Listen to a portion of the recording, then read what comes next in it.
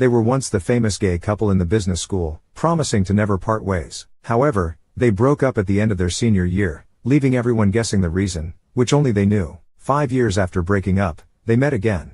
Now, one is the high and mighty CEO Yi Ting, the other is the unknown B-list star Yang Jia, who, to save his band, reluctantly agrees to accompany someone for drinks.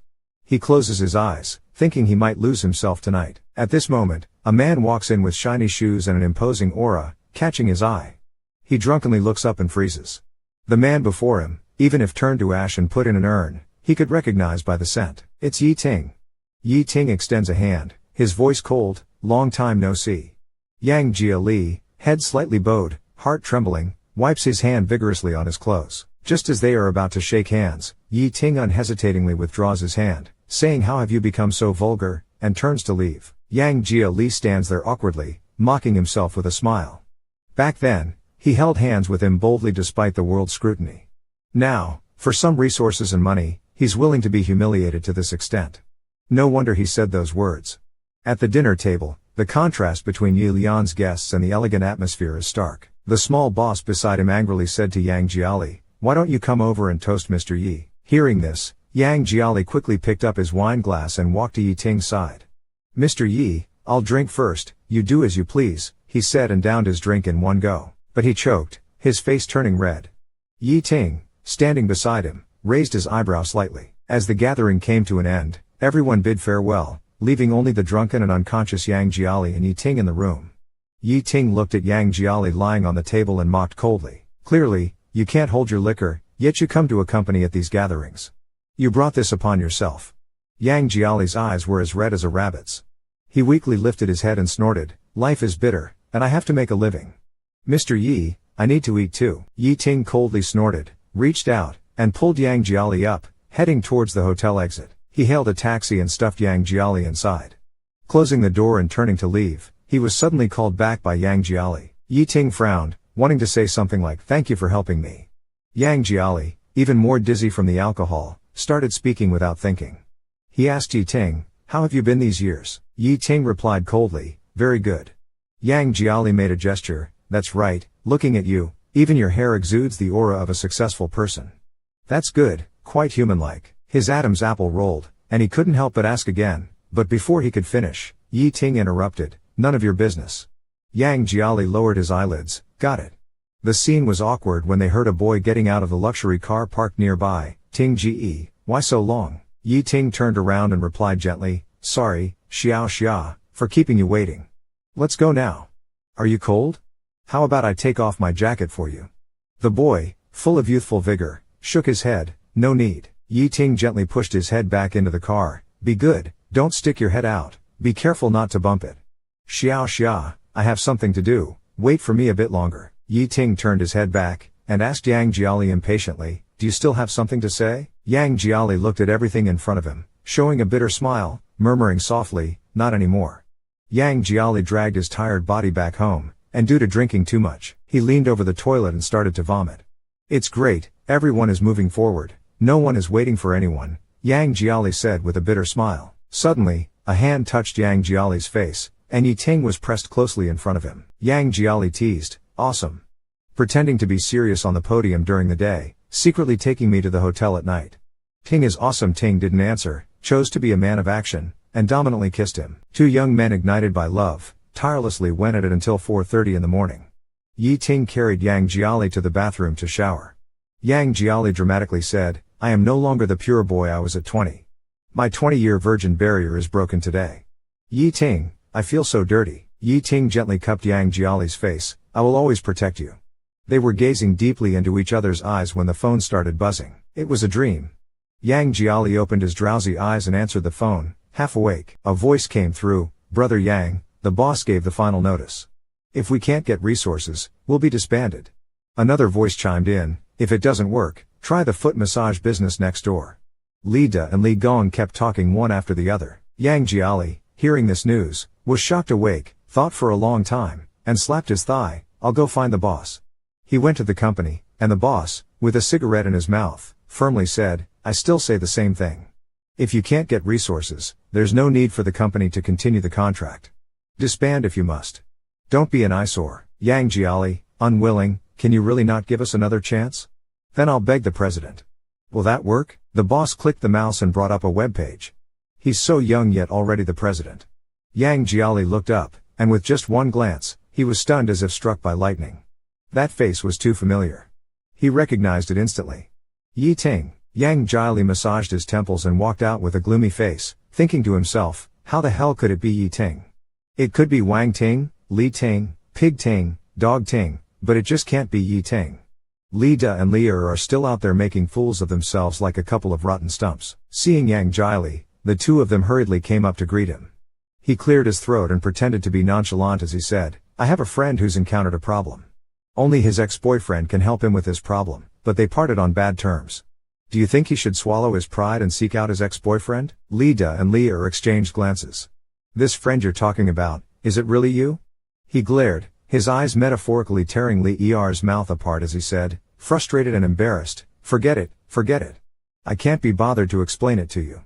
It's so annoying. He made some perfunctory remarks and scurried off dejectedly. Returning to his cramped rental room, Yang Jiali dug out all the business cards of influential and resourceful bigwigs he had collected over time. He started making calls with a thick face. After much difficulty, he finally got through to one, but reality is, after all, reality. Unfortunately, reality is, after all, reality. Unexpectedly, the person on the other end wanted to take advantage of him, even hinting slyly that Yang Jiali must pick chrysanthemums beneath the eastern fence to see the southern mountain leisurely. If asked where to offer chrysanthemums, go to Emperor Hotel Room 608. Yang Jiali was silent for a few seconds before dropping a fuck off and hanging up the phone. With that, those paths were dead ends. He lay in bed, tossing and turning all night without sleep, laughing at himself mockingly. Might as well be cheap, what's the point of dignity? It's better than starving. He quickly picked up his laptop and started writing a business plan, then drove to the entrance of Guangwei Financial Investment Group, chugging several mouthfuls of white wine for courage. Yang Jiali entered the luxuriously decorated building somewhat nervously. The receptionist stopped him to ask for an appointment. Yang Jiali, having decided to come only that morning, had no appointment. He asked the receptionist with a flushed face if he could go up and wait directly. The receptionist, gentle yet firm, apologized and said that wasn't possible.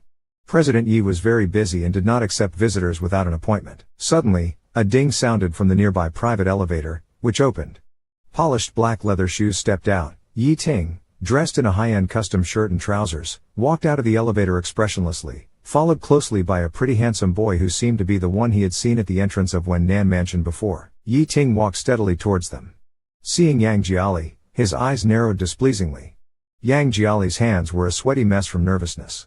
He tried to appear calm and greeted with a smile, Mr. Yi Ting, I am. Yi Ting ignored him, turned his head, and sternly reprimanded the receptionist. What's going on with you? The group is not a shelter.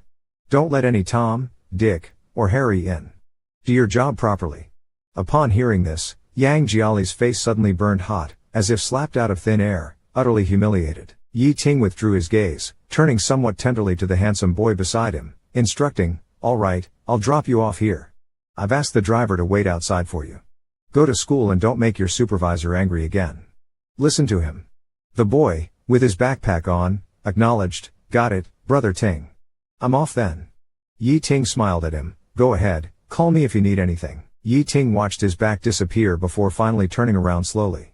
His indifferent gaze fixed on Yang Jiali. Yang Jiali lowered his head, feeling like an unwelcome clown mocked by everyone. Yi Ting's voice carried coldness, what are you here for? Yang Jiali stared at the tip of his shoes and murmured, I'm here to talk to you about something. I don't think there's anything left for us to talk about. Yi Ting glanced at his watch, you can leave now. Yang Jiali adjusted his emotions, took a deep breath, I'm sorry, I didn't mean to disturb you.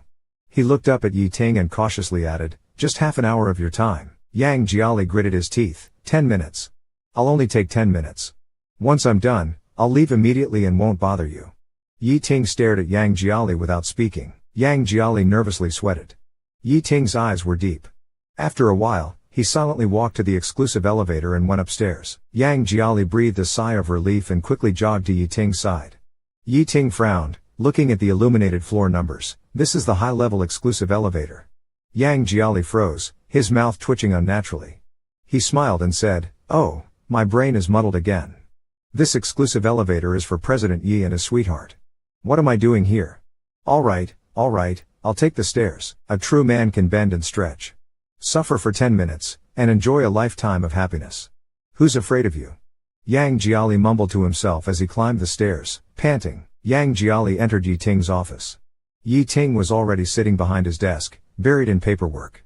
Yang Jiali hesitated several times but couldn't bring himself to speak. Finally, Yi Ting raised his head, looking at Yang Jiali with a blank expression. You have 5 minutes left. Yang Jiali's eyes widened. Didn't we agree on 10 minutes? From the moment you walked in, you've already wasted 5 minutes. Yang Jiali became anxious. You never said you started timing then. How could you do that? Yi Ting, you. Isn't this reneging? Yi Ting's face suddenly turned cold, his gaze sharp and merciless like swords, piercing towards Yang Jiali. I've already given you 10 minutes. Don't push your luck. And watch your language and manners. Don't get too full of yourself. Yang Jiali was stunned, meekly agreeing. After a long while, his eyelids slowly drooped, his head lowered, and he awkwardly chuckled twice, saying he understood. President Yi, he truly lacked restraint just now. He had thought that Yi Lian Ding could join him in. Incomprehensible text, Yi Ting observed Yang Jiali, who had suddenly fallen silent. His Adam's apple bobbed slightly. There are 5 more minutes. Get to the point. Yang Jiali fumbled with his fingers, stammering as he spoke. Yi Ting, expressionless, stated, 4 minutes left. Yang Jiali quickly blurted out his difficulties, hoping for Yi Ting's leniency. Yi Ting snorted, his mouth quick to respond. Just as he was about to speak, he suddenly caught a faint whiff of alcohol on Yang Jiali. His expression turned shockingly grim. You've been drinking again? Yang Jiali nodded dumbly. I had a couple of drinks before leaving. Yi Ting's face turned extremely ugly. I remember you used to hate people reeking of alcohol, his voice cold as ice. How have you become so vulgar now? Yang Jiali, enduring the sting in Yi Ting's words, smiled and said he was young and ignorant back then. People have to grow up. I can't be willful my whole life, can I? Yang Jiali pulled out his notebook and presented it to Yi Ting. Please. Take a look at this. This is a business plan I've written. Outlining our group's development direction for the next 2 years. I guarantee I'll stake my life to ensure it's on track, and the company won't suffer any losses because of it. What do you think? Yi Ting stared at the business plan in Yang Jiali's hand for a long time. He reached out, took the plan, and then mercilessly tossed it back to Yang Jiali. Take it back. I won't look at it. Yang Jiali pleaded faintly, please, just take a glance. Yi Ting extinguished his cigarette in the glass ashtray. He looked straight at Yang Jiali and said, I have a condition. If you meet it, I'll help you. Yang Jiali's eyes brightened. He took out his phone, opened the calendar to a page with a date circled in red, and asked, do you know what day this is? Upon seeing the date, Yang Jiali's heart skipped a beat. It was his birthday, a day Yang Jiali still remembers. It was the last birthday Yi Ting celebrated with him.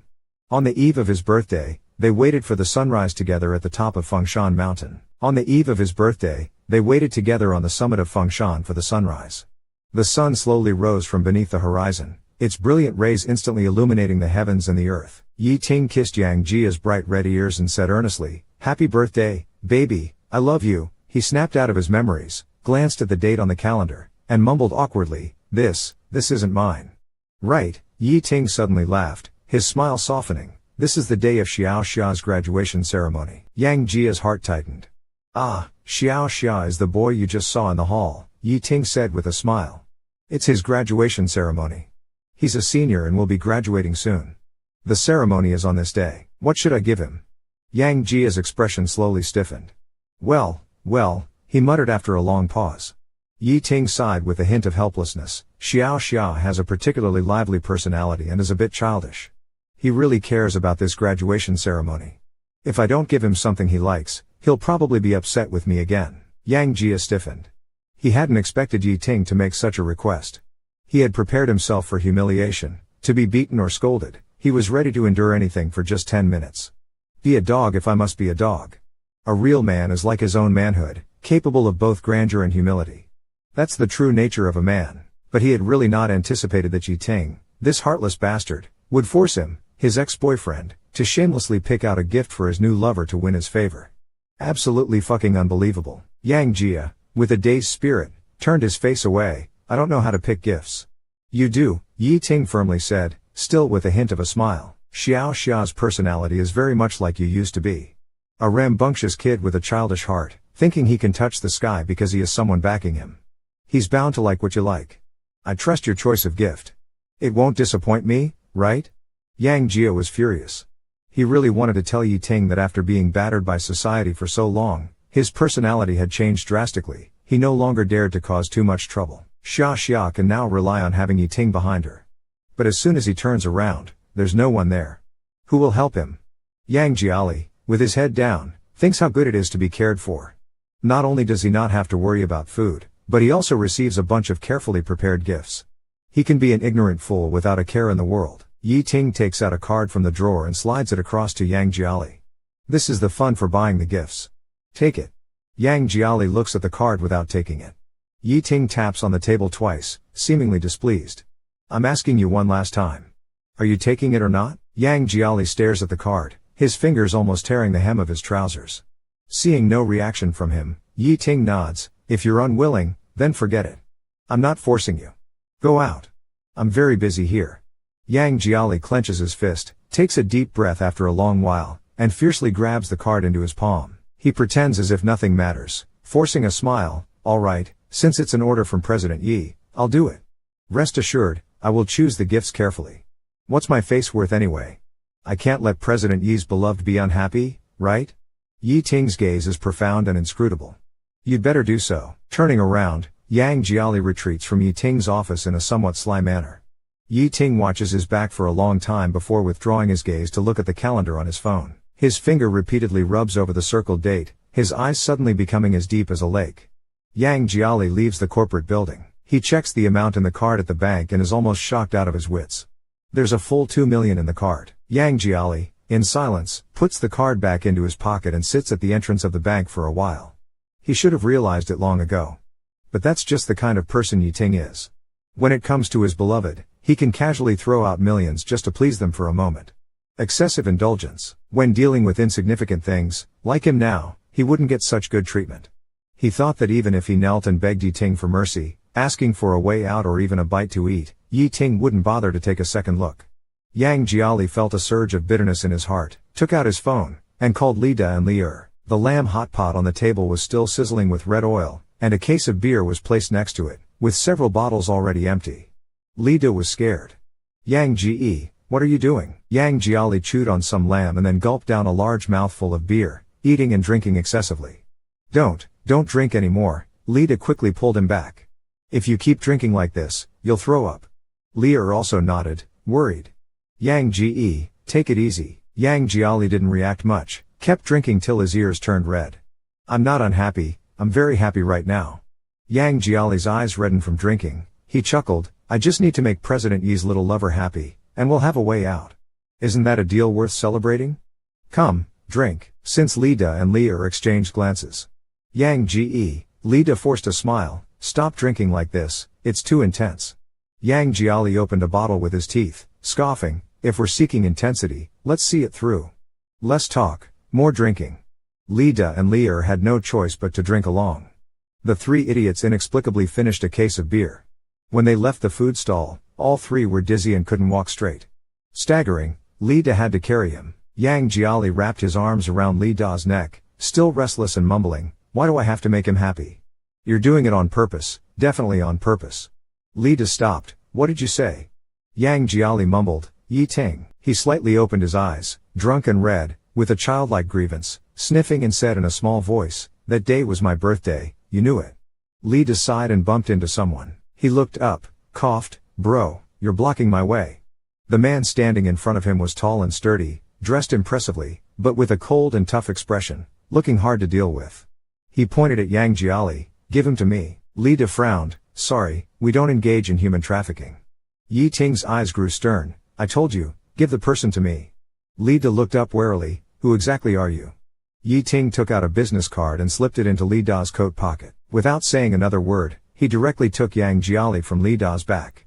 Yang Jiali, pulled uncomfortably, behaved like an unruly cat, throwing a tantrum. Yi Ting forcefully dragged Yang Jiali to his side, restraining his flailing hands. Yang Jiali slowly opened his eyes to a slit, saw it was Yi Ting, frowned, and, drunk and bold, said, damn it, why is it you again, you unlucky bastard? Will this ever end? Yi Ting remained silent, his clenched jaw indicating his displeasure. Yang Jiali struggled to free himself from Yi Ting's grip, humming incoherently. Let me go, I don't want you touching me, I want Li Do to hold me. Hearing this, Yi Ting's eyes suddenly narrowed, his gaze turning extremely sharp. He grabbed Yang Jiali's chin, turning his face towards him. Behave yourself. Yet, Yang Jiali still flailed like a crab. Let go of me, don't touch me. If you touch me again, I'll. Yi Ting sneered, you'll do what?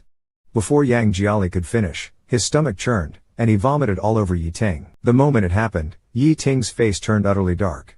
He dragged Yang Jiali into the house, stripped him of his dirty clothes, then threw him onto the bed. The high-end custom suit was ruined by the vomit. With a cold face, Yi Ting threw the clothes into the trash and messaged his assistant to bring a new set. At some point, Yang Jiali woke up, still bleary-eyed from the alcohol. Upon seeing Yi Ting, he hummed for water, want water, pour it myself. Yi Ting remained indifferent, pouring the water himself. Yang Jiali is so drunk that his mind is foggy, shaking his head and drinking water. He wants you to pour, but you just sit there with no reaction and a terrible tone, saying, pour it yourself. Didn't you not want me to touch you? Now you want my help? Yang Jiali slightly lifts his hand but then puts it down weakly. He turns his head, and his tone drops like a roller coaster to the bottom, filled with disappointment and a bit of grievance. You can give your little lover a $2 million gift, but you can't give me a glass of water? Yi Ting, I'm thirsty. Sitting by the bed, he suddenly grabs Yang Jiali's chin, forcing his face over, his voice icy. Why do you feel wronged? Yi Ting tightens his grip, his tone even harsher. To whom I give a $2 million gift is none of your business. Why do you feel wronged? We broke up a long time ago. Stop being delusional. Yang Jiali uncomfortably struggles and suddenly starts coughing violently. Yi Ting originally had a lot of resentment and wanted to vent it, but seeing Yang Jiali clutching the bedsheet tightly, coughing until his face is red and neck is swollen, coughing so much his voice becomes hoarse, he eventually grits his teeth, let's go, and goes to the kitchen. He makes a bowl of soothing hot soup and brings it to Yang Jiali with a cold expression. Open your mouth. Yang Jiali, still groggy, sits up, brings his head closer, and bites the edge of the bowl like a young cub, sipping it slowly. After just a few sips, he starts coughing again, his eyebrows furrowed in pain. Yi Ting, expressionless, says, drink it even if it's bitter, open your mouth. But Yang Jiali shakes his head, his drunken eyes staring at Yi Ting, probably not even aware of what he's saying. His mind jumps to another channel and suddenly asserts, you're not Yi Ting. Yi Ting is bewildered. If he's not Yi Ting, who could he be? Yang Jiali grabs Yi Ting's sleeve. Can you help me find Yi Ting? I can't find him. Where is he now? Yi Ting's temples throb with irritation. You're drunk and confused. But Yang Jiali seems extremely serious, looking around blindly, continuously calling for Yi Ting. He lifts the blanket and looks under the bed, even removing the pillow to see if Yi Ting is hiding there. Yi Ting looked at this scene, reached out and grabbed Yang Jiali's collar. Wake up, I'm right here. Yang Jiali's eyes were hazy, he blinked and stared at Yi Ting for a long time, then resolutely shook his head. You're not Yi Ting. Stop pretending. Yi Ting suppressed the anger in his heart. How am I not Yi Ting? When Yang Jiali mentioned this, he smiled radiantly, his teeth neat, eyes twinkling like stars. It seemed that mentioning the Yi Ting in his memory made him come alive. Stop pretending. Brother Ting knows I hate bitterness the most. He keeps several cans of honey on the bookshelf. He knows I have hypoglycemia and always carries sugar with him. He wouldn't let me drink something so bitter. When I complain about bitterness, he feels heartache, unlike you, brother. Stop pretending, no one treats me better than him. Yi Ting looked at Yang Jiali's bright smile and felt a pang in his chest, a dull ache spreading. He slowly put down the bowl, stood up, walked to the trash can, and retrieved the suit pants he had thrown away. He reached into the pocket and found 2 pieces of candy.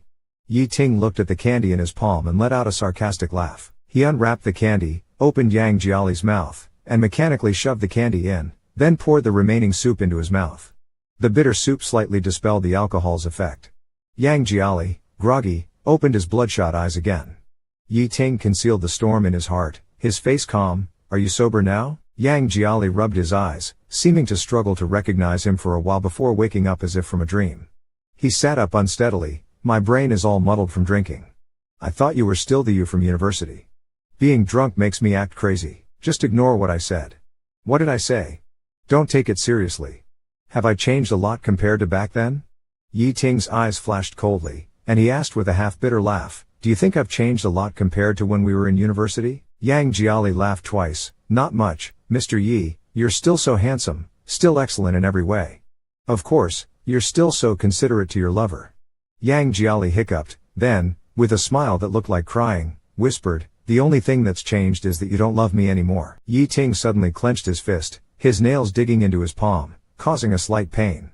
As Yang Jiali spoke, the alcohol seemed to surge again, making him look confused and spaced out. He has someone new by his side now, younger and better looking than me, who can make him happier. He stopped loving me a long time ago, doesn't even deign to look me in the eye. Ha ha, life is tight, coming and going, who would really wait for anyone? Who would actually wait for someone coming and going? Everyone leaves, everyone disperses. Yi Ting didn't respond, just stared at Yang Jiali, his fist clenched even tighter, as if he was struggling to endure something. As the bedroom fell into an eerie silence, there was a knock on the door outside. It was Yi Ting's assistant delivering clothes. Yang Jiali suddenly beckoned to Yi Ting. Can I ask you a question? Yi Ting asked indifferently. Yang Jiali hugged a big sheep pillow, laughing wantonly and mysteriously. Yang Jiali was intoxicated, half lying on the bed, staring and giggling foolishly at Yi Ting, who was changing clothes. Excuse me, Mr. Yi, how many types of spiciness are there in Chongqing hot pot? Yi Ting had already had enough of being vomited on and dealing with a drunk person tonight. He straightened his clothes and perfunctorily replied, I don't know, then turned to leave. But Yang Jiali panicked. Don't go, I haven't told you the answer yet. Yi Ting's breathing became slightly heavier, sparks in his eyes. Then hurry up and say it. Yang Jiali giggled, grabbed Yi Ting's sleeve, and lowered his voice as if sharing a secret not meant for others to hear. I'll tell you, there are 4 types, mild, medium, hot, and what? Yi Ting asked. Yang Jiali leaned close to Yi Ting's ear and whispered, there's also, I miss you spicy. Yi Ting's expression changed drastically. His mood had been unstable tonight, constantly fluctuating due to Yang Jiali's antics. He slowly pinched Yang Jiali's chin. You said you miss me? Yi Ting's smile gradually disappeared. He gripped Yang Jiali's chin even tighter, a storm brewing in his eyes, extremely dangerous. Yang Jiali, I didn't hear you clearly. Did you just say, you miss me? Yang Jiali's face hurt from Yi Ting's grip, and he couldn't help but struggle a bit. Yang Jiali panicked, opened his mouth, and bit Yi Ting's lip with his teeth. He leaned down and gently wiped Yang Jiali's lips, his voice low and magnetic, his tone calm yet each word weighed 1,000 pounds. Baby, between us, this is just the beginning. After waking up, Yang Jiali regretted drinking too much. Looking in the mirror, he fell deep into thought. Seeing his own swollen lips, he felt anguish that he had even kissed Yi Ting. What a damn mess. He always knew that once he was drunk, he turned into a complete fool.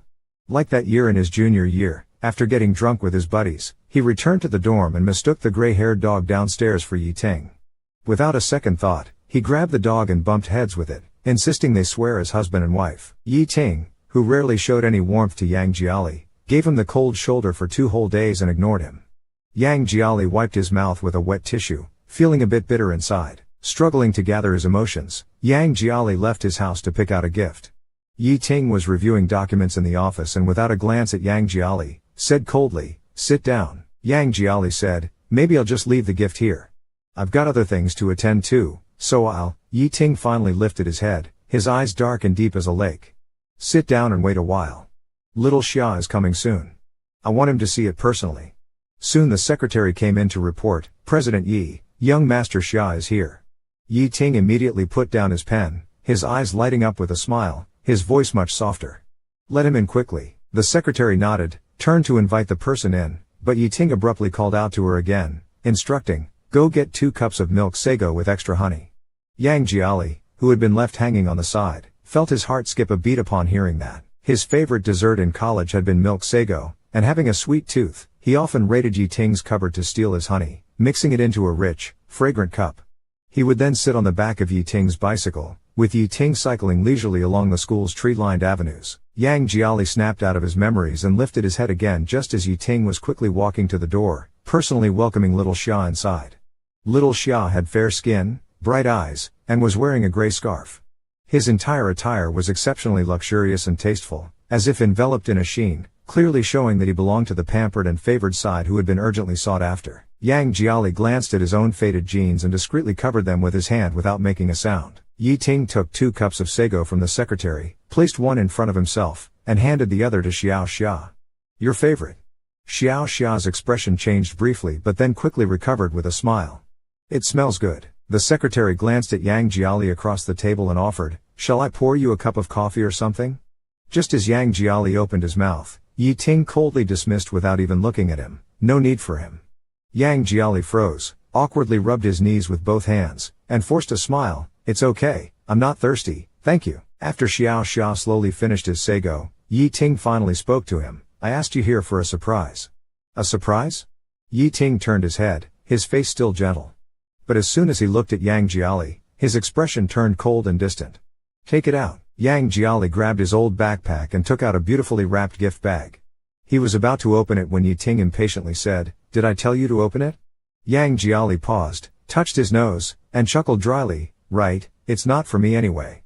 He handed the entire gift bag to Xiao Xia. "The rightful owner should open it." Xiao Xia looked at the gift bag, somewhat confused. Yi Ting patiently explained, "Your graduation ceremony is coming up soon. This is an early gift to wish you a happy graduation. See if you like it." Xiao Xia raised an eyebrow and then quickly opened the gift box. Inside the gift box was a watch with a dark gold dial and a shiny black strap, meticulously crafted. Yi Ting looked at the watch, his lips curving slightly, and asked warmly, "What do you think?" Xiao Xia touched the strap with his fingers and looked up, meeting Yi Ting's deep eyes. Yi Ting's smile remained, his tone gentle yet seemingly carrying an unknown depth. "Tell me, do you like it?" Xiao Xia hesitated for a moment. He secretly glanced at Yang Jiali and then looked at the expensive watch again. Frowning slightly, he said, "Not really." Upon hearing this, Yang Jiali's face turned pale. "Not bad, I took a long time choosing this watch. It's from a top luxury brand with good craftsmanship.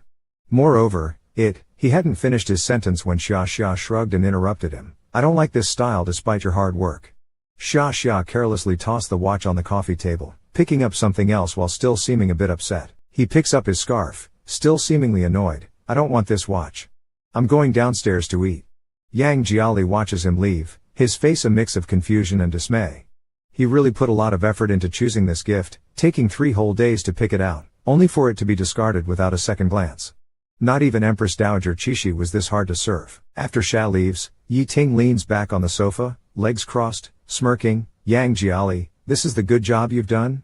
Yang Jiali is genuinely perplexed. He spent 3 full days shopping to please Xiao with a gift, his eyes dizzy from all the browsing, meticulously selecting this one.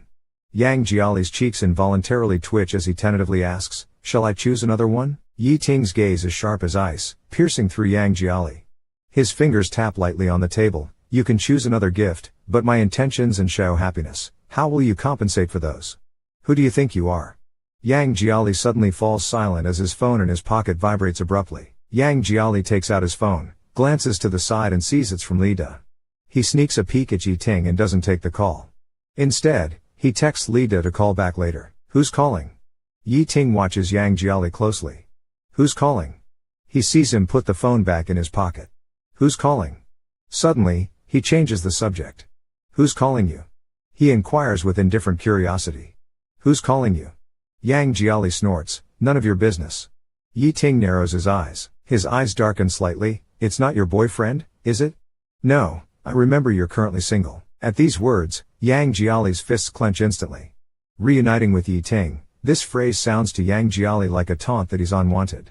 He grits his teeth and stiffly counters, "What about a hookup?" This isn't a lie. He and Li Da are indeed hookup buddies, friends with whom he sets off fireworks.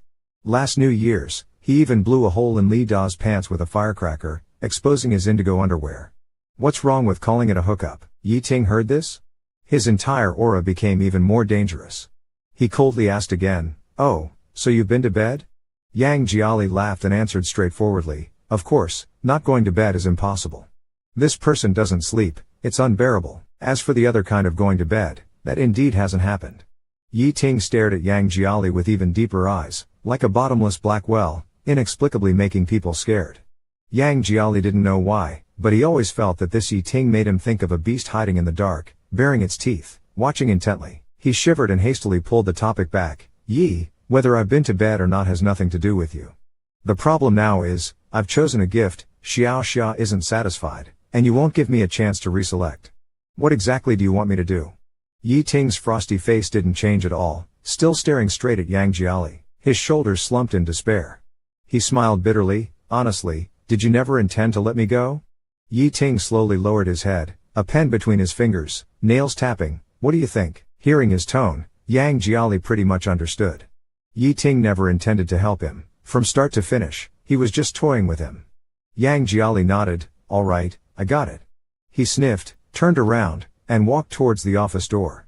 Just as he was about to reach the door, Yi Ting suddenly called out to him, wait a moment. Yang Jiali paused and turned his head. Yi Ting's eyes seemed to hide countless calculations, his lips slightly curved. Don't rush off, there's still something I haven't given you. Leisurely, Yi Ting pulled out a piece of paper from a stack of documents, walked up to Yang Jiali, and handed it to him. Yang Jiali frowned and took the paper to have a look. It was a bill for 83,000 yuan. Yi Ting's tone was calm and devoid of any emotion. 3 days ago, you vomited all over me downstairs at your place. Debts must be repaid. The price of that suit, calculated at the market rate for second hand, is 83,000 yuan. When do you plan to pay up? Yang Jiali was furious, raising his voice. That night, it was you who kept holding on to me, not letting go. That's why I threw up on you. Isn't this just shameless? Yi Ting faintly replied, oh, and sneered indifferently, if you have any objections, I can arrange for my financial lawyer to discuss it with you. Yang Jiali felt a surge of anger stuck in his chest. It took him a while to catch his breath. He took a few deep breaths. Did you plan to ruin me from the start?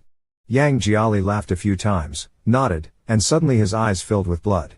You can spend 2 million to buy gifts for your mistress without blinking, but you won't leave me any way out.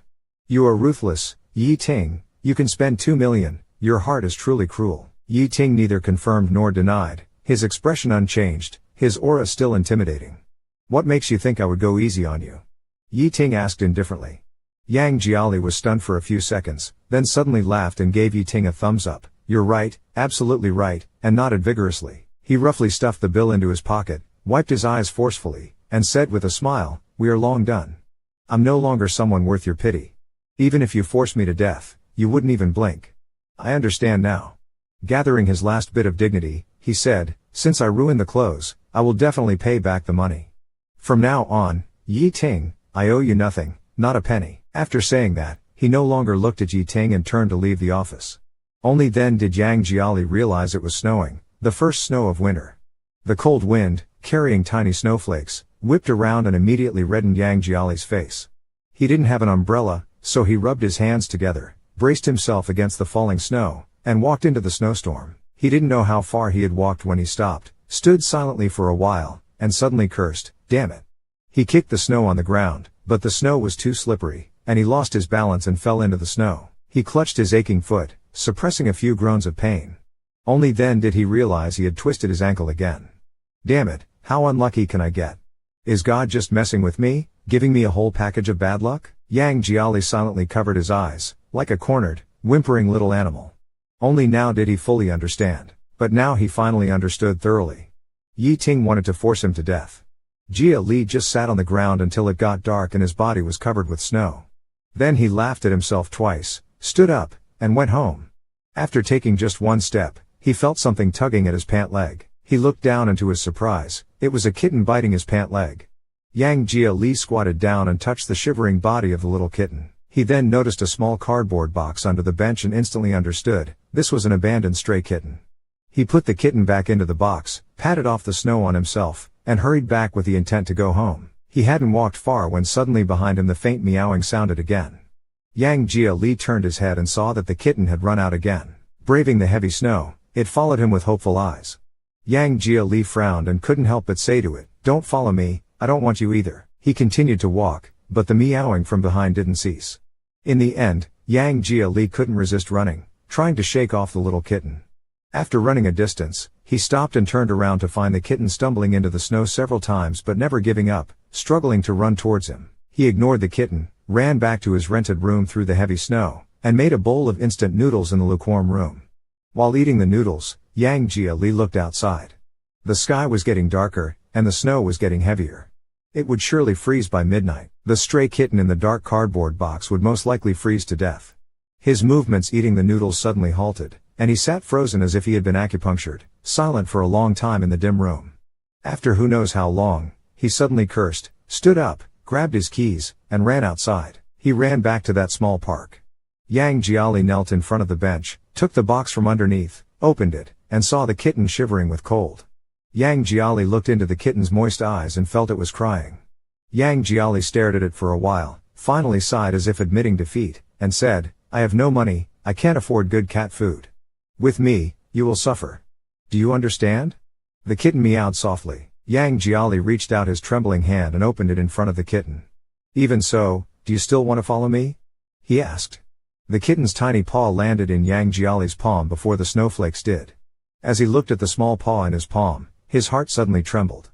In the vast snow, under the lonely, dim streetlight, a stray kitten as lonely as he was put its paw into his hand. He picked up the box, quickened his pace, and ran home. He gave the stray kitten a bath and fed it something. Stroking its soft belly, he thought for a while and said, I'll call you Afu. Lately, he had been having a terrible time. Yi Ting's relentless pressure and malicious games were driving him to despair. Naming the kitten Afu might bring some luck. As he was deep in thought, his phone on the table started vibrating. Yang Jiali picked it up and saw it was a call from Li Da. At that time, he was confronting Yi Ting and didn't have a chance to answer. Yang Jiali answered the call. Li Da, what's up? Li Da's voice sounded anxious. Brother Yang, why didn't you answer my call at noon? Never mind, let's not talk about it. Brother Yang, we got a gig. Which bathhouse is hiring singers again?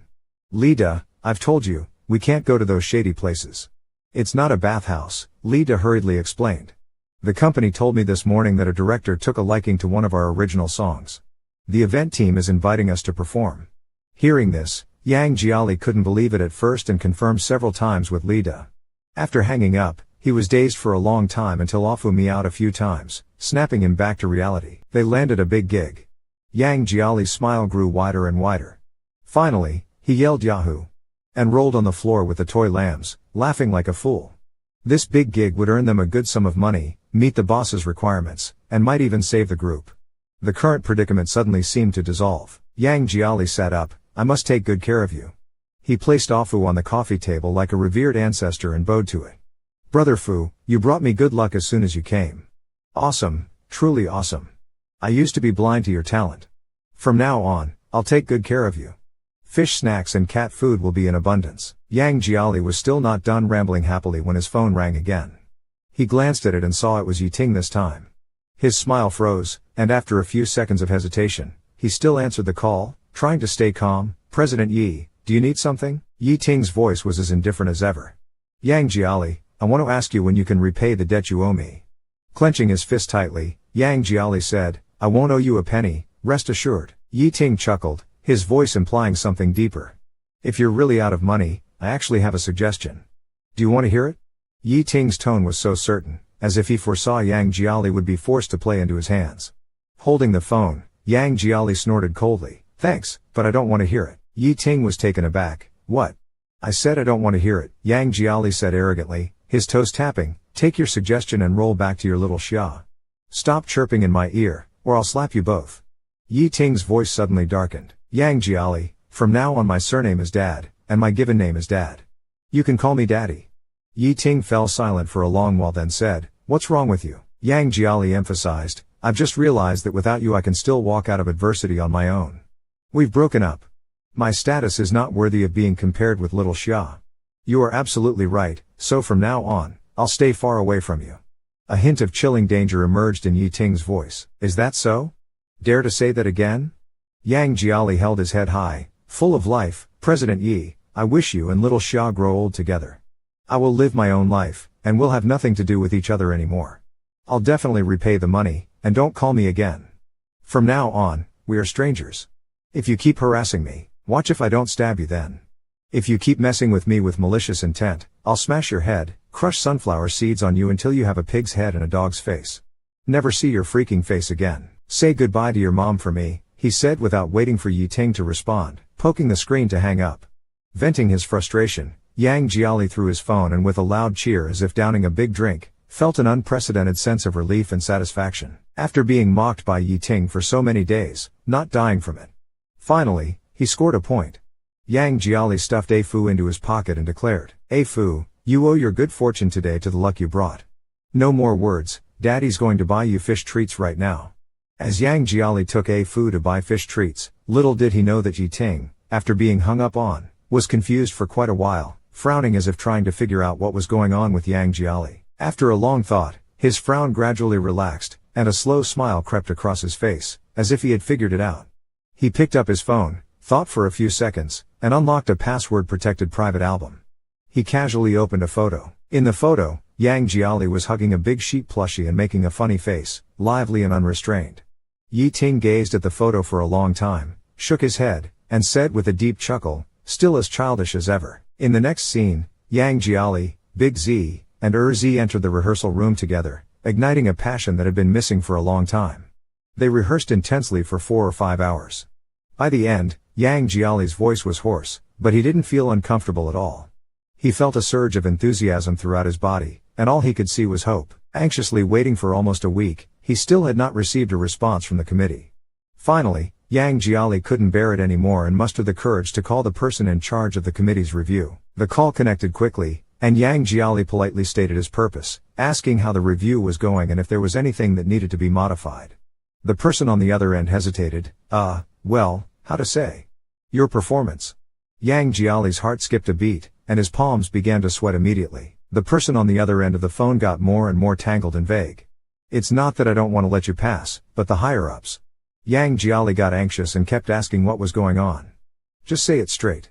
The other side sighed and said, all right, I'll tell you. Your performance has been cancelled, the slot has been revoked, and another singer has taken your place.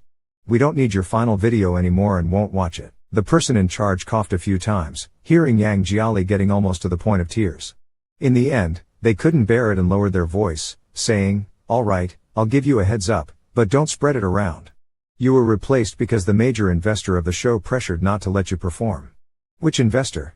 The person in charge whispered, I can't go into details, you'll have to figure it out yourself. After hanging up, Yang Jiali rushed to the computer, opened the list of show investors, and scanned from top to bottom. When he reached the first major investor, he froze. Guangwei Financial Investment Group, Yi Ting's company. Knowing that Yi Ting was behind the scenes messing things up, pressuring to cancel his slot, Yang Jiali got furious and dialed.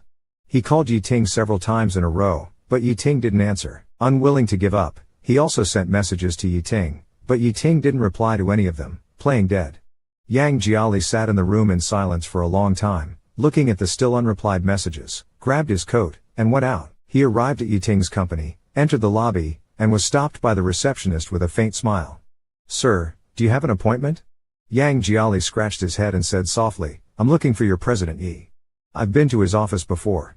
The receptionist raised an eyebrow, suddenly remembering something. Her face changed. Sorry, I can't let you in. Please leave. President Yi specifically instructed not to let you step inside this building. The receptionist said seriously, please leave. Yang Jiali's face stiffened, but I haven't. The receptionist didn't give him a chance to argue, pressed the bell, and called for security. Before Yang Jiali could react, he was grabbed by several burly security guards and unceremoniously dragged out of the lobby and pushed outside as if throwing out trash. He stumbled a few times, finally steadying himself, but as soon as he took a step, the security guards blocked his way again, faces fierce. Get out. Yang Jiali and the others glared for a moment, clenched their fists, turned their heads, and walked away. Just as he reached the steps, he stopped. He was not willing to let it go. After a while, not caring about his dignity, he bit his lip and sat directly on the steps in front of the company. If Yi Ting wouldn't let him in, fine, he would just sit at the door and wait for someone. He had to clear this matter up. Snowflakes fell, landing in Yang Jiali's hair and on his shoulders. He rubbed his frostbitten ears, breathed out a white puff, and huddled up with his knees to his chest to keep warm. After about 10 minutes, he suddenly heard the sound of a car stopping. Yang Jiali hastily looked up to see the door of a black luxury car open. Xiao Xia, wearing a self-colored down jacket and a gray scarf, looked both warm and stylish. As soon as Yang Jiali saw him, he quickly gathered his strength to stand up and blocked Yi Ting's way. When Yi Ting saw Yang Jiali, he wasn't much surprised, his voice as cold as the temperature. What are you doing here? Yi Ting, one hand in his suit trouser pocket, slightly hooked his lips. I remember, half a month ago, someone told me to never call him again, never contact him again. From now on, we are strangers. How come it's only been half a month and you can't wait to find me? Yang Jiali held his breath, gnashing his teeth. He tried to calm himself down. I'm not here to talk about that. I just want to ask you, was it you who got me kicked out of the gala performance lineup? Yi Ting smiled, his eyes as deep as the ocean. What do you think? Yang Jiali's eyes widened, his eyelashes covered in snowflakes trembled slightly with emotion. He grabbed Yi Ting's tie in one hand. Lowering his voice, he roared, "Why did you do that?" Yi Ting's face turned cold, looking down at Yang Jiali from above. "Because I wanted to." He pried open Yang Jiali's fingers one by one, gracefully and calmly saying, "Xia likes a singer very much. She hopes to see the performance of that singer at this party. Coincidentally, I am the major investor of the party. So I mentioned it to the director. To not affect the party's duration, unfortunately, I have to ask you to pack up and leave." Yang Jiali's hand and voice were trembling. "This is an opportunity I fought for myself." "Yeting, who do you think you are?" Yeting suddenly asked back, stepping closer to Yang Jiali with an imposing presence. He stared into Yang Jiali's eyes like a beast cornering its prey. "May I ask, who is he?" Yeting straightened up, feeling that some people's grievances can truly evoke pity. Some people's grievances make others feel heartbroken, making them want to do everything to make them happy. But some people's grievances only bring laughter. "Do you understand?" Yang Jiali was stunned and couldn't speak. He looked into Yi Ting's eyes for a long time, then slowly lowered his head, wiping his eyes hard with his sleeve, and laughed twice, as if mocking himself. "Indeed, why would I think of coming to you?" Yi Ting took a step closer and said in a deep voice, "Is it now? Don't forget you still owe me 80,000. You may not be able to go on stage again. What other options do you have? So, do you want to beg me now?" Yang Jiali lowered his head and said after a few seconds of silence, "No." Yi Ting's eyebrows furrowed suddenly, as if he hadn't expected Yang Jiali to answer this way. Yang Jiali took out a crumpled sheet of music from his pocket. It was the final draft he had revised countless days and nights, with eyes reddened from exhaustion. He smoothed out the sheet, wanting to say many things. He wanted to tell Yi Ting how much he wanted to perform at this gala, how much effort he had put into it, and how unwilling and sad he felt. But in the end, he said nothing and just said lightly, "Forget it." He threw the paper away without looking at Yi Ting again, turned around, and left. The snow was falling heavily, and Yang Jiali's foot injury had not fully healed. He walked on the snowy ground with uneven steps, struggling a bit. He didn't know how long he had walked when suddenly, urgent footsteps sounded behind him. Yi Ting's voice rang out, "Stop." Yang Jiali paused for a moment but continued walking forward without looking back. The emotion in Yi Ting's voice surged more intensely. "Yang Jiali, I told you to stop." He even sped up a little. The accumulated snow was soft and slippery. He limped through the snow, and just as he was about to take another step, a sudden powerful force came from behind. Being forcefully turned around to face the cold and stern Yi Ting, Yang Jiali was confronted directly.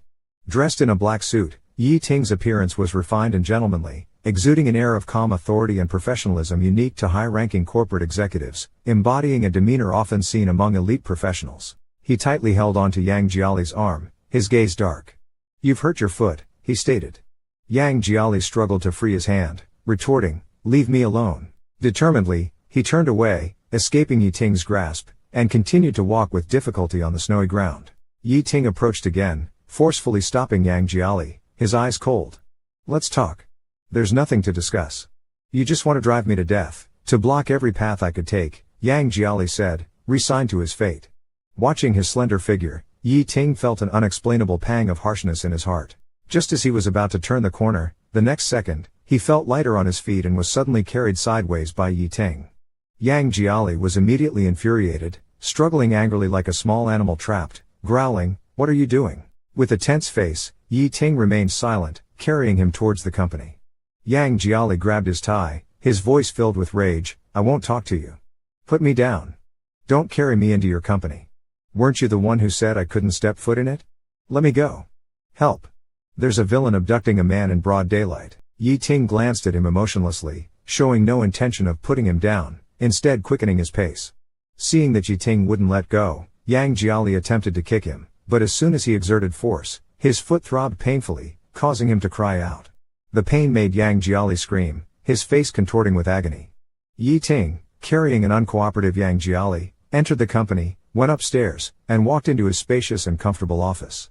Xiao Xia was sitting on the office's off-white sofa, legs crossed, holding a report, with a cup of aromatic coffee steaming beside her. Hearing footsteps, Xia Xia looks up to see Ban Tinghua and Yi Ting attracting much attention at the dining area, sensing the tension between them. He raises an eyebrow, quietly sets down his coffee cup, and says, "I'll step out for some sun." Yi Ting glances at the heavy snow outside and nods in agreement. Xia Xia quickly steps outside, and thoughtfully locks the office door behind him. Yi Ting places a struggling and red-faced Yang Jiali on the sofa. Yang Jiali, supporting himself on the coffee table, attempts to stand and leave. Yi Ting forcefully presses down on his shoulder, his gaze dark and intimidating, his tone full of chill and authority. "Do you need me to lock you up in a room to behave?" he asks. Yang Jiali sneers with a twisted mouth, "If you dare to detain me illegally, I'll dare to call the police." Yi Ting laughs, shakes his head, stands up, and casually throws out, "Try it." He walks to the wooden cabinet on the left side of the office, opens a drawer to find a first aid kit, and takes out 2 tubes of ointment. Returning to Yang Jiali, he removes his shoes and socks under Yang's wary gaze, revealing a glaringly bruised ankle. Yi Ting stares at the bruise for a long time, squeezes out some ointment, and is about to apply it to Yang's ankle when he suddenly pauses. His expression unnaturally changes, and he tosses the ointment to Yang Jiali, saying coldly, "Apply it yourself." Tired of struggling, Yang takes the ointment thrown by Yi Ting and carelessly smears it over his ankle. After putting his socks and shoes back on, he says impatiently, "I'm done. Can I go now?" Yi Ting leans against the desk, lost in thought and unresponsive. Yang shrugs, stands up, and limps to the door, reaching out to open it. Little did he know the doorknob was locked tight. No matter how hard he pressed, the door wouldn't budge. Yang Jia was startled and turned around, only to see Yi Ting still leaning against the desk, with an almost invisible smile on his lips. "Why aren't you leaving?" exclaimed Yang Jia, pointing at the door, trying to suppress his emotions as he gritted his teeth. "Open the door." Yi Ting chuckled, still staring at Yang Jia without moving. Yang Jia felt a burning rage in his chest, his breathing grew rapid. "You dare to lock me in? I'll really call the police," he said, both shocked and angry. After hesitating for a moment, Yang Jia moved back to the sofa and sat down with a huff. "If you have something to say it quickly." Yi Ting was sitting in the boss chair, slightly turned it to face Yang Jia directly. "The lifeline of your group is still in my hands. You still owe me 80,000. When do you plan to repay the debt?" "You don't need to pay me back in installments," Yang Jia responded stiffly. Yi Ting's fingers lightly tapped on the desk, "No need to make it so troublesome." Yang Jia's ears pricked up. Yang Jiali's ears twitched slightly, as if he had a premonition. A hint of unease crept into his heart. Early in the morning, Yi Ting turned to look at the heavy snow outside the window, and there was a trace of tenderness and nostalgia in your dark eyes. "Back in the days, every morning in college, we would rent a house outside campus and live together. You always loved to make a kind of small pancake for breakfast. Do you remember?" Considering that it was inconvenient to have a same-sex relationship in the dorm, Yi Ting took it upon himself to rent a small villa outside campus. Making these pancakes was the only craft his mother taught him, and he was quite good at it. Yi Ting used to love them so much. Yang Jiali lifted his eyelids to look at Yi Ting. "Why bring this up?" Yi Ting smiled, "I haven't had them for years, and I kind of miss them, so I want you to make them for me a few more times." "Make pancakes for you?" "Ha," Yang Jiali scoffed sarcastically, "aren't you afraid I might poison you?" Perhaps reminiscing about the past, Yi Ting's expression softened a lot. He even answered with a smile, "How would you be happy if I were poisoned to death?" Yang Jiali sneered, "Last time you said if I bought gifts for Xia, you'd let our group off the hook. In the end, I still ended up owing you money. You want to trick me again?" "That was then," Yi Ting said quietly, "this time, just make them. Regardless of the outcome, as long as you do it for 2 weeks, all our debts will be settled. We can sign an agreement, fair and square." "You can check." Yang Jiali looked, and the content of the agreement was indeed as Yi Ting had said. Yi Ting's personal seal was affixed at the bottom, no backing out. Yi Ting watched Yang Jiali reading the agreement intently, his skin as fair as ever, and his youthful eyes as bright as they were when he was younger, his gaze quietly becoming complex and deep. "What do you say? Want to consider it?" Yang Jiali returned home with a heavy heart. He lay on his bed, looking at the unsigned agreement, his mind racing with thoughts. He read the agreement Yi Ting had given him several times over, and it was clear. It didn't seem to have any traps. The more Yang Jiali read, the more puzzled he became, wondering if Yi Ting, the scoundrel, had been bathed in Buddha's light and had actually decided to show him mercy. That night, as expected, Yang Jiali couldn't sleep because of this. When he got up the next day, his eyes were red like a rabbit's, and he entered the kitchen listlessly. Yang Jiali leaned on the counter with both hands, not in a hurry to make breakfast, but lost in thought for a long time. Finally, as if having made up his mind, he pulled out his cell phone and, with gritted teeth, made a call to Yi Ting. This time, Yi Ting didn't put on airs, the phone was answered immediately with a beep.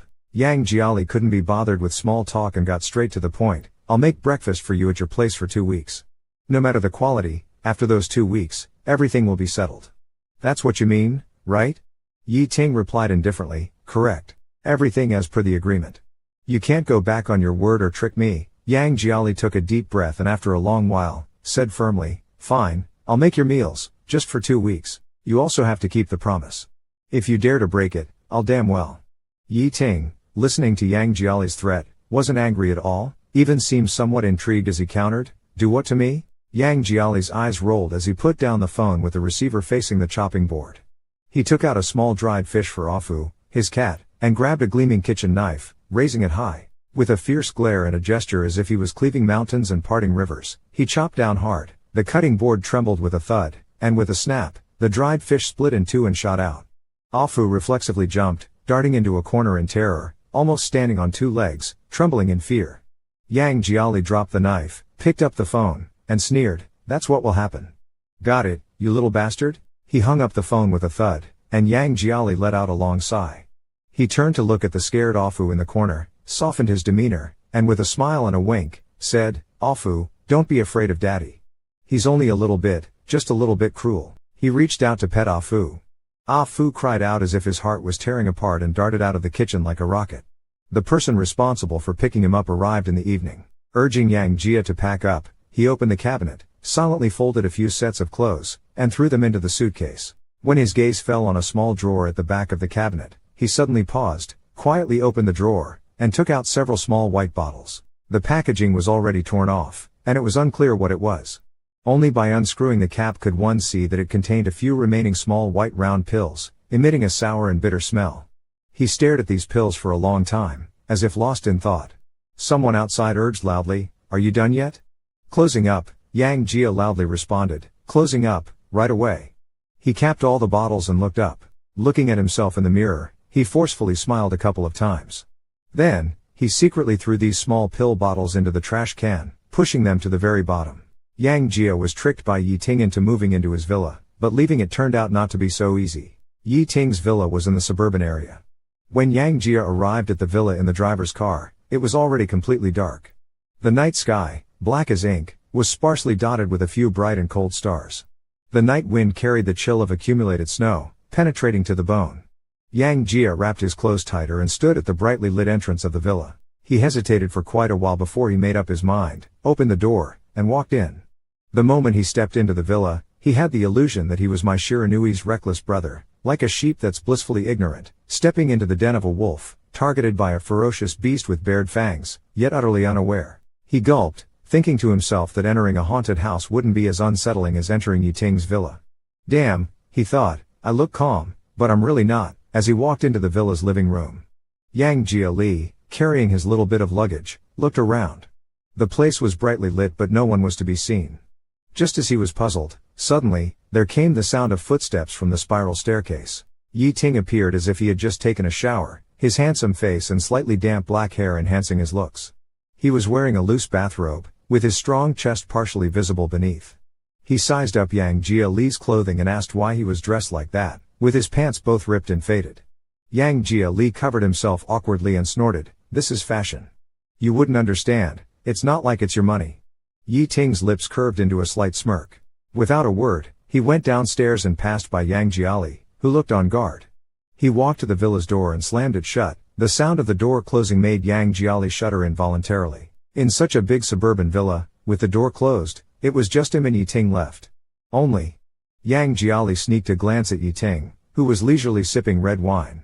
If he took advantage of this perfect timing, on a night dark and windy, took a kitchen knife, crept into the bedroom, and then, seeing the chest muscles hidden under Yi Ting's bathrobe and a segment of his strong forearm revealed from the wide sleeves, he pursed his lips, thinking, better not, sleep, dreams have it all.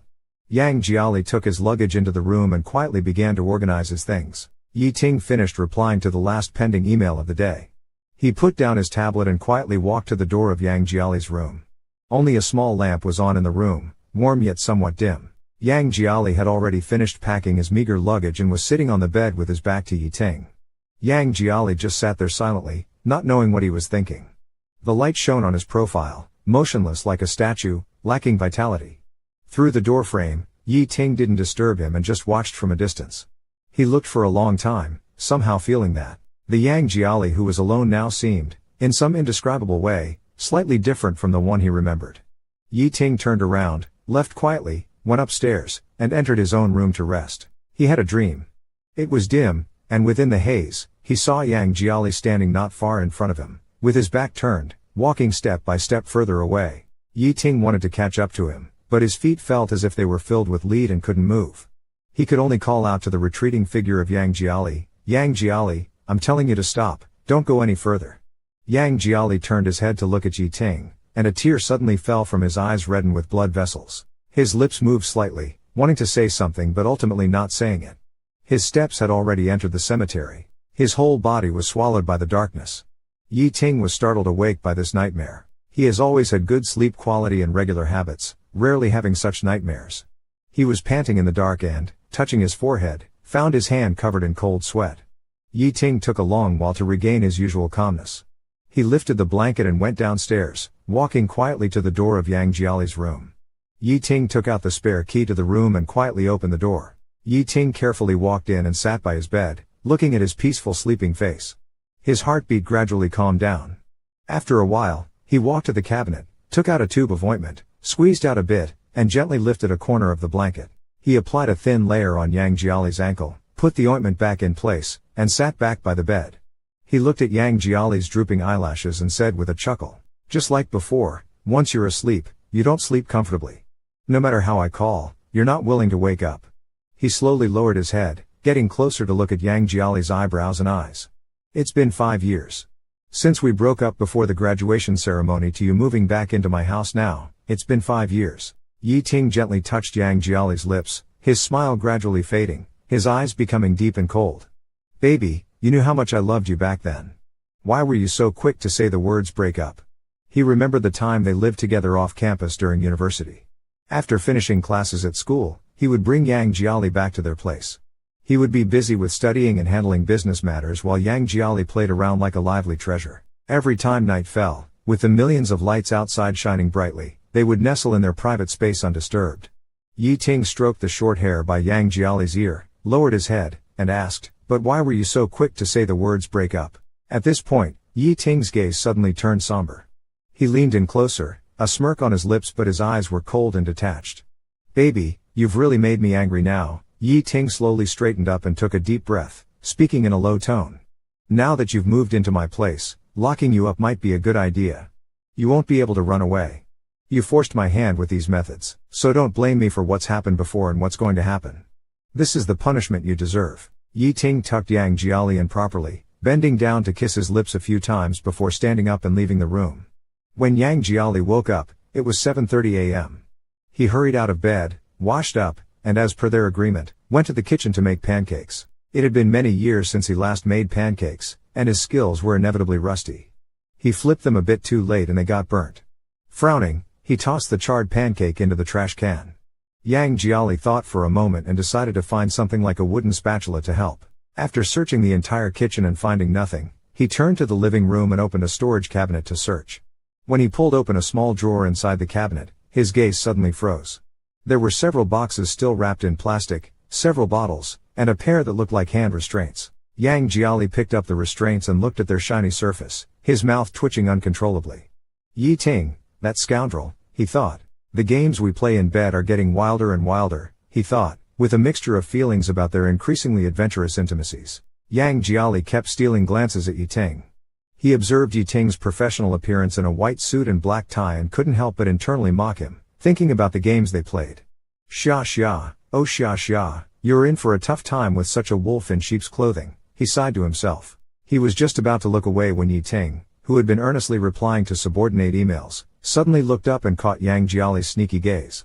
Yi Ting frowned and said unhappily, "What are you looking at?" "There's nothing to see." Yang Jiali awkwardly turned his head away. After a long silence, he couldn't help but ask, "Is it just the two of us living in this villa? Where's Xiao Xia?" Yi Ting swiped on the tablet emotionlessly. "Why does he need to be here?" Yang Jiali pouted, "Isn't he your current partner?" Yi Ting looked up at Yang Jiali, his gaze calm and undisturbed. "He has his own house. He is much more obedient than you," he said, taking a sip of his tea. "Besides, I don't like living with others." Yang Jiali smirked, "Then why did you force me to move in?" "You're just here to make breakfast," Yi Ting said, looking down at the screen and chuckling lightly. "You're not even qualified to be a housekeeper. Don't flatter yourself." Yang Jiali was teased by Yi Ting and fell silent.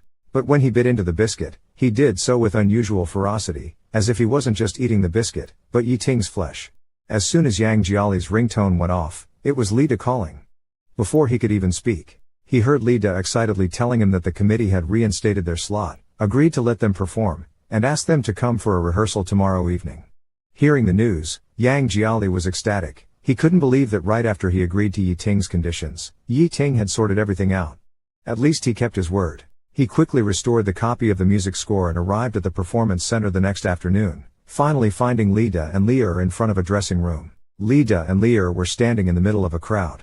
Lear looked extremely agitated, clenching his fists so tightly his veins popped and his teeth gritted, his eyes bloodshot. Yang Jiali quickly pushed through the crowd to reach them. What's going on? Facing them was Ni Yun's manager, who didn't seem to care about anyone else. What are you arguing about? Yun Ji needs to rehearse in peace. Who do you think you are, trying to take Yun Ji's dressing room? Lear, with eyes wide and furious, retorted, half of this dressing room is ours. Why should he take it all? But Yang Jiali, with a cold look and a sarcastic smile, said regretfully, all I know is that if you're wrong, you should apologize. Suddenly, Ni Yun spoke up. Lifting his eyelids, he said, if you can get me to take a good look at you, maybe I'll consider apologizing. But, obviously, you're just a nameless dog. You're not worthy. He slowly walked up to Yang Jiali and suddenly smiled. If you want an apology, fine. As soon as his words ended, he raised his hand and, under the timid gaze of others, unhesitatingly slapped Yang Jiali across the face with a forceful, wolf-like swat, almost knocking Yang Jiali off balance. 5 bright red finger marks appeared on his face instantly. Ni Yun smiled, this is my apology. Yang Jiali's face was jerked to the side from the slap, burning with pain, his ears ringing. Ni Yun looked at Yang Jiali with calm and arrogant eyes. After delivering the slap, there was no change in his expression, as if teaching a lesson to such a disrespectful and offending newcomer was the most normal and rightful thing to do. Regaining his composure, Yang Jiali slowly lifted his head, his eyes sharpening like a wolf cub. You started the fight. I'm not hitting you, I'm teaching you, Ni Yun said calmly, schooling him on the ways of the circle. Yang Jiali wiped the blood from the corner of his mouth, his anger mounting. He clenched his fists, and unable to hold back, he cursed and raised his fist, ready to hit back fiercely. Amidst the chaos, someone rushed into the crowd and pulled Yang Jiali away. Director Zheng turned to Ni Yun, his previously stern face breaking into a warm smile. Brother Ni, it's been too long. I'm so glad you could make it today. Welcome, welcome. He then pointed angrily at Yang Jiali, you three, bring your things over here. With crossed arms and a sarcastic sneer, he said, where do you three get the confidence to cross Ni Yun? Do you no longer want to survive in this industry? Yang Jiali turned his head and let out a cold, scoffing laugh. Director Zheng, pointing at Yang Jiali, said, it's not just about slapping you, if you wanted your mother's ashes. Yang Jiali's face turned furious. He reached out and grabbed Director Zheng's collar. What did you say? Director Zheng frowned, what are you doing? Want to start a fight again? Say that again. Yang Jiali lunged forward, pushing him against the wall with a murderous look in his eyes. What about my mother's what? Director Zheng, a bit intimidated by Yang Jiali's sudden aggression, struggled to break free and subtly moved away. All right, let's not get into that. He straightened his collar with a fox-like slyness and continued to lecture, in any case, you all better be careful. Don't mess with the wrong people. Starting today, you're no longer allowed to use any of the break rooms or the makeup room. With that, he hurriedly quickened his pace and left. Yang Jiali stared at his retreating figure, his eyes darkening to the extreme. Lear patted Yang Jiali's back and quietly said, Brother Yang, I'm sorry, I was impulsive. Before he could finish, Yang Jiali suddenly stood up, I'm going to the restroom. With his head down, he walked through the corridor and into the nearest restroom, where he punched the porcelain wall several times. He stood silently in front of a white porcelain wall in the bathroom. After venting his anger violently, he walked to the sink. In the mirror, his eyes were bloodshot, and his fists were covered in blood. Suddenly, a man came out of the bathroom. The man spoke, his voice pleasant and gentle. Hurting yourself is not the best way to release your emotions. Yang Jiali's heart trembled. He looked up. The man beside him was wearing a white shirt with a dark blue tie, gold-rimmed glasses on his nose, and had a handsome, gentle demeanor. The man didn't say anything further. He took out some band-aids and gently placed them on Yang Jiali's bleeding wounds. Yang Jiali looked at the band-aids on his hand, his eyes welling up. With his head down, he said, Thank you. The man replied softly, You're welcome, it's just a small thing. Yang Jiali forced a smile, took a deep breath, and smelled the man's light cologne. The man sighed softly and said, "The person you dislike will never feel remorse because you are hurt. Take good care of yourself for those who care about you." The man smiled, took out his card holder, pulled out a business card, and handed it to Yang Jiali. "Here's my card. Take it if you need it. I hope to see you again." Yang Jiali accepted the card and took a closer look. Executive President of Ronghai Entertainment Investment Company, Limited, Zhao Shanghai. He looked up at the man's back for a long time. A black business car stopped in front of the mansion. The driver opened the rear door and bent down to talk to Yi Ting, who was reading documents in the back seat. "Mr. Yi, we've arrived at Wennan Mansion. There's light snow outside, please be careful." The driver asked, "Should I wait here until your social engagement is over?" Yi Ting put on his suit jacket, tightened his tie, and instructed the driver to go to the arts center. "Wait for Yang Jiali to finish the rehearsal and bring him over here. Wait downstairs at the mansion." The gathering ended at 10, and all the bosses left one after another. Yi Ting, with his suit jacket over his arm, walked to the entrance of the mansion and saw that the snow had indeed gotten heavier. Just as he opened his umbrella, he heard Ni Yun catching up from behind, speaking to him in a somewhat gentle tone. "The snow is so heavy, and I forgot to bring an umbrella. The snow is heavy, I forgot to bring an umbrella.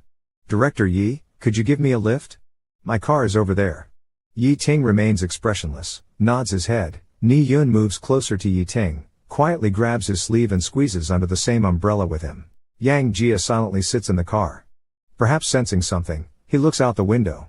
When he sees Ni Yun beside Yi Ting, smiling radiantly and looking intimate, his gaze sharply changes, and after a long while, he lowers his head again, sinking into the darkness. He quietly closes the window, puts on a mask. Yi Ting escorts Ni Yun to his car. Ni Yun opens the door, doesn't rush in. "I really owe you thanks for today, Director Yi." Yi Ting nods calmly. Director Yi has just returned to the country and might not be too familiar with this place. Ni Yun's eyes gradually curve into a smile, his eyes brimming with laughter. "If you need anything, you can contact me anytime. I know many interesting places. You are the person I admire the most. It would be my honor to accompany you and make you happy." The pocket of his suit pants moves slightly. Yi Ting looks down. Ni Yun has quietly slipped a business card with his contact information into the pocket of Yi Ting's suit pants, his fingers discreetly, without making a sound, tracing his leg through the fabric. Yi Ting says nothing and turns back to his car. After getting into the back seat, Yi Ting looks at Yang Jia's profile, frowns and asks, "Why are you wearing a mask all of a sudden?" Yang Jia turns his head slightly, looks at the falling snow outside, and replies, "Cold." Seeing his reaction, Yi Ting knows something is off. His eyes narrow, his presence suddenly becomes more imposing, his voice deep, "Take off the mask." Yang Jia glances at Yi Ting, his tone seemingly prickly, "I would love to take it off. If by doing so, it could infect and kill you, I wouldn't hesitate for a second." Yi Ting's expression cools slightly, and he reaches out to directly pull off Yang Jia's mask. Yang Jiali instantly became furious. "What are you doing?" he shouted, then immediately turned his head and buried it in the dim corner, not letting Yi Ting see. "Lift your head up." Yi Ting couldn't be bothered to waste words anymore.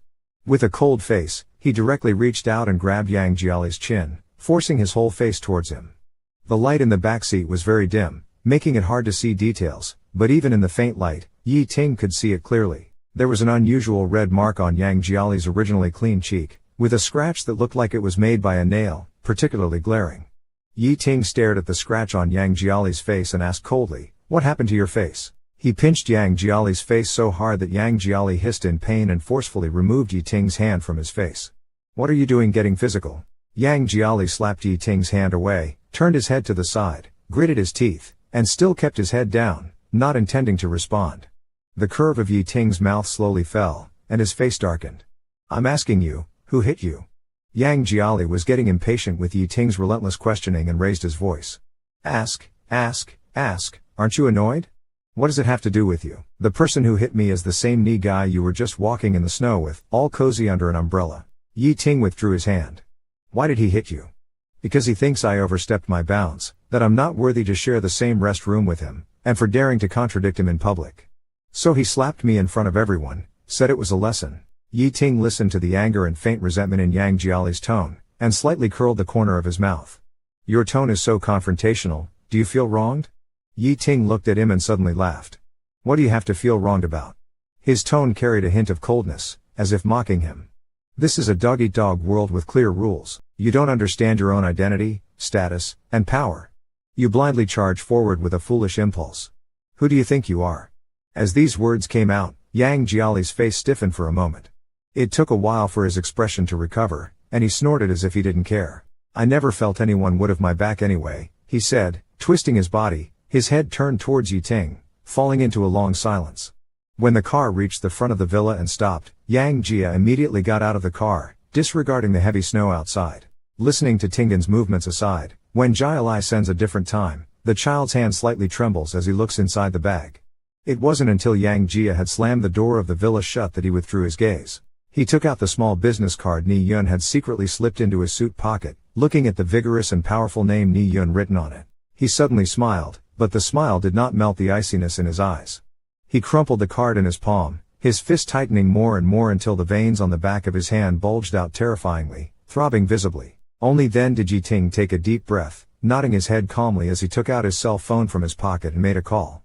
As the phone connected, he said into the device, "Find someone to do something for me." The night grew deeper. Yi Ting, a light sleeper, was awakened by a slight noise in the middle of the night. He slowly opened his eyes, supported his body to sit up, and lifted his eyelids to look at the clock. It was 4 a.m. He frowned, put on his slippers, and walked lightly out of his bedroom. When he reached the top of the stairs on the second floor and looked down, he saw Yang Jia, usually a heavy sleeper, still awake at 4 a.m. Yang Jia was sitting on the sofa, staring blankly with his head drooped, motionless like a statue for a long time. He didn't turn on the light and just sat there in the dark living room. He silently filled up some water and cat food for Ah Fu. Yi Ting looked at him in this state, feeling a sudden pang in his heart, causing his breath to hitch. His heart felt a kind of oppressive pressure. He reached out and pressed the switch on the wall. The light came on, startling Yang Jiali, who raised his head suddenly. He noticed Yi Ting standing at the top of the stairs, looked at him for a few seconds, then lowered his eyelids again and threw the pillow aside. Yi Ting asked him why he wasn't sleeping in the middle of the night. Yang Jiali turned his head away and said, "None of your business. Not sleeping late at night, sitting alone in a dark room like he's sick, silent." Yi Ting moved closer to Yang Jiali's face and asked, "Are you trying to gain my sympathy?" Yang Jiali's body stiffened, and he slowly raised his head. He slowly raised his head to meet Yi Ting's gaze and, after a moment, spat out fiercely. Seeing his reaction, Yi Ting didn't get angry but laughed instead. It seemed it was indeed about that slap. Feeling aggrieved, he pinched Yang Jia's hand and pressed the struggling Yang Jia down even more firmly. Yi Ting pressed Yang Jia's hands tightly against the wall, leaning in so close, almost pressing his body against Yang Jia. As if suddenly thinking of something that mattered a lot to him, he stared at Yang Jia closely and asked, "Do you have any regrets now?" To this day, being bullied with no one to help, having to swallow the humiliation. "Do you have any regrets?" "What regrets?" Yang Jia countered. "Regretting breaking up with me." Yi Ting increased the pressure of his grip. "You're well aware if we were still together, if Ni Yun dared to touch a hair on your head, I'd make him suffer 10 times more, pay 100 times over to atone to you, to let you vent your anger." Yang Jia sneered and continued his words, "But we broke up. So you won't stand by my side. Instead, you're happy to stand by and watch my misfortune, to see how miserable I am without you, right?" Yi Ting didn't speak, his smile just deepened slightly. His fingers gently brushed over the slightly healed scars on Yang Jia's face, his hot breath on Yang Jia's ear. His voice was complex and unclear, softly saying, "Baby, be good and tell me, do you regret it?" Yang Jia got angry, his voice slightly trembling. "What does my regret have anything to do with you? Just want to hear how much I regret leaving you, how miserable and unsatisfactory my life is without you, just to satisfy your vanity and gloat over my misfortune." Yang Jiali responded with a cold sneer, suddenly raising his leg aiming to shove Yi Ting's crotch with his knee, hoping to make him roll away. Yi Ting, catching a glimpse of Yang Jiali's movement from the corner of his eye, was already on guard. As Yang Jiali's leg came up, he exerted a fierce force, pinning Yang Jiali between the wall and himself, tightly restraining his body and rendering him immobile. Yi Ting narrowed his eyes, his voice cold and cutting. "I remember you being quite clingy in college.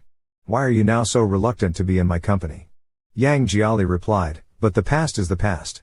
You are nothing but a scoundrel now, and I don't want to spend a second by your side." Yi Ting's smile initially lingered at the corners of his mouth, but upon hearing these words, his expression gradually darkened. He coldly said, "Say it again, I don't want to spend a second with you." At this point, Yang Jiali didn't want to beat around the bush with him and tore off the pretense, letting out all the discomfort from the bottom of his heart. Through clenched teeth, he forced out, "I don't want to have anything to do with you." I would rather touch a random person on the street than be touched by you. Yi Ting's expression finally turned completely dark. He lowered his head to look at Yang Jiali's lips, trembling with anger and excitement, and laughed in fury, picking just any man on the street, you dare say that? Yang Jiali, dizzy, lifted his chin. Yi Ting took a deep breath and said, you might not have realized one thing. He tightened his grip on Yang Jiali's hand. Right now, I hold the upper hand. You might end up crying and begging me to fuck you. Yang Jiali retorted with 3 simple and crude words, in your dreams. Using all his strength to push Yi Ting back slightly, Yang Jiali dashed into his own room, slamming the door shut and turning the lock. Yi Ting didn't move, he just emotionlessly watched Yang Jiali's closed door. After a long while, he finally patted his robe and muttered to himself, I didn't plan to act so soon, but now it seems there's no need to wait. The assistant director approached Yang Jiali and told him that the investors were going to have dinner at Juntan Hotel this weekend, and he should come too. Yang Jiali was surprised and pointed at himself, me? The assistant director, losing patience, said, someone wants to talk to you. Stop the nonsense and hurry up. With that, he left. Yang Jiali stared dumbfounded at his retreating figure, unable to snap back to reality, wondering why someone like him, with no status or fame, was being invited to a dinner with major investors. Though he thought this way, Yang Jiali still went to Juntan Hotel and was led into a private room. There he saw the investors enjoying their drinks amidst a lively atmosphere, with laughter and chatter everywhere, except for him. Yi Ting was seated at the main seat with Ni Yun pouring him wine affectionately and engaging in intimate conversation, while Yi Ting was talking to a boss next to him, not sparing a glance in his direction. Yang Jiali silently took the last empty seat. Just after sitting down, an entrepreneur beside him struck up a conversation, asking, you sing well. What's your name? How come I've never seen you before? Yang Jiali politely nodded, it's natural you haven't heard of me due to my lack of fame.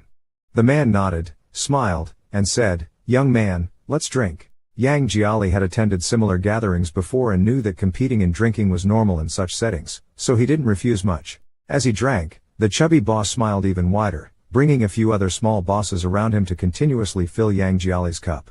Yang Jiali, confident in his drinking ability and skillful in dodging or sipping stealthily, plus the alcohol seemingly not very strong, relaxed and drank more than usual.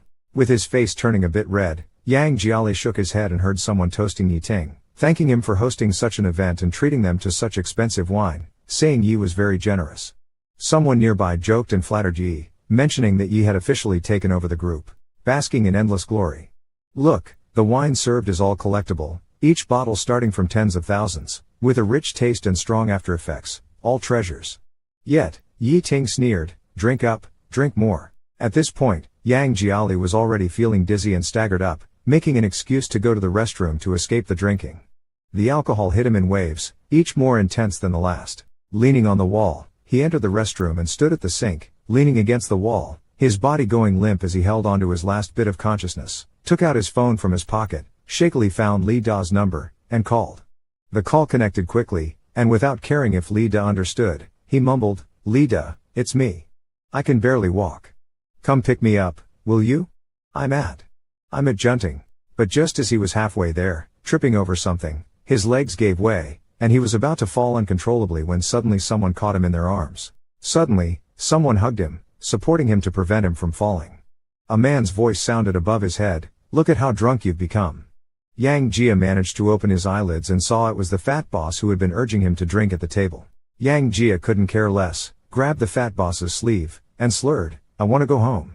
The fat boss was quite patient and friendly, all right, don't rush. I'll take you home now. Let's go. Yang Jia slightly shook his head, no need, someone will pick me up at the door. His shaking motion and the soft voice from being drunk were like acting coquettishly in his arms, making the fat boss's cheeks instantly heat up, uncontrollably swallowing a gulp. His gaze lingered on Yang Jia's delicate skin, unable to move away. I'll help you rest. Ni Yun sat next to Yi Ting, affectionately poured another glass of wine for Yi Ting, and said, the wine Mr. Yi ordered really packs a punch. I feel like my whole body is going soft, he said, leaning towards Yi Ting as if he was really about to pass out. Ni Yun glanced around, noticed no one was paying attention, and quietly placed a hand on Yi Ting's leg under the table, caressing through a layer of suit pants. You wouldn't be. Yi Ting smiled, slowly turned his head to look at Ni Yun's teasing and ingratiating expression, and leisurely said, scram. Ni Yun's smile stiffened. Yi Ting grabbed Ni Yun's hand from under the table and threw it aside mercilessly. He pulled his clothes together, nodded at the other investors. "I have some urgent matters to attend to. Please continue without me." He quickly stepped out of the private room. Yi Ting asked expressionlessly, "Where is he?" A bodyguard approached and answered, "He went up to the 3rd floor, seems too drunk to stand." "Was he taken there?" Yi Ting nodded. Taken, looking upstairs, drunk, taken. "Let's go, to check, let's go." The fat boss switched to supporting Yang Jia, entered the room, and gasped for air. Looking at Yang Jia's face and body, he was so excited that he was breathless. He hurriedly unbuckled his belt. Just as he was about to step forward, the door was suddenly knocked twice forcefully. The chubby boss frowned. "Who is it?" There was no response from outside, only the knocking grew louder and more urgent. The chubby boss sneered, frowning impatiently as he walked to the door and yanked it open. "Who the hell is knocking on my door? I'm in the middle of..." Before he could finish his sentence, he looked up and saw the icy cold eyes of Yi Ting and immediately let out a yelp. Yi Ting kicked the chubby boss hard in the stomach, sending him sprawling to the ground. The chubby boss's face filled with terror. "Mr. Yi, what are you doing?" Yi Ting looked down at him condescendingly, his voice chillingly cold. "Which hand did you use to touch his waist just now?" The chubby boss's eyes widened, but Yi Ting was already impatient. He lifted his leg and stomped hard on the back of the chubby boss's left hand with his shiny black shoe, showing no mercy. Yi Ting lowered his head. Seeing the chubby boss covering his mouth, unable to make a sound, Yi Ting smiled. "My darling, you think you can touch him?" He gave a signal to the bodyguards, who understood immediately. They grabbed the chubby boss and dragged him out, thoughtfully closing the door behind them. Once the door was shut, the suite returned to silence. Yi Ting walked to the edge of the bed and looked at Yang Jiali, who was lying there, drunk and mumbling softly. Yang Jiali had his eyes closed and eyebrows furrowed, seeming a bit uneasy, as he mumbled softly, "Home. I want to go home." When Yang Jiali woke up, his head was throbbing with pain. He instinctively tried to move, but his entire body felt like it had been crushed, sharp pain shooting up from his bones. Yang Jiali let out a cry of pain and immediately regained consciousness. He opened his eyes and looked at the unfamiliar surroundings, sitting up in terror. He vaguely remembered being heavily drunk last night. While he was still somewhat sober, he quickly called Lida to pick him up. How did he end up in what looked like a hotel suite? Yang Jiali lifted the blanket and saw his chest, bruised and red. He was no longer a naive 18-year-old boy. He knew very well what these marks meant. His palms were sweating, and he cursed, trembling, "Son of a bitch." The sound of running water in the bathroom stopped. The door opened, and Yi Ting came out wrapped in a towel. When Yang Jiali turned his head and saw him, his eyes widened in shock, almost tearing at the corners. He exclaimed, "I was really fucked by a dog." Yi Ting, expressionless, drying his hair, said coldly, "You're awake. Go freshen up." Yang Jiali didn't speak, still staring at Yi Ting with extreme shock. After a while, he suddenly grabbed a pillow and threw it at Yi Ting. Yi Ting impatiently swatted the pillow away, saying, "What are you doing?" Yang Jiali seemed to go mad, jumping up from the bed. "If you dare mess with me, I'll fight you to the death." But as soon as his feet touched the floor, his legs gave out, and he collapsed onto the ground. Yi Ting looked at Yang Jiali's miserable state and snorted coldly. Yi Ting put on his suit and tied his tie in front of the mirror. He looked at Yang Jiali, who was still sitting on the floor, and said, "You got drunk last night and were taken to a room by a small investor's boss. I pulled you out of there out of past sentiments. Don't be ungrateful. Besides, it's not the first time for us. What's there to be embarrassed about?" Yang Jiali, clutching his aching butt, hissed through gritted teeth, "Yi Ting, you bastard." Yi Ting ignored Yang Jiali's curses, walked up to him, pulled him up from the ground, and threw him back onto the bed. "If you're not feeling well, just lie in bed," Yi Ting said. "You're not going anywhere today. A driver will come to take you back to the villa later. Rest well, we can talk about everything else after I get off work tonight," Yi Ting said as Yang Jiali's eyes burned with rage. Yi Ting glanced at his watch, like a heartless playboy, and left Yang Jiali alone in the suite, exiting the room. Just as he closed the door, he heard Yang Jiali's furious roar from inside. Yi Ting laughed, shook his head, and went downstairs. Reclaiming Yang Jiali after 5 years brought him unprecedented joy. He went to the company, where his secretary told him, "President Yi, Ni-yun is waiting for you at the office. He says he has an appointment with you." Looking at the bite mark left by his darling on his finger from last night, Yi Ting replied, "Let him wait." He wasn't in a hurry to see Ni-yun. Instead, he methodically dealt with the remaining business from last night and then called several senior executives for a morning meeting. Our Yang was beaten up. How will our doting husband, President Yi, take his revenge? How will our doting CEO Yi exact his revenge? Ni Yun is sitting on the sofa in the reception room, drinking tea. Hearing the noise and seeing Yi Ting coming in, he immediately greets him warmly. Ni Yun asks him, President Yi, you called me in such a hurry, is there something wrong? His face flushed with a hint of red, he lowered his voice and said, as long as President Yi likes it, I can do anything. Yi Ting didn't even look at him and said, really? He pointed to an empty space next to him and said, then you stand over there first. Ni Yun was a bit confused, what? Suddenly, a force came from behind and kicked him hard on the buttocks. Ni Yun was shocked and fell to his knees on the ground immediately. The bodyguards grabbed Ni Yun's hands from behind. Ni Yun, scared by the situation, said, President Yi, what are you doing? Slap, a bodyguard slapped Ni Yun's right cheek, causing his whole head to twist to the side. Yi Ting didn't listen to him but frowned, picked up the phone from the coffee table, and made a call, instructing, have the people been brought back? Keep an eye on him, don't let him run away. Also, tell the housekeeper to prepare some food for him later, and cook a cup of milk sago with extra honey, he loves it. After hanging up, he looked at Ni Yun, who was kneeling with his face already slapped red, and said apologetically, I'm sorry. He raised an eyebrow, why is it only this red? Did you guys use enough force? In the office, there was a continuous slapping sound as the strong bodyguard raised his hand and slapped Ni Yun's face heavily again. Ni Yun screamed in pain, and when he looked up again, the corner of his mouth already tasted of blood. Yi Ting remained indifferent to all this, still sitting on the sofa with an impassive expression. Yi Ting caressed Ni Yun's fingers. His tone was quite gentle, but to Ni Yun's ears, it carried a chill that could seep into his bones. Do you know why I said your hands were beautiful that day? Yi Ting's smile gradually faded, and he looked at Ni Yun expressionlessly. You should have cherished such a pair of beautiful hands. But the last thing you should have done was to hit his face. Ni Yun was stunned, his mind in turmoil, somehow realizing who Yi Ting was talking about. He and I broke up 5 years ago. Yi Ting shook his head somewhat helplessly. Even if I've been holding back for 5 years, I'm only willing to bully him a little, use some tricks on him, press him down, but if it really comes to physically hitting him, causing him pain, I can't bear to. Yi Ting slowly tightened his grip on Ni Yun's hand. Ni Yun soon cried out in pain, grabbing Yi Ting's ankle. President Yi, I dare not anymore, he immediately knelt down. Please, President Yi, let me go. I dare not do it again, President Yi. After a while, Yi Ting surprisingly nodded, saying he could let him go. Ni Yun's body shook, and he looked up in surprise and joy. Really? But you have to do something for me, act out a play for me, Ni Yun blinked. What play? Yi Ting smiled, his gaze drifting off to somewhere as he softly said, a play that will make him have no choice but to seek refuge in my arms.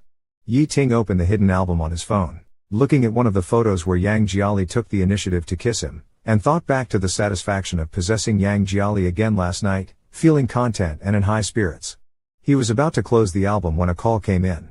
The call was from the security staff of the villa, their voice slightly anxious, saying that General Yi and young Master Yang had run off. Yi Ting's expression darkened, and he immediately tightened his grip on the phone. What happened? Young Master Yang was fine in the villa, but suddenly insisted on leaving to go back home. We didn't have time to notify you before he grabbed A. The security guard whispered, today, whoever tries to stop him, he said he'd beat them with his stick fighting technique. We wanted to stop him, but you had instructed us not to lay hands on him, so we let him go. Yi Ting was silent for a while before he came back to his senses. He hung up on the security and thought, Yang Jiali had escaped. With just a closed pole in hand, Yi Ting stumbled and ran, escaping the villa complex. Thinking to himself, what kind of treasure must be hidden in the villa that warranted such heavy security? Once he caught his breath, he suddenly felt conflicted. He didn't know where to go or whom to find. Now, just thinking about Yi Ting saying he wanted to have a serious talk with him tonight made Yang Jiali shiver. Feeling helpless, a thought suddenly flashed through his mind, and he thought of someone. The call connected quickly. Just like that day, the gentle male voice came through.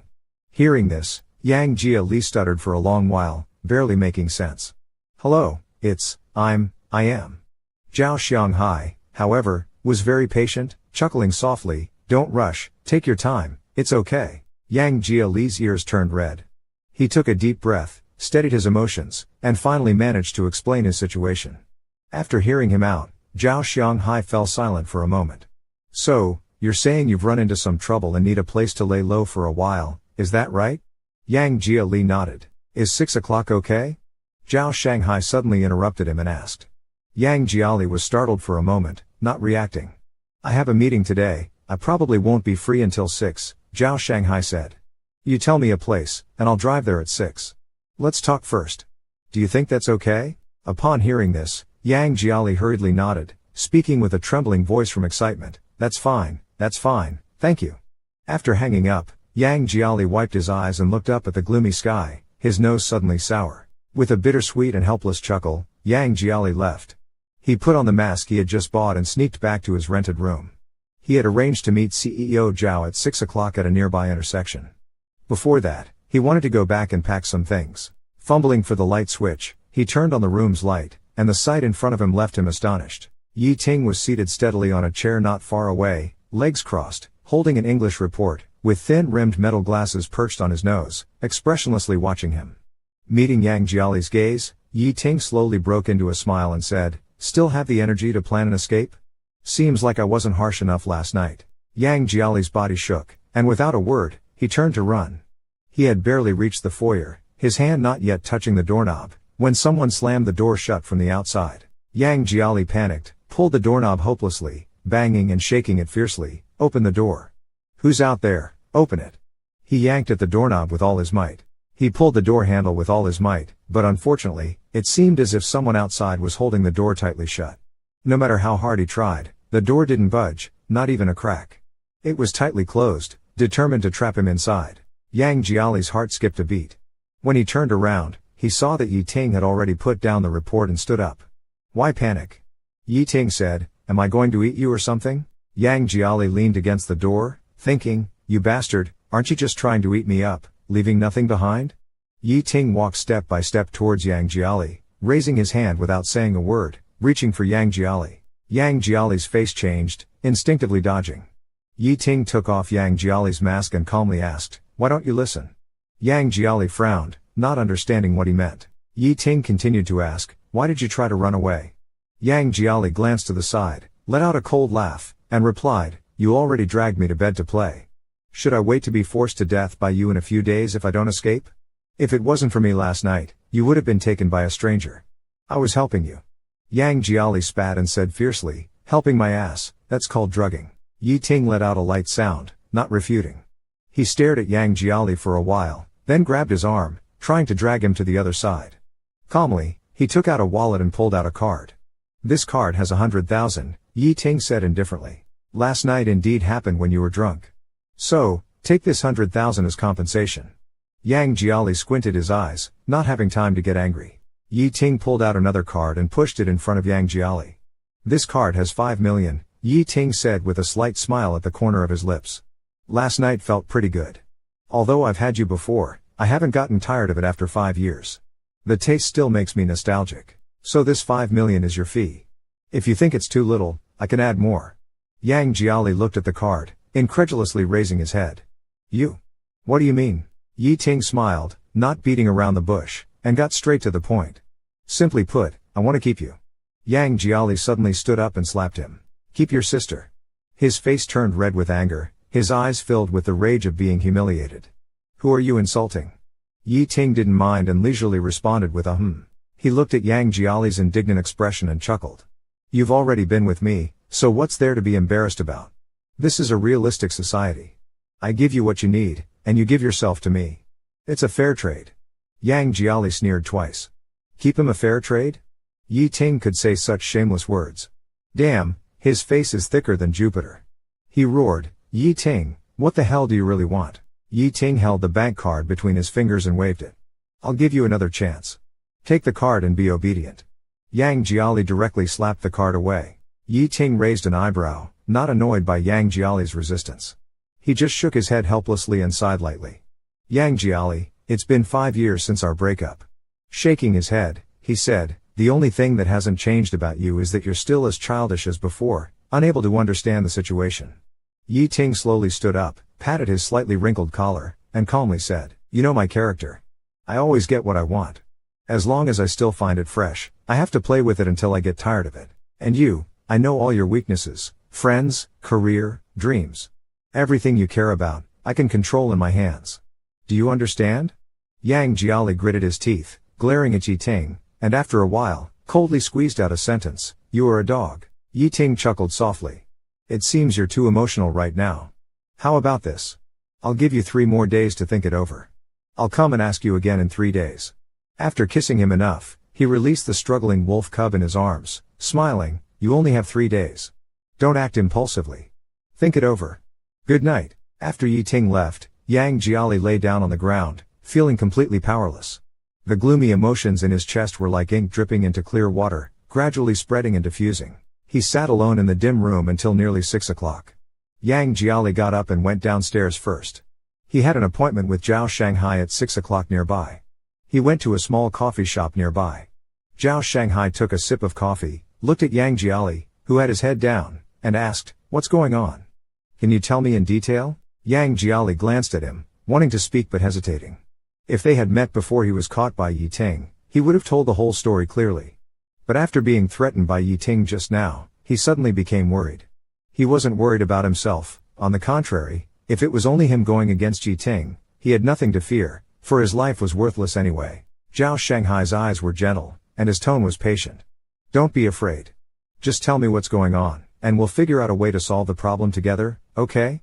Yang Jiali gritted his teeth for a while, then briefly narrated the situation, omitting Yi Ting's name and his verbal threats. Zhao Shanghai just nodded after listening. I roughly understand. Here, take this. Zhao Shanghai handed him a business card with a smile. Don't worry. There's always a way to solve the problem. Keep this card. It's my lawyer friend's card. I think the best way to deal with someone who keeps trying to coerce you is to call the police or file a lawsuit to eliminate future troubles. What do you think? Yang Jiali sniffled, looking at Zhao Shanghai's warm smile, and still took the card, holding it gently in his hand. He didn't say much, just nodded slightly and said, "Thank you, I understand." Hearing Zhao Shanghai's concerned words, Yang Jiali felt a lump in his throat. A stranger he had only met once or twice could show such kindness, yet Yi Ting, his ex-boyfriend who once loved him dearly, now left him almost without a way out. After thanking Zhao Shanghai profusely, Yang Jiali returned to his rented room. For the next 2 days, he didn't even step outside, just staying alone in the small, dim room. Zhao Shanghai listened and just nodded. I probably understood it. Zhao Shanghai handed him a business card and smiled. He said, "Don't worry. There's always a way to solve this problem." Sent a photo to Yang Jiali. The content of the photo was simple, 2 contracts. They were the contracts of Li Da and Li with a signing period of 8 years. Yang Jiali understood the intention behind Yi Ting sending this photo. Yi Ting was using Li Da and Li to force him to comply. Yang Jiali closed the message box and immediately called Yi Ting. Neither of them spoke upon connection. They could only hear each other's breathing, like a silent contest. After a long time, Yang Jiali finally spoke with a hoarse voice, "Are you happy if you drive me to death?" Yi Ting laughed. He did not answer Yang Jiali's question but calmly reminded him, "You have 10 hours left." After hanging up, Yang Jiali received a WeChat message from Li Da. In WeChat, Li Da sent him a photo. In the photo, Li Da and Li were sitting in the smallest practice room of the company, rehearsing with guitars in front of the microphone under the toughest conditions, and grinning at the camera. Li Da asked him, "Brother Yang, we are rehearsing." Yang Jiali did not reply. After a while, he wiped his reddened eyes and replied with a smile, "Super cool." After replying to this message, Yang Jiali put away his phone. He pulled a scarf and a coat from the side and went out for the first time in 3 days. Yang Jiali went into Heshan Cemetery alone. The sky was still dark, and the hazy mist had not yet cleared. The entire cemetery was silent and solemn. Yang Jiali's slender figure moved through the morning fog, familiarly walking to a tombstone. It was a simple granite tombstone with a photo of a short-haired woman who had a warm smile. Yang Jiali looked at that photo for a long time without saying a word. He pulled out a handkerchief he had prepared in advance from his pocket and quietly began to wipe the tombstone. I also wiped the dust off the tombstone. Yang Jiali sat down leaning against the tombstone. He looked up, squinting at the dim light on the horizon, and called out softly, "Mom."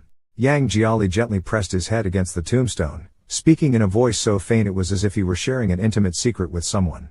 "Things haven't been going well lately. I might have to take medicine again. But don't worry, your son's tough. It's just a small thing. I got through it before, and I'll get through it this time too. Slowly but surely, really." He paused for a moment, then continued, "Lately, I've been dreaming a lot. I dream that as soon as I push open the door, you're standing in the kitchen where you can see the sunset. You're wearing that checkered apron, sweat all over your face, and your hair sticking to your forehead. You're busy cooking dumplings, scolding me for coming home so late, and telling me to come and eat dinner. The whole house is filled with the warm steam from the dumplings. Yang Jiali sniffled and said, there's one more thing. I have to tell you, but you can't blame me. Remember that guy you wouldn't let me be with a few years ago? He's back. It's not because he still has feelings for me, though. He hates me now. He's doing everything he can to humiliate and deflate me. He's even forcing me to be his bedmate. He has immense power now. What can I do, Mom? Don't scold me. I guess I'm sacrificing myself for righteousness. Anyway, it's just this wretched life of mine. No one would miss me. If I die, it's on him. I'm not afraid anymore. Yang Jiali murmured to himself until noon. When he left the cemetery, his face was even more ashen. The driver took him to Yi Ting's villa. Yi Ting was sitting comfortably in a wicker chair, wearing gray loungewear that was simple yet stylish. He wore gold-rimmed glasses, holding a cup of rich coffee in one hand and a report in the other. Yang Jiali silently walked up to him. Yi Ting's eyes remained on the report as he took a sip of coffee and said, you're fairly punctual. Yang Jiali said, if you really want to keep me, you'd better tell Xiao Xia. I don't want to be the third party.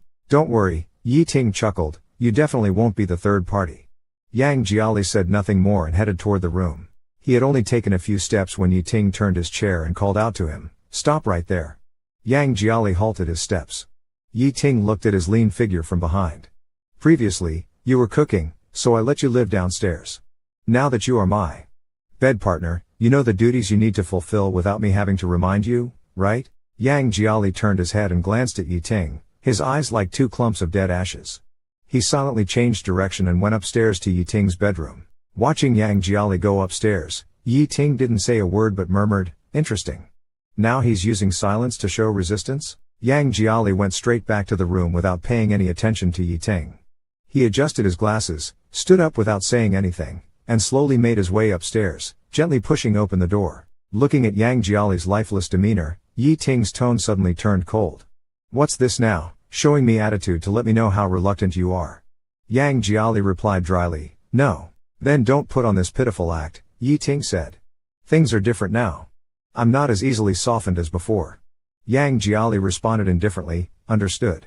Yi Ting observed his response, which seemed very obedient on the surface, but the irritation and bitterness in his heart suddenly intensified. Squinting his eyes, he lifted Yang Jiali's quilt and took off his bathrobe. Looking down at Yang Jiali's body, he said in an indisputable tone, spread your legs.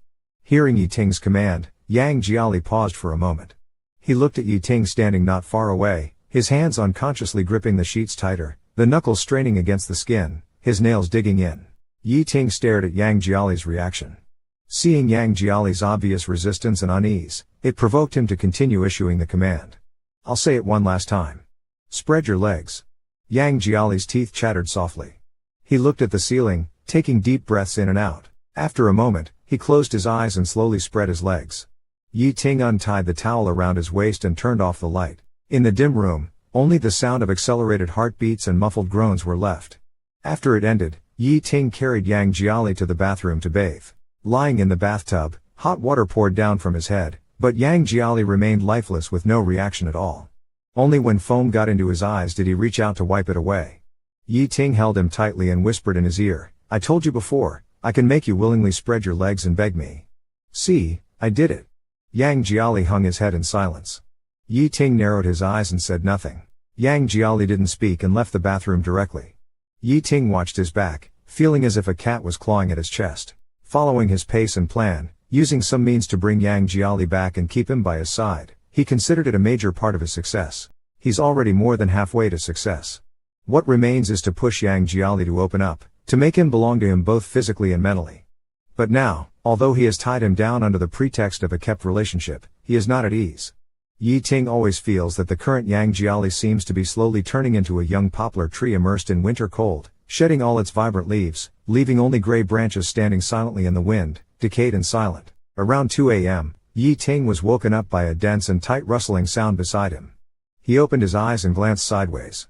Yang Jiali was still asleep. He just wasn't very still, his head moving slightly, his lips opening and closing as if he was saying something. Yi Ting leaned in a bit closer, guessing that Yang Jiali might just be having a nightmare. He felt slightly relieved, gently kissed his forehead, and said, Baby, it's just a nightmare. Go back to sleep. Just as he was about to lie back down, his body had just started to move when Yang Jiali's faint whimper floated into his ears. He heard Yang Jiali softly say, "I don't want to die. Save me." Yi Ting's body stiffened sharply. He was very afraid that Yang Jiali had contracted a terminal illness. The next morning, after washing up and coming downstairs, Yi Ting saw that Yang Jiali had already made pancakes.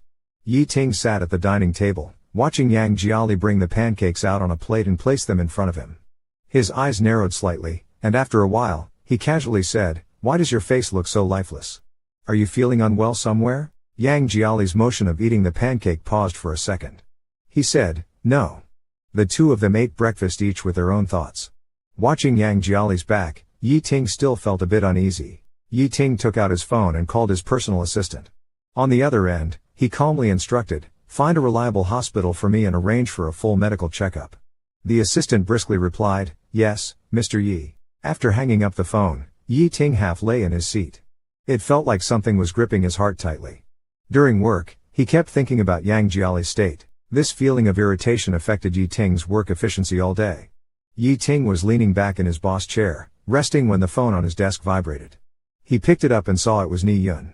Ni Yun cautiously reported to him over the phone, "President Yi, I have performed the scene you instructed in front of him."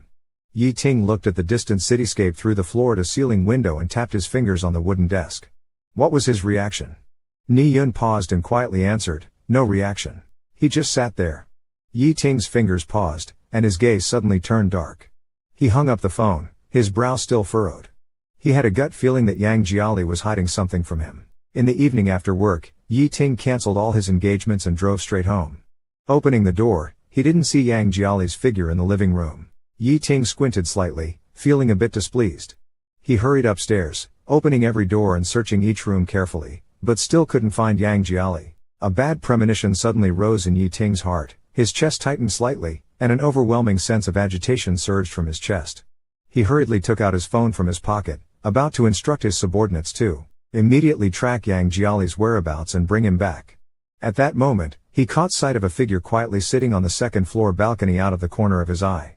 Yi Ting put down his phone and walked toward the floor-to-ceiling window for a closer look. Yang Jiali was sitting upright on the balcony, motionless. Yang Jiali and the cat sat there like sculptures, silent and lonely. Yi Ting slowly pushed open the floor-to-ceiling window and walked up to Yang Jiali. Yang Jiali sensed a shadow looming over him, looked up briefly, then lowered his head again. Yi Ting squatted down. He asked, looking at the side of Yang Jiali's face, "Didn't you hear me calling for you? Why didn't you respond?" Yang Jiali replied indifferently, "I didn't hear." Yi Ting cupped Yang Jiali's face, forcing him to look directly at him. "Answer me." Yang Jiali was silent for a moment, then stood up and brushed off his clothes. His voice was devoid of emotion. "Do you want to do it?" Yi Ting's brow slightly furrowed. Yang Jiali brushed off Yi Ting's hand and turned around. "I'm going to take a shower."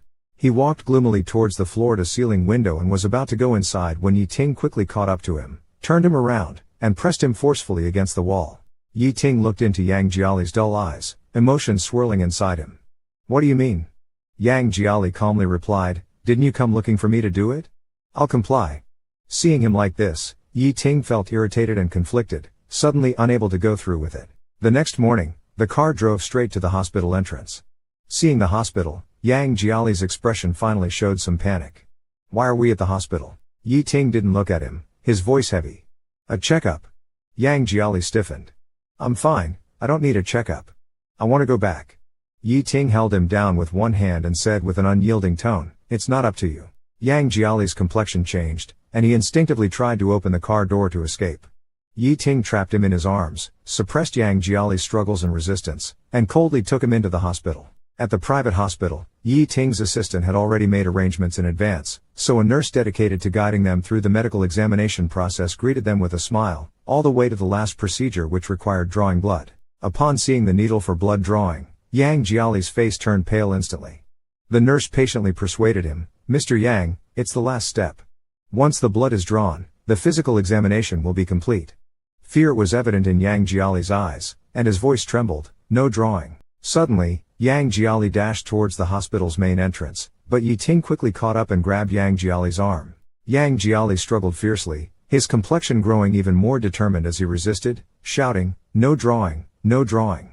The more violently he struggled, the more Yi Ting felt something was amiss. The blood must be drawn. He ordered his subordinates and the nurse to hold the person down. Without any mercy, he grabbed Yang Jiali's arm, and through gritted teeth, told the nurse at the window, "Draw his blood." Yang Jiali's entire arm began to tremble, and the nurse quickly picked up the blood-drawing needle. Before even starting, Yi Ting forcefully pressed Yang Jiali's head against his chest. Leaning close to Yang Jiali's ear, he said the most gentle words he had uttered in these days, "Baby, be good, it's just a moment. It won't hurt, don't be afraid." The moment the needle pierced Yang Jiali's arm, Yi Ting could clearly feel Yang Jiali's body shudder. Yang Jiali's body trembled. For some reason, Yi Ting suddenly felt uncertain. He suddenly became a little afraid to see Yang Jiali's medical report. Yi Ting spoke up, "The medical report will be out soon." Yi Ting grabbed his wrist, "Is there anything you need to tell me before then?" "Really, nothing hidden?" Yang Jiali's Adam's apple moved slightly as he said, "No." After work, Yi Ting went to a nearby private boxing gym. When he entered the VIP area, he happened to see his buddy, who had boxed with him for many years. This buddy was named Xiao Yeshu, and he had a very close relationship with Yi Ting. They fought a fierce match in the ring, almost like beasts, and then rested by the ring. Xiao Yeshu handed Yi Ting a bottle of water. "What's up today? You're fighting so hard, not holding back at all." Yi Ting didn't speak, unscrewed the cap with a grim face, and took a few gulps. He thought about the medical examination this morning. The doctor said, "We conducted a comprehensive physical examination of Mr. Yang. According to the results, there are no major physiological diseases. Please rest assured." Yi Ting's eyes scanned the text on the report eagerly. The doctor explained, regarding Mr. Yang's stomach condition, "From the examination and inquiry results, Mr. Yang has some damage to the gastric mucosa due to long-term alcohol consumption." Coming back to his senses, he frowned and asked again, "Since there's nothing wrong physically, why does he always look so ill?" The doctor pondered for a long time and answered, "On this point, I think it would be better for you to ask Mr. Yang yourself. I believe it's more of a personal emotional issue, perhaps something has been bothering him recently." Hearing this, Yi Ting quietly breathed a sigh of relief. He was stunned for a moment, then nodded, "I understand." Xiao Yeshu rubbed his arm that had been hurt by Yi Ting's punches earlier and tentatively asked, "What's wrong? Did that little lover you brought home make you angry?" Yi Ting glanced at him coldly and sneered, "If I don't vent first, I'm afraid I'll torment him to death when I get home." Yi Ting drives home, comes out after taking a shower, stands by the window, and gestures with his eyes for him to lie down on the bed. Under the dim moonlight that seeped in with the chill of the night, Yang Jia could feel the warmth of Yi Ting's body approaching in the dark. He looked at Yang Jia's dim eyes and asked through gritted teeth, "Now you are so reluctant to stay by my side, forcing yourself into this sickly, depressed, and numb state?" Yang Jia's eyes flickered, his breathing grew heavy. Yi Ting added pressure to his grip, "I'll give you one last chance to tell the truth. Tell me if you are hiding anything from me." Yang Jia closed his eyes and pursed his lips. Yi Ting laughed, bit Yang Jia's earlobe, and then kissed him on the cheek. "If I find out you've hidden something very important from me in the future, Yang Jia, don't blame me for not being gentle with you." After the storm, Yi Ting held Yang Jia's hand and went to sleep. After hearing Yi Ting's even breathing, Yang Jia slowly opened his eyes. It seemed as if there were dark shadows floating in front of him, making him slightly dizzy. There was also a surge of emotions in his chest, making him gasp for air in bursts. Unable to sleep until 3 a.m., Yang Jia swallowed quietly, gently turned his head, and confirmed that Yi Ting was asleep. He carefully withdrew his hand from Yi Ting's grasp. He put on his pajamas, got out of bed with light movements, and walked downstairs. Yang Jia opened the door to the room he used to live in. He walked to a small cabinet in the corner, crouched down, and slowly pulled out the bottom drawer. Inside the drawer were several bottles of medicine. Yang Jia took out a small bottle without a label. Just as he was about to twist off the cap, he heard a deep and cold male voice behind him, "What are you eating?" Yang Jiali's body shuddered violently, and his hand, which was twisting the cap, instantly stiffened. With an outstretched hand, Yi Ting forcefully pulled Yang Jiali over, and seeing the panic that flashed through Yang Jiali's eyes, he commanded sternly, "Give me what you're eating." Yang Jiali was forced to turn around. He calmed his emotions forcibly, and turned his head, "I haven't eaten yet." Yi Ting scrutinized Yang Jiali's expression and opened his hand. Yang Jiali hesitated for a few seconds, then extended his hands wide open, revealing they were empty. He said forcefully, "Like I said, I haven't had the chance to eat yet. Everything is in the cupboard." Yi Ting turned on the light, squatted down, and pulled out the entire drawer, then poured all the bottles and jars from inside it next to him. The little bottles rolled around, clinking loudly. Yi Ting looked deeply at Yang Jiali and began to inspect the bottles one by one. Yang Jiali stood by, occasionally looking nervous, his face slightly pale, and sweat forming on his forehead. Yi Ting had turned over all the medicine bottles. Pointing to the pile of bottles, Yi Ting asked Yang Jiali, "What are you eating these for?" To regulate the body, Yang Jiali touched his nose, took out the bottle of melatonin, and poured 2 pills onto his palm. "I was planning to eat 2 of these because I can't sleep. This helps with sleep." Yi Ting nodded, "Okay, then I'll take these bottles away. I will have someone check the pills inside to see exactly what they are, and then I'll return them to you." Yang Jiali tried to appear nonchalant, "Whatever." Yi Ting's tone was thick with threat and danger. "If I find out you're lying to me, I'll make you cry without tears." He pulled Yang Jiali back upstairs and lay down on the bed. Yang Jiali kept his back to Yi Ting, staring into the dark corner of the room. The wall clock still ticked away, the late night was silent. Waiting until Yi Ting behind him was once again sleeping soundly, Yang Jiali quietly turned his head to look at him and sighed in relief. He curled up slightly, gently pulling out an unlabeled small medicine bottle from his pajama sleeve and poured out 2 pills. Looking at the bottle in the light, he sneakily popped 2 pills into his mouth, then gently tossed the bottle under the bed. The bottle silently rolled under the bed along the carpet. The next morning, Yi Ting rushed to the company without stopping for a moment. After the morning meeting, Yi Ting walked into his office, followed by his assistant who reported to him the matters and schedule. "Mr. Yi, you have a phone call with the CEO of Shengmao at 3 o'clock this afternoon and need to attend the launch ceremony of the Business Innovation Union at 4. Besides, you need to go to France tomorrow to meet with the French team. The trip is planned for 5 days. Flights and accommodations have been booked." Yi Ting, looking down at his documents, nodded, "Okay, got it." The assistant bowed and turned to leave when Yi Ting suddenly called her back. He took out a bag of medicine bottles he had collected from Yang Jia's place from the drawer. Yi Ting took a bag of medicine bottles he had collected from Yang Jiali's place out of the drawer and handed it to his assistant with a cold voice, instructing, "Find someone reliable to check these pills in the bottles, see exactly what they are. Tell me the results before I leave for a business trip to France.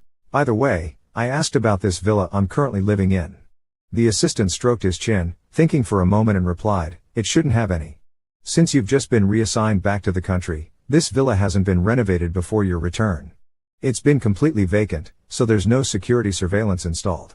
Yi Ting hummed in acknowledgement and immediately asked someone to get a system set up, tapping his fingers lightly on the desk, indicating urgency. The assistant agreed and left the office.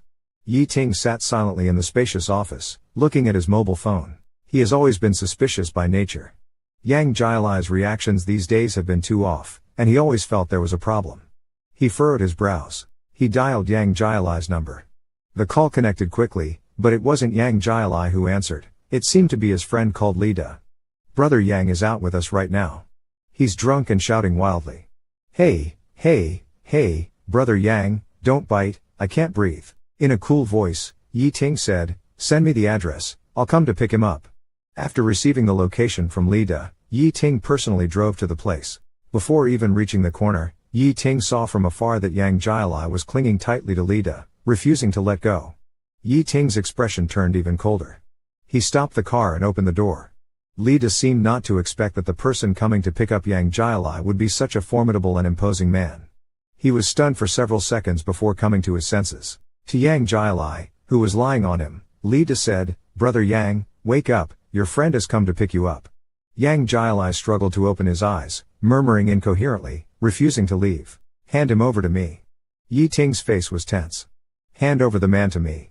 Li De reached out his hand. "Hand him over to me." Li De obliged with a sound of agreement and was about to push Yang Jiali towards Yi Ting. He held Li De even tighter, like a lifeline. Li De scratched his head awkwardly. "Brother Yang, can you let go, please?" Yang Jiali shook his head slightly, his voice tinged with drunkenness. "I won't go." Seeing Yang Jiali clutching another man tightly, a rage burned in Yi Ting's chest, heading straight up. He narrowed his eyes, his expression icy cold, not wasting any more words. He directly grabbed Yang Jiali's arm, forcibly pulled him away from Li De, and dragged him into his own embrace. Yang Jiali was indeed severely drunk. Being forcibly pulled into Yi Ting's arms, he was still very restless, constantly looking in Li De's direction with desperation in his drunken eyes, muttering "I won't go" under his breath. Yi Ting's expression turned icy cold.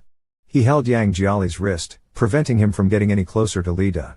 Yi Ting firmly pressed the struggling Yang Jiali against his chest, sniffed the heavy scent of alcohol on him, and his eyes immediately filled with displeasure. He asked Lida, why did he drink himself into this state all of a sudden? Lida sighed lightly. It's like this every year, his mother's death anniversary is coming up soon. This event has hit Brother Yang hard. Every year around this time, he always ends up drinking like this once or twice. Yi Ting snorted lightly and said no more. Yi Ting took him home, forcibly bathed him, and then got him into bed. Yang Jiali's body was still as thin as before, not having gained much weight despite 5 years apart. His skin as self-cleaning as ever. At this moment, with the alcohol effect and after soaking in hot water, a slight redness appeared on his fair, soft skin. Yi Ting stared at him for a long time, then removed his clothes. He leaned down to embrace Yang Jiali in his arms and said softly with a warm breath, I'm going on a business trip to France tomorrow, and I don't want any unpleasantness. So be a bit more compliant today, and listen well. Yang Jiali's hands are restrained, and she seems very uncomfortable, slightly turning her head away while still whispering and moaning in a low voice, Mama Lida. Yi Ting heard Yang Jiali's moans and couldn't help but frown. He stopped kissing and leaned in to listen more carefully. Yang Jiali kept murmuring, but other than Mom and Lida, she didn't call anyone else. A fire of unknown origin flared in Yi Ting's heart, mixed with a bit of sourness and reluctance. He grasped Yang Jiali's chin, turned her face towards him, and said soothingly but firmly, say Yi Ting. Yang Jiali's eyes were dull. She didn't open her mouth even as Yi Ting increased the pressure in his hand, getting even closer, his tone more urgent and coercive, be good and say Yi Ting. Yang Jiali's lips moved, but in the end, she didn't say it. Yi Ting coaxed her for a long time, but Yang Jiali still didn't say his name. His face went from gloomy to calm and then a smile appeared. He said coolly, it seems you're still not obedient. He let go of her, got out of bed, opened the drawer, and took out the cuffs. With a cold face, Yi Ting opened the cuffs and lifted Yang Jiali's hands above her head, shackling them to the bedpost. Yang Jiali seemed to realize something was wrong, struggling frantically like prey caught in a net, causing the metallic cuffs to clash against the bedpost with a sharp and cold sound. Yi Ting paused for a moment, about to say something, when he heard Yang Jiali call out his name with a trembling, weak voice, Yi Ting. Yi Ting paused, reached out to touch Yang Jiali's hair, and unlocked the cuffs on her wrists, his eyes finally showing some warmth. Wouldn't it have been better to be like this from the start? He bent down, his fingers gently brushing across Yang Jiali's feverish eyelids, and while she was still intoxicated, he asked again, you've been unwell for so many days, were you deliberately putting on this act, or is there something else you're hiding from me? Be honest and tell me. Yang Jiali didn't speak, suddenly stretching out her hand to hug Yi Ting's neck. Yi Ting was slightly taken aback. With a drunken tone, Yang Jiali huskily sobbed in Yi Ting's ear, Yi Ting, I'm sad. He pressed Yang Jiali's head into his chest and kissed her on the cheek, asking, besides being sad, is there anything else more important? Yang Jiali kept repeating the same line, Yi Ting, I'm sad. Yi Ting sighed. If you're feeling upset now, don't be moody anymore. If you were as obedient as you were today, would I need to resort to those methods? The next day, when Yang Jiali woke up, the space beside him was empty. He lay numbly on the bed for a while. He got up, washed, and went to the dining room. There was a note on the table. Yang Jiali picked up the note and saw it was Yi Ting's handwriting. It said that he had to go to France on a business trip for 5 days and to call him if anything came up. Call him if you need anything. Breakfast is in the thermal box, remember to eat. Yang Jiali crumpled the note into a ball and threw it into the trash can.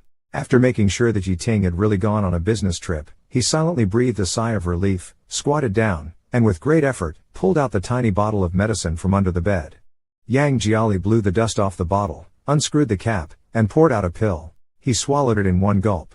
In Paris, France, which is 6 hours behind, Yi Ting had just returned to the hotel with the senior team. The assistant handed him a tablet with the screen lit up. He took the tablet and saw that it was playing a segment of surveillance video that had been cropped and enlarged. His finger touched the screen where Yang Jiali was taking the medicine, and after a long while, Yi Ting handed the tablet back to the assistant and said calmly, contact someone reliable back home to take a few pills from this bottle as samples. Find out the name of the medicine and its indications immediately. Don't let him find out. The assistant acknowledged, and suddenly Yi Ting smiled and said, he really is hiding something from me. The next day, at the performance center, Yang Jiali, along with Lida and Lier, put on makeup and changed costumes. Coordinating with the director's team, they went through the process again. They squeezed in the corridor, waiting until 8 o'clock, when the staff called them to the backstage to prepare for their performance. In the bustling and tense backstage, Lida and Lier looked at the stage lights, breathing heavily. Yang Jiali quietly patted their backs, comforting them, We've rehearsed so many times, relax. Li Da nodded and took a deep breath. The director's instructions came through the earpiece, and Yang Jiali, along with Li Da and Li got onto the lift and rose to the stage. Yang Jiali stood under the spotlight, his voice faintly youthful and clear. At the end of a song, the entire audience listened quietly. Yang Jiali suddenly burst into tears. No one knew that this song was written for his mother. When he was young, his mother would wash dishes and sweep the floor, and he would often cling to her leg like a clingy little cat, singing counting ducks and blowing bubbles with his childish voice. Back then, he thought that one day he would write a beautiful song and sing it for his mother. But by the time he grew up and wrote beautiful songs, his mother didn't have many days left. No matter how hard he worked to earn money for her treatment, his mother never opened her eyes again. After the song, Yang Jiali listened to the applause from the audience. He thought, millions of people heard this song, but in this life, his mother couldn't hear it. Yang Jiali put down the microphone, bowed deeply, wiped away his tears, and walked off the stage. Backstage, Li quietly handed him a pack of tissues.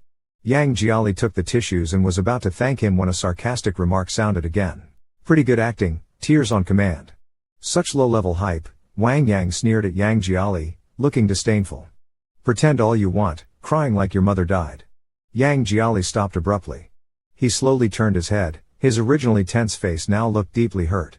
His expression turned gloomy as he looked at Wang Yang and suppressed his anger, replying, "Shut your filthy mouth." Wang Yang was intimidated by his gaze and took a step back.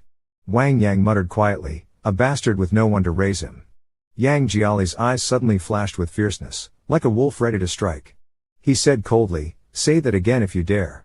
The commotion had already drawn the attention of those around, and everyone backstage perked up their ears, waiting to watch the drama unfold. Wang Yang sneered, "I said you're a bastard with no one to raise you." He lightly touched his face, mocking, "You act quite well. Come on, take a shot if you dare." Just as Wang Yang finished speaking, before he could react, Yang Jiali had already swung his fist, landing a punch squarely on Wang Yang's face. Wang Yang was punched so hard that he staggered back a few steps, almost falling onto someone else. Chaos erupted backstage. Yang Jiali, with eyes burning red, looked ready to beat Wang Yang severely. Fortunately, Li Da and Li held him back with all their strength. It wasn't until the staff surrounded them and the event director scolded them harshly that the commotion ceased. Before the event ended, Yang Jiali, along with Li Da and Li were thrown out of the performance center. Standing at the main entrance, Li Da looked at Yang Jiali's expression and worriedly asked, "Yang Ji, are you okay?" Yang Jiali gritted his teeth with determination, and with red, strained eyes, he shook his head. In a hoarse voice, he said, "You all go back first. I'm fine. I'll take a cab back to the villa." As soon as the door was opened, Yang Jiali hurriedly rushed to the bedroom, silently washed his hands, brushed his teeth, and climbed into bed.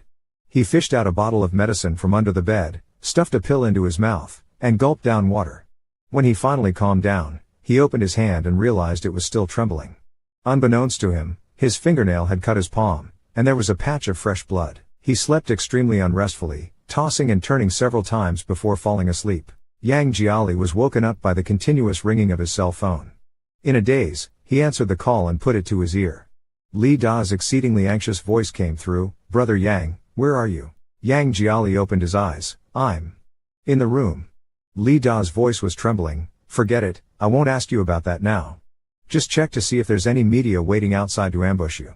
Quick, take a look." Yang Jiali jolted awake, sat up, and stumbled to the window.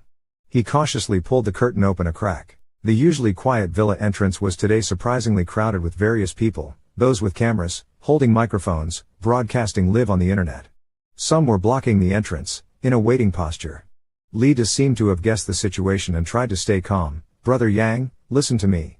Hide and don't go outside at all." Yang Jiali let the curtain fall back into place. "What's going on?" Li Da sounded quite angry, gritting his teeth. "Check Weibo." After hanging up, Yang Jiali opened the long-neglected Weibo to find the top trending search, "Heartache for Wang Yang." A video clip shot from behind by an onlooker has gone viral, pushing the heat to a climax. The video was cleverly edited to show Yang Jiali swinging a punch at Wang Yang's face and seemingly going berserk trying to beat him harshly. As soon as the video came out, it caused a sensation. Wang Yang himself then posted a public announcement video. In the video, with a band-aid on his face, he spoke to the camera, "Thank you to the fans who care about me, and please stop spreading the video. Please stop spreading the video. I don't want anyone else to be hurt by this. Thank you." Yang Jiali could feel his teeth clenching. Holding his breath, he opened his Weibo, which had very few followers. His Weibo comment section was completely dominated by Wang Yang's massive fanbase, filled with unspeakable insults. Putting down his phone, Yang Jiali's breathing suddenly grew heavy, his complexion turning ashen. A spasm in his stomach changed his expression, and he rushed into the bathroom, slipping along the way.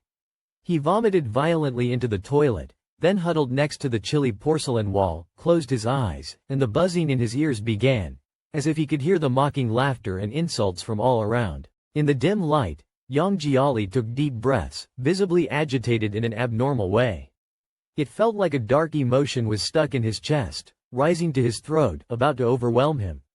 As if everything was being swallowed by darkness, Yi Ting was called out of a meeting by his assistant in Paris, France. Yi Ting left the meeting room and adjusted his tie, somewhat irritable. "What's the matter?" he asked. The assistant handed him a tablet and whispered a few words. Yi Ting's gaze darkened as he looked at the chaotic public opinion on the tablet. He said to contact relevant media to suppress the discussion and shift the focus. The assistant blinked. "What else shall we do?" Yi Ting paused for a few seconds, then suddenly smiled and waved his hand. "Don't take any action just yet." The assistant looked puzzled. Yi Ting handed the tablet back. "Last time with Ni Yun's incident, you had it resolved behind my back before I even knew it. This time, let's wait." The assistant whispered, "The online abuse is quite severe." Yi Ting hummed softly in response, "A little hardship will do him good. He's been too emotional lately, always with a deathly pale face, not knowing how to bow his head nor how to listen." Taking a deep breath, Yi Ting chuckled, "I'll wait for him to ask me for help personally." Yang Jiali still sat on the floor. Despite the warmth of the room, he felt cold all over, with his lips and fingers trembling continuously, like a shivering, stiff-stricken stray dog on a winter's night. He closed his eyes, and the buzzing in his ears didn't stop for a moment, the noise coming from all directions. His phone on the floor rang again, startling him. He grabbed the phone in a panic. It was an incoming call from an unknown number. Subconsciously, he answered the call. Before the phone even reached his ear, he heard a cold, resentful voice from the other end, loudly cursing, "Bug, go die. If you punch Wang Yang, countless people will punch your corpse. Just wait, you won't die a good death." Yang Jiali abruptly hung up. Right after the call ended, his phone started vibrating continuously, non-stop. Text messages from various unknown numbers kept flooding his inbox, all filled with unbearable insults. Yang Jiali knew his mobile number must have been exposed. He didn't dare to open a single message, hastily turned off his phone, and even removed the SIM card. He leaned against the headboard, feeling waves of nausea and a suffocating pain in his chest, lying on the ground in agony. He glanced at the calendar on the desk. That date was circled in big. It was the anniversary of his mother's death. Yang Jiali eventually ended up with severe depression. This day was the anniversary of his mother's death. He would visit his mother's grave and talk to her, never missing a year. He packed the pancakes he had cooked into a bag. He took out the fresh flowers he had prepared in advance. Yang Jiali changed his clothes, put on a black down jacket, wore a mask and a black baseball cap, and left the villa from the backyard, tiptoeing around the front gate. Just a few steps out of the villa, he heard an extremely excited shout from behind, "He's come out." Yang Jiali turned his head to look. The media, paparazzi, and even some live streamers who had waited almost all night, holding various devices, rushed towards him with excitement on their faces like swarms of locusts. Yang Jiali took to his heels and flagged down a random taxi by the roadside. Not until the car door was shut did Yang Jiali take a deep breath, pulling out a carefully hidden bag of pancakes and a bunch of flowers from his embrace and placing them beside him. After a moment's pause, he told the driver to detour to Heshan Cemetery. In Paris, France, after 6 hours of business talks, Yi Ting and the representatives of the French consortium signed the cooperation agreement, and a round of warm applause erupted in the spacious meeting room. As everyone left the meeting room, Yi Ting inquired of his assistant if he had received a phone call. The assistant, taken aback at first, then realizing what was meant, shook his head. Yi Ting's lips curled up, a coldness in his eyes, still not behaving. He shook his head with a light sigh. Is it so hard for him to lower his head and beg me? Must he always be so emotional? After a while, the assistant brought over the glowing phone screen and Yi Ting asked if it was him. The assistant replied, "No, it's not a call from Mr. Yang. The voice suddenly trembled, from the domestic drug testing personnel. The test report for the pills Mr. Yang secretly took has come out." Hearing this, Yi Ting felt a sudden pang in his heart. He took the phone and tried to remain calm as he listened to the person on the other end. Initially, his face remained composed, but as the conversation progressed, Yi Ting's expression changed drastically. The assistant looked down, and when she looked up at Yi Ting again, she was startled. Having worked by Yi Ting's side for 3 years, this was the first time she had seen such a panic-stricken look on his face. The taxi stopped at the intersection, and Yang Jiali got out with his belongings. He wrapped his coat tighter around himself, sniffled, and looked into the distance. The cemetery lay ahead. Suppressing the dark, overflowing emotions inside him, he put on his mask and continued walking with his head down. He had only taken a few steps when suddenly a siren wailed behind him. Several cars came to a screeching halt beside Yang Jiali. The doors flung open, and the media reporters who had initially been blocking the villa gates actually followed Yang Jiali's taxi all the way here. The reporters got out, each carrying their equipment, eyes shining as they charged towards Yang Jiali, asking, "What's your opinion?" He lifted his leg, ready to run. Unfortunately, there were quite a few cars parked around this time, and the paparazzi completely surrounded Yang Jiali, not giving him any chance to leave. Yang Jiali stood amidst the crowd, his eyes full of panic like a lost child, not knowing where to go. Layers of cameras and microphones were thrust in front of Yang Jiali, and a cacophony of noise exploded in his ears. "Yang Jiali, please talk about your thoughts on the incident." As the scene was in chaos, suddenly, from an unknown direction, an egg flew through the air.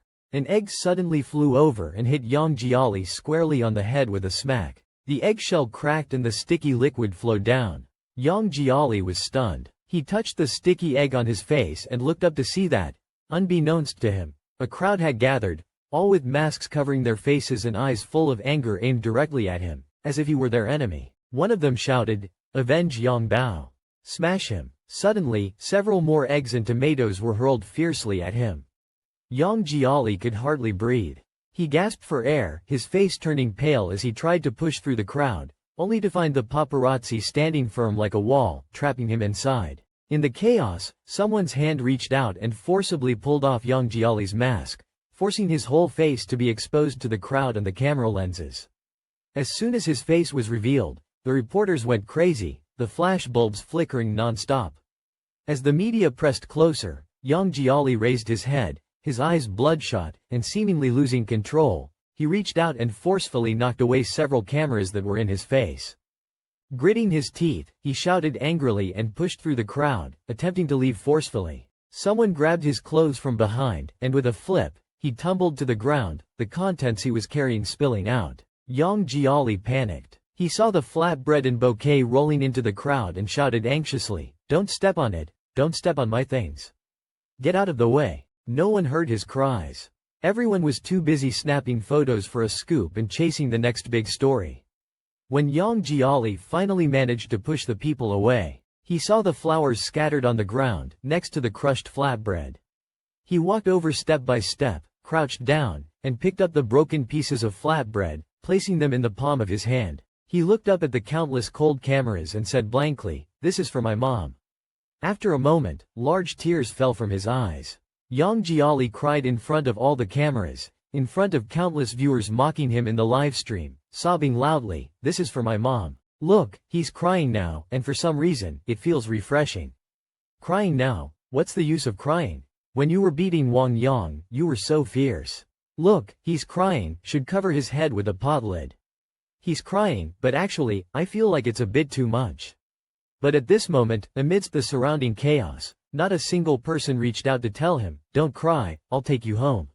No one. Yang Jiali stood among the crowd, no longer caring about his image, holding the broken cookies in his hands, crying like a child. Yang Jiali seemed unable to hear anything. He could feel the glaring lights flashing at him, but the harsh noise seemed to suddenly disappear from his mind, leaving only a faint buzzing. He didn't resist anymore and just stood there, numb. The media took this opportunity to snap photos from all directions. When they finally had enough footage, they packed up their equipment, gave Yang Jiali a few insincere words of comfort, and left satisfied in their cars. A female reporter, feeling a bit guilty before leaving, took out a tissue and wiped the flour, egg, and blood off Yang Jiali's face. She sighed, patted Yang Jiali on the shoulder and said, "Don't cry." Yang Jiali had no reaction, like a statue. The female reporter consoled, "All right, it's good you know you were wrong. Don't hit people again in the future. If you realize your mistakes and change, people are willing to forgive you, understand? Wipe your tears." She stuffed the remaining pack of tissues into Yang Jiali's pocket and left with her team. Yang Jiali stood in the same spot for a very long time. When almost everyone had dispersed and only a few self-media were still shooting with their phones. He slowly raised his head, his eyes bloodshot and his gaze profoundly empty, devoid of any sign of life. He looked at the broken cookies scattered on the ground and slowly knelt down. Trembling, he opened the bag and carefully picked up the pieces one by one, placing them into the bag and wrapping it tightly in his arms. He turned and walked toward the cemetery. Yang Jiali walked silently, with a few self-media hosts still filming him with smirks. Yang Jiali looked at them lifelessly and quickened his pace. He entered the eerie cemetery. Someone pulled at his clothes and said, "Stop, let us film a little more, everyone is waiting to watch." Someone blocked his path, "Don't go yet. Wang Yang's fans in the livestream are waiting for you to apologize.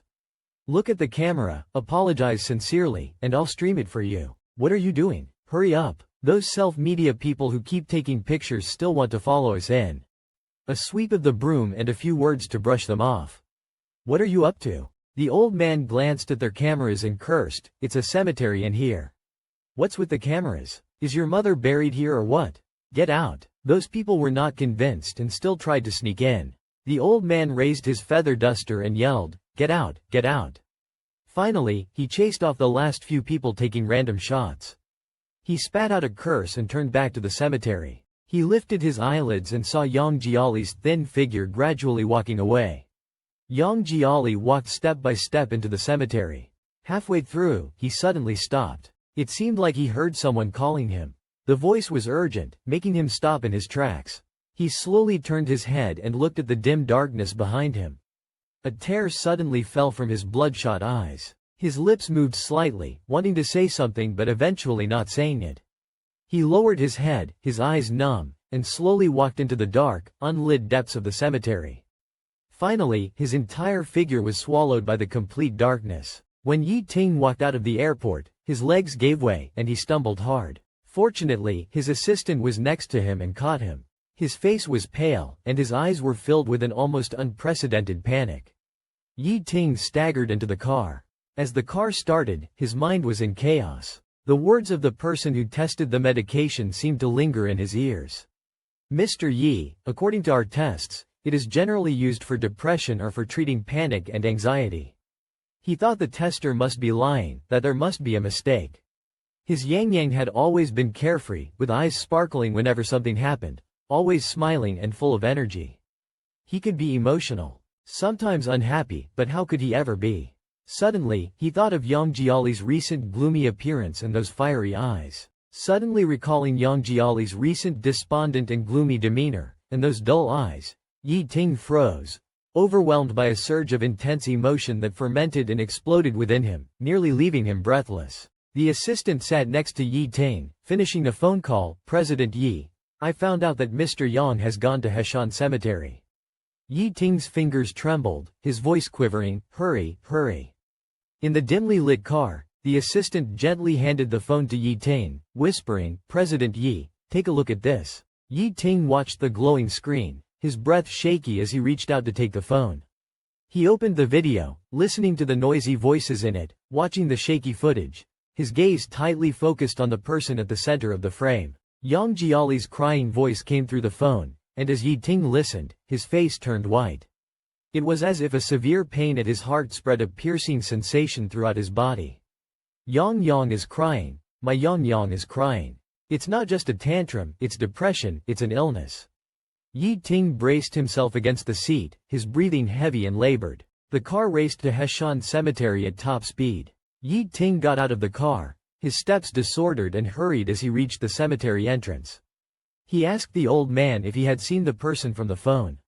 The old man nodded. "Oh, he's still inside." He's been there since this morning, almost a whole day without moving. He didn't budge even when it began to snow. The child seems to be in a daze, as if something's wrong.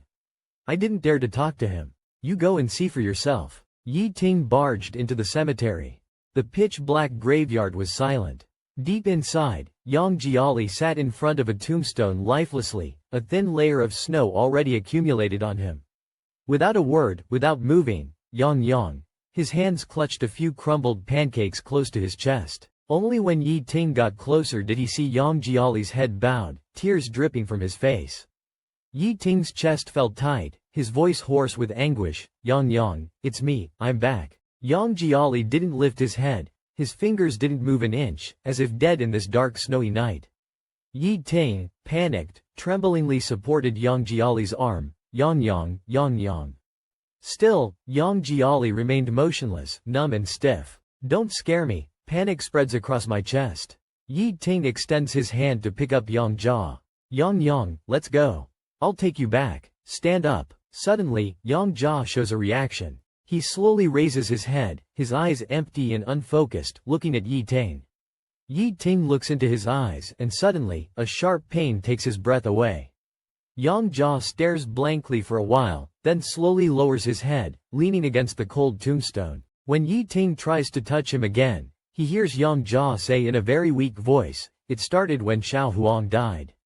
Yang Jia's eyes are empty as if recalling something. A small dog raised by my grandma, with black eyes. It would wag its tail and even smile when it saw me. It grew up with me until I was 8. It was very clingy. Every time I went to school, it would lie by the door and watch the road in the village. I knew it was waiting for me to come back. It waited every day, but one day, it stopped waiting. Grandma told me Xiao Huang ran away. I didn't believe it. Later, I found out from a neighbor that on that afternoon, some people came to the village to poison dogs. They shot Xiao Huang, who was waiting at the door for me, with a tranquilizer dart, grabbed its neck, and dragged it away. I never saw it again. I knew it would never come back. A tear falls from Yang Jia's eyes, streaming down his numb face. From that moment on, I knew that people's hearts are dark. Yi Ting's heart trembles, watching Yang Jia like this, he can hardly breathe. Yang Jia continues in a low voice, then there was my grandma. Her eyes crinkled when she smiled, and her wrinkles looked nice. Her legs weren't good, so she stayed home and made dumplings for me. She would sew clothes for me. She was the kindest person to me. When I was 12, I went to the county town with grandma. She was crossing the street to buy me candy. As she staggered back, she was hit by a car and flung into the air. Grandma hid the candy in her bosom. Her kind face was covered in blood. I cried terribly. I wanted to take revenge for my grandma. I asked my mom every day if the bad person was caught. Yang Jia's emotions suddenly become uncontrollable. Later, I found out that the one who killed my grandma was a rich and powerful second generation. He wasn't punished at all. He was still going to school, laughing happily. But what about my grandma? She died holding the candy she bought for me. From that moment on, you still had me. I realized that this world was also dark. Yi Ting's heart ached so much that it throbbed. He looked at the tears streaming down Yang Jiali's face and his numb yet struggling gaze, and just wanted to quickly hug Yang Jiali and take him home. Yang Jiali looked at the falling snow, his voice gradually choked with sobs. He turned his head to look at Yi Ting, his eyes illuminated by a faint light. Later, it was time for college. The luckiest thing for me was meeting you in college, Yang Jiali said softly. Those were the happiest 4 years of my life. Except for my mom and grandma, no one had ever treated me so well. I liked honey, so you stocked up a whole cabinet with it.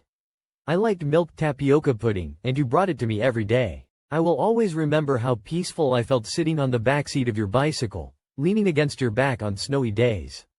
I can't bear to forget any second of those 4 years. But when I saw you bringing milk tapioca pudding for Xiao Xia, forgetting that I liked it too, and when I saw you remember Xiao Xia's graduation ceremony but forget that it was also my birthday, I knew that the happiness of those 4 years was stolen by me. It had ended long ago. You no longer loved me. Yi Ting's chest constricted sharply, his heart wrung with pain. He knelt down halfway, frantically grabbing Yang Jiali's arm. No, baby. Yang Jiali's eyes gradually dimmed. After breaking up with you, I went to work. My mom's illness was very serious and couldn't be delayed any longer. The doctor said it was already beyond hope. I didn't believe it and insisted on saving her. I worked 4 jobs a day and slept only 5 hours a day. I was willing to do any kind of work. I wanted to earn a lot of money to hire the best doctors for her. I really tried my best, but I could only watch as my mom's condition worsened day by day until I watched her heartbeat turn into a flat line. After she passed away, I didn't cry, my heart seemed numb, and I couldn't feel anything. I can't feel anything anymore. I opened the door to the rental, and it's empty inside. It's pitch black, not a sound to be heard, as if cut off from the world. That's when I truly realized I was completely alone. No one will ever dote on me again. Li Jiaqi lifts their head, tears dried up, eyes hollow. They look at Yi Ting and say softly, "Yi Ting, no one will ever dote on me again." In a fluster, he wraps Li Jiaqi in his arms, saying urgently, "That's not true, that's not true. It's cold on a snowy day, isn't it? Let me take you home, okay? What do you want to eat? Dumplings? Or sago soup?" Li, he helps Li Jiaqi to stand, holding them tight in his embrace. Li waits for Li Jiaqi's answer, only to hear the assistant behind them say somewhat panicked, "President Yi." Their eyes are closed. They seem unresponsive. Yi Ting freezes for a second, then slowly turns his head. His face brushes against Li Jiaqi's, chilled by the cold wind and snow. Yi Ting calls out in disbelief, softly, "Baby, don't scare me." Li Jiaqi makes no move, eyes shut tight. Yi Ting's palms are trembling violently on Li Jiaqi's back. He tries to appear calm, but can't. "Baby, be good, say something to me. Don't scare me, I'll take you home, it's all right." Yi Ting holds Li Jiaqi, breathing rapidly. Call an ambulance, call an ambulance." He holds Li Jiaqi close, standing amidst the dark snowy night. It seems as if there's no sound around them, the night so long it feels like it will never end. The snow chills one's heart and bones. Yi Ting is in the hospital, head bowed, eyes red, silent. It's not until the doctor comes out of Li Jiaqi's ward that Yi Ting suddenly snaps back to reality. The doctor, holding some reports and speaking in a gentle tone, says, "The patient has awakened from shock. We've checked their condition. Their emotional state is a bit off. They've been calmed down and are now resting." Yi Ting clenched his fists tightly, his palms sweating as he continued. The doctor pushed his glasses up, his expression slightly grave. Based on his medication intake and assessment results, it can be diagnosed as depression, ranging between moderate to severe. A sharp acidity surged from his chest to his nostrils. Depression. He remembered forcing Yang Jia to get a medical checkup once, where the doctor told him there were no major physical illnesses. He had carelessly relaxed about mental health, even thinking Yang Jia's sickly and worried look was just for show or moodiness. He always felt that someone as carefree and always happy as Yang Jia couldn't possibly suffer from such an illness. If anyone could avoid depression, it would be Yang Jia. Yang Jia was like a little sun, being able to shout, vent, and radiate vitality. That bright smile seemed to carry light, shining straight into people's hearts. He had never expected this. When he hadn't noticed the supposedly indestructible, filled with optimism strong heart of Yang Jia he thought he knew had already been crushed by darkness from all sides, trampled into a pit of gloomy mud. After the doctor left, his eyes were filled with extreme panic. My Yang, he always felt this was like a nightmare, but it was all happening right before his eyes. He walked unsteadily into Yang Jia's ward. Yang Jia lay on the bed, breathing shallowly, his eyes tightly shut, his face pale and lips dry.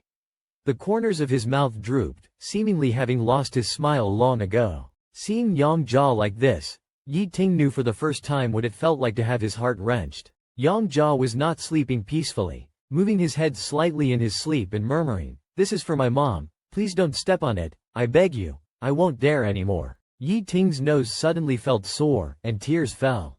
He squatted down, touched Yang Jia's hair, and softly soothed, "Baby, don't be afraid, I won't let you be bullied again." Yang Jiali gradually calmed down, and at the moment his eyebrows relaxed, he whispered, "Take me home." Before he knew that Yang Jiali was ill, he forced Yang Jiali to submit by handcuffing him to the head of the bed. Ignoring his struggles, indifferent to his pain and the tears that fell, exerting force to almost make him cry out in pain. Yi Ting suddenly couldn't bear it anymore. He took deep breaths. Emotions surged, and with a loud slap, Yi Ting fiercely slapped his own face. It's only now that Yi Ting realizes he cares about Yang Jiali, but everything is too late. Yang Jiali has awakened, staring blankly out the window at the aggressive snowfall. The ward is quiet, the light is soft, and Yang Jiali is sitting on the hospital bed. His thin body wrapped in a coat, lips tightly pressed together, exuding a loneliness that seems out of place in this world. At this moment, Yi Ting suddenly feels genuinely that Yang Jiali is indeed like what the doctor said, coiled up in a dark room that no one can enter. Yi Ting silently walks to Yang Jiali's bedside, pours the medicine into his palm and calmly says, "Take the medicine." Yang Jiali makes no move, his eyes empty. Yi Ting feels a twinge in his heart, leans closer, close enough to kiss with a slight bow of the head. Yi Ting continues to coax patiently, "Be good, open your mouth and take the medicine." Yang Jiali silently turns his head away, ignoring him. Yi Ting pauses for a few seconds, slowly reaches out, uses a bit of force to turn Yang Jiali's head towards him, and brings the medicine to his lips. "You won't recover from your illness if you don't take the medicine. Be obedient, now." Yang Jiali feels uncomfortable being pulled by Yi Ting, frowning in discomfort and humming. He frees himself from Yi Ting's hand and sits in silence. Yi Ting looks at his lonely and silent figure, filled with distress. He takes a deep breath, suppressing all emotions. "I tried everything to coax Yang not to be mad at me. As long as you take your medicine obediently, I will give you whatever you want, okay?" However, Yang Jiali still did not respond. Yi Ting bit his teeth, a thought struck him. "How about this? I'll take revenge for you. Just take the medicine and I will deal with Wang Yang." Initially, Yang Jiali was numb and silent, but upon hearing the words, "Wang Yang," his whole body trembled violently like a frightened rabbit. His face turned pale with fear, and he said, I won't dare to do it again." Seeing this, Yi Ting felt as if he was struck hard in the chest. Yi Ting felt as if his chest had been struck hard, a severe pain spreading through him. He closed his eyes tightly, suppressing the sting in his nose. He lowered his voice and said, "You can do whatever you want. If you wish, I can bring him here to kneel and kowtow to you." The thought of Wang Yang's rampant behavior that day, forcing Yang Jiali into his current state, filled Yi Ting's eyes with hatred. "Or I can have someone slash his face, break his legs, make sure he never gets on stage again, and ruin his reputation." Yang Jiali lifted his eyelids slightly and looked steadily at Yi Ting. Yi Ting, trembling, softly pleaded, "Baby, take your medicine." It seemed as if Yi Ting's reddened eyes moved Yang Jiali. Slowly, he leaned his head out, like a young cub licking water, and took the pill from Yi Ting's palm into his mouth. After Yang Jiali took the medicine, Yi Ting breathed a sigh of relief. Yang Jiali was resistant to staying in the hospital, so Yi Ting consulted the doctor and decided to take Yang Jiali home to recuperate. When the car arrived at the villa with Yang Jiali and Yi Ting, Yang Jiali refused to go inside. Yi Ting patiently persuaded him, "We're home. It's cold and snowy, let's go inside." Yang Jiali shrank back a few steps, and Yi Ting was at a loss. He heard Yang Jiali softly muttering, "This is not home." Yi Ting forcefully pulled Yang Jiali over, saying, "Be good and come back with me." There was resistance and struggle in Yang Jiali's eyes. "There will be people forcing me inside." "No." Yi Ting inhaled sharply. He never imagined that the time he handcuffed Yang Jiali, forcing him to submit and serve him, would leave such a traumatic shadow on Yang Jiali. With difficulty, Yi Ting said, "If not here, then where do you want to go?" Yi Ting followed him to an old building. This was a small place Yang Jiali had once rented on his own. Yang Jiali went upstairs, opened the door as if only here did he consider home, the only place that could give him peace of mind. Yi Ting watched him curl up under the covers for quite some time before slowly recovering. He nodded and said, "You want to live here, okay." He whispered in Yang Jiali's ear, "Baby, I'm here with you." Yi Ting originally wanted to move in as well, but Yang Jiali also had a very strong resistance to him. As soon as he approached Yang Jiali's small bed, Yang Jiali would curl up and burrow into the corner, his eyes flashing with wariness, extremely tense, like a little lamb hiding from a wolf. Yi Ting tried several times back and forth, but Yang Jiali just wouldn't let him stay here. Sighing deeply, Yi Ting raised his hand. Okay, I won't stay in your room." Helpless, Yi Ting smiled and left the room. Yi Ting instructed his men to rent a room nearby. After he finished the call, he walked to the door of Yang Jiali's room, tap, tap, about to enter when tap, tap, tap, the steady sound of footsteps echoed in the hallway. A man in a suit with a refined demeanor walked up. Yi Ting squinted at the man, frowning. Zhao Shanhai. Zhao Shanhai was also particularly surprised to see Yi Ting here. Yi Ting, what are you doing here? Yi Ting didn't speak, just looked coldly at Zhao Shanhai. I came to find Yang Jiali. Does he live here? As soon as Yi Ting heard Zhao Shanhai was looking for Yang Jiali, he immediately became vigilant. What's your relationship with him? I've heard about his situation and wanted to see if he's okay. Zhao Shanhai maintained a graceful and gentlemanly smile. I suppose we're friends. Yi Ting suspiciously opened the door. Upon entering, Yi Ting's voice was stern and cold. Don't get close to him. His mental state is not good right now. He has tendencies toward depression and autism, and he doesn't like seeing people. He hides when he sees anyone. Not just you, even I. When I want to hold him for a while, he resists a lot. You'd better not go in, so as not to startle him. After saying that, Yi Ting turned to the coffee table in the living room to prepare the medicine Yang Jiali would need to take. When he looked up again, Zhao Shanhai had already approached Yang Jiali. Yi Ting was startled, his eyes immediately turning cold and extremely furious. He was about to scold Zhao Shanhai for entering without permission. When he looked into the bedroom, he saw Zhao Shanhai slowly sitting by Yang Jiali's bed in the quiet room. Upon seeing Zhao Shanhai, Yang Jiali's eyes softened and he no longer looked guarded. He slowly moved closer. As Zhao Shanhai called gently, Yi Ting, holding a glass of warm water and medicine, stood at the door and saw this scene. He felt as if another hard slap landed on his face. A strong sense of jealousy exploded in his chest, almost causing him to lose control of his emotions. Yi Ting felt as if his heart was being squeezed, a sharp feeling of bitterness and pain rising in his chest. His breathing became heavier in an instant. The veins on the back of his hand holding the water cup bulged, and the glass cup nearly shattered under the pressure. His eyes turned red, and waves of intense emotion surged within them. Walking to Yang Jiali's side, Yi Ting tried to speak more gently, handing over the medicine and warm water. Take the medicine. Yang Jiali didn't respond. Yi Ting's eyes darkened, reaching out to pull Yang Jiali back to his side. Yang Jiali struggled as soon as Yi Ting touched him, clearly showing resistance. Zhao Shanhai softly reassured, it's okay, it's okay. Yi Ting's nails dug into his palms, dark anger churning inside him, but he couldn't explode. He took a deep breath, sat beside Yang Jiali, and patiently coaxed, be good, take the medicine, open your mouth. Yang Jiali didn't touch the medicine Yi Ting handed over. Seeing this, Zhao Shanhai sighed, let me try. Taking the medicine and hot water from Yi Ting's hand, Zhao Shanhai smiled at Yang Jiali. As a CEO who always presents an imposing figure, he looked especially gentle and approachable when he smiled. He raised his hand and said, take the medicine, okay? Come on. Yang Jiali hesitated for a moment and lowered his head. Just as Yi Ting breathed a sigh of relief, thinking Zhao Shanhai wasn't that impressive, Yang Jiali suddenly raised his head, took the pills from Zhao Shanhai, swallowed them, and then took the hot water, drinking it in one gulp, behaving very obediently. Yi Ting's face turned extremely dark.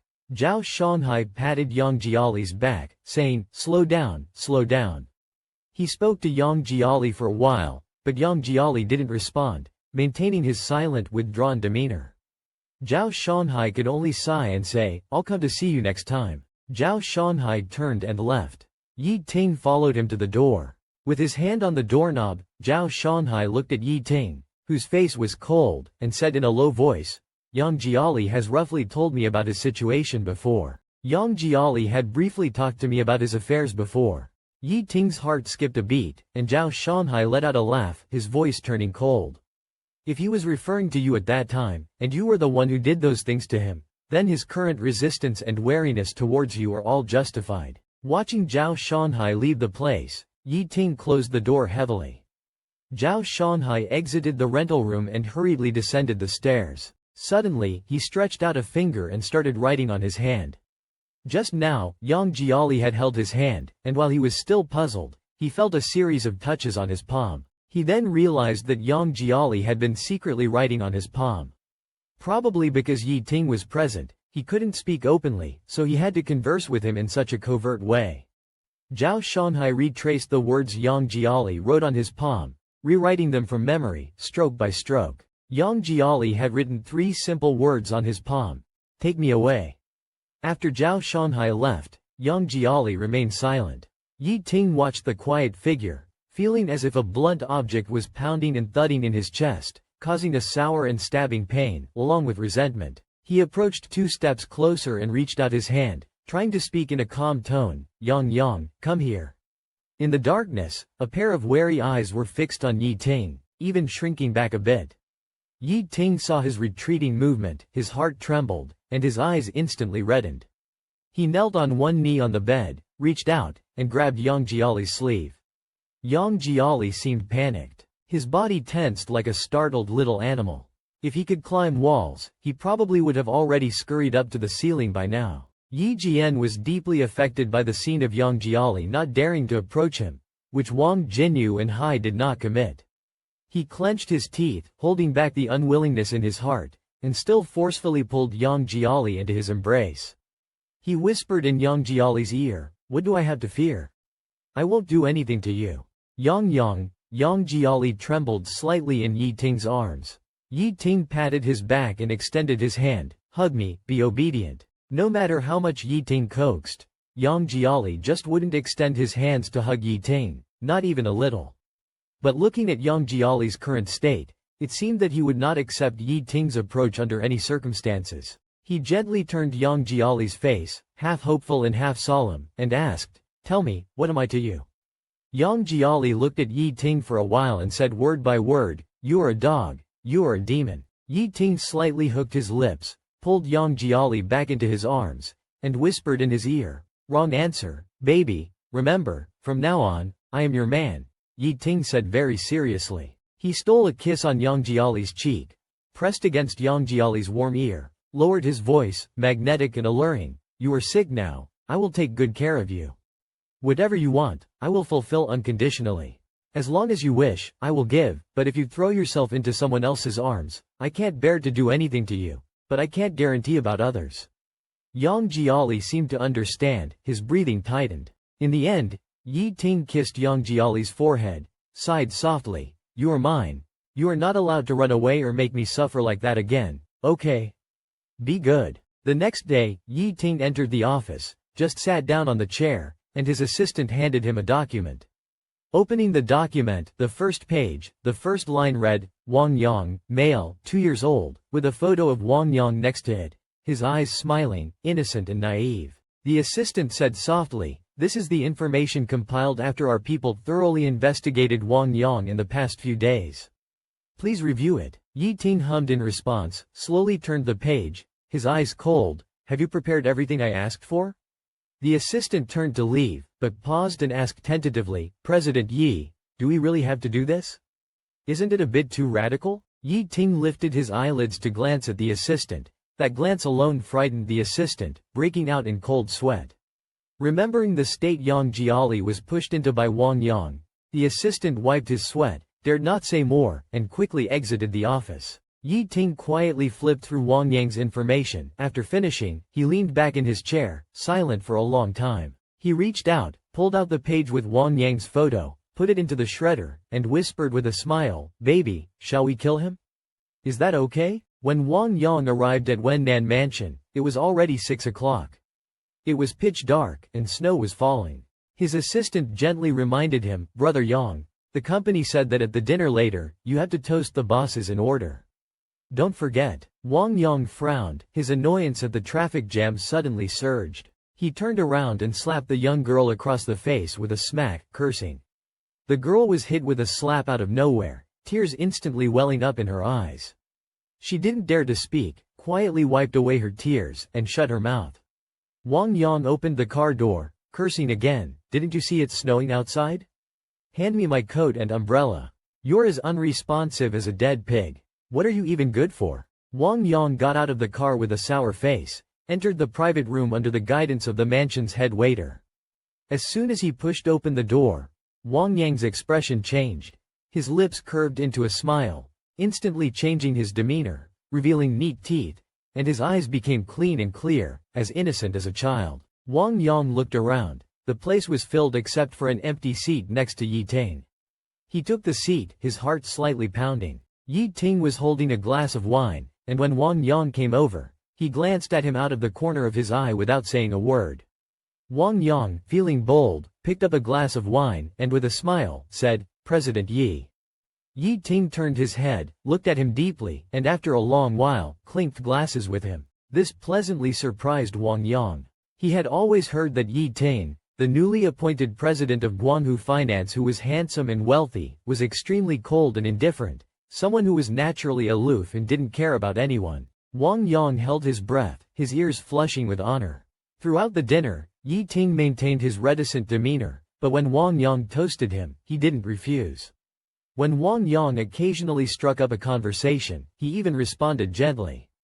Ni Yun, seeing this from afar, snorted coldly. Ni Yun's agent, a bit worriedly, said to him, "Wang Yang is quite adept at his tactics. This kid Wang Yang is quite capable. Why does it feel like President Yi treats him differently? Could it be that they are hooking up?" Ni Yun curled his lips. That day, he only slapped Yang Jiali once, and Yi Ting almost disfigured him and crushed his hands. He raised his hand and looked at the scars on his fingers that hadn't faded yet. Wang Yang really put Yang Jiali in a bad spot this time. Ni Yun sneered and shook his head. "Fool, let him be." The dinner party ended, and Yi Ting got up. Wang Yang followed closely behind him.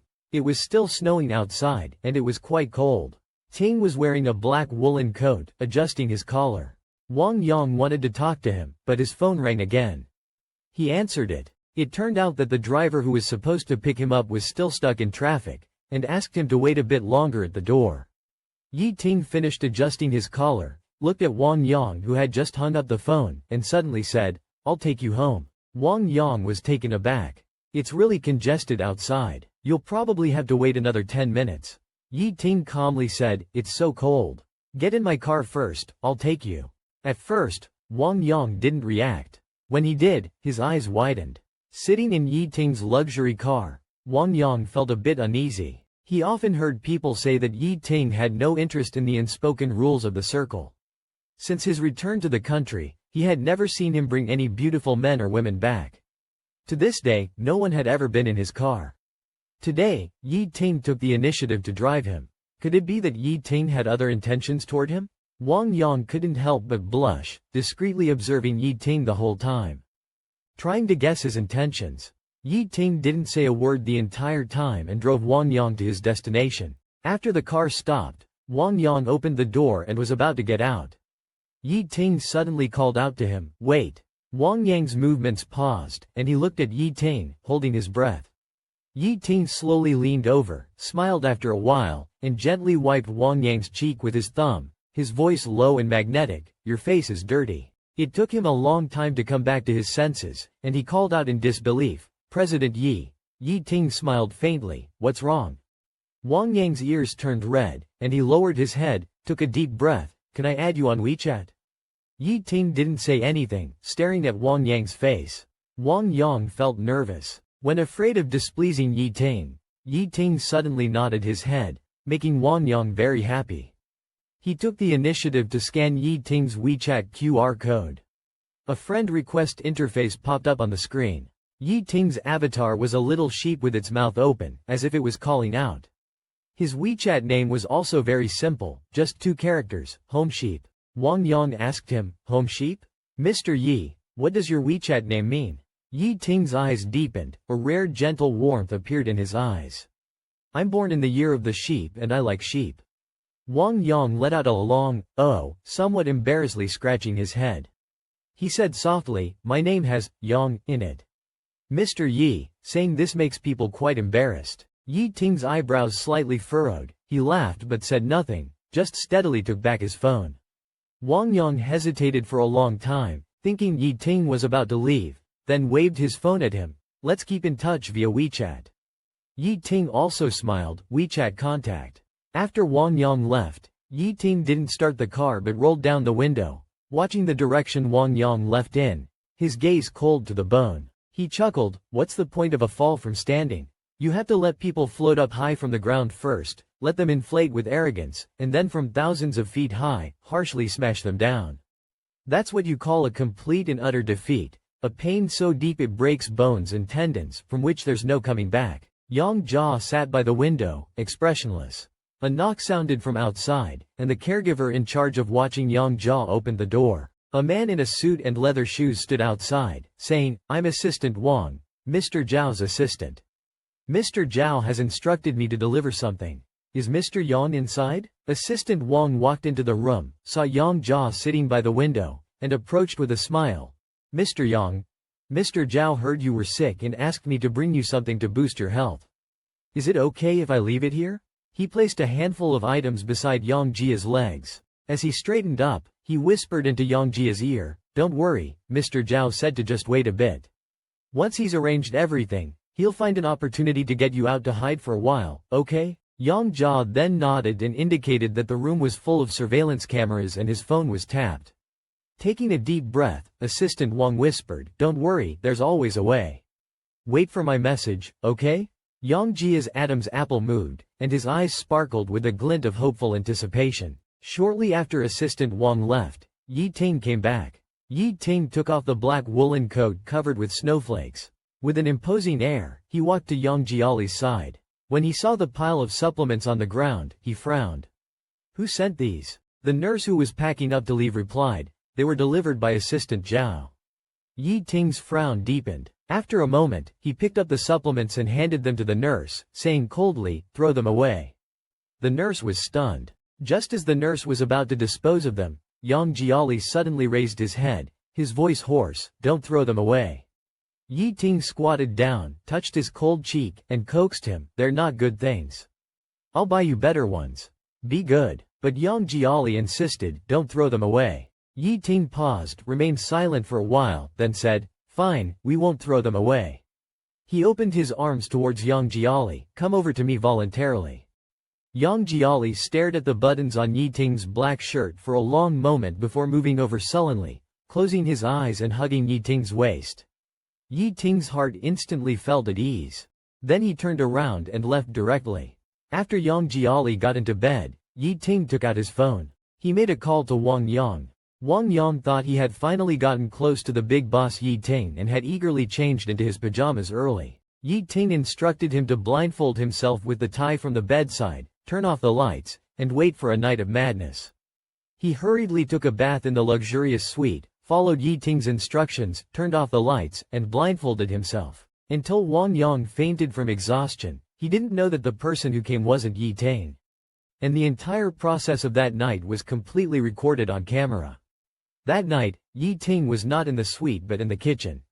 He cooked a pot of sago, mixed it with milk, and the aroma was enticing. He left a bowl and added honey to it. Yi Ting carried the bowl of milk sago into the bedroom.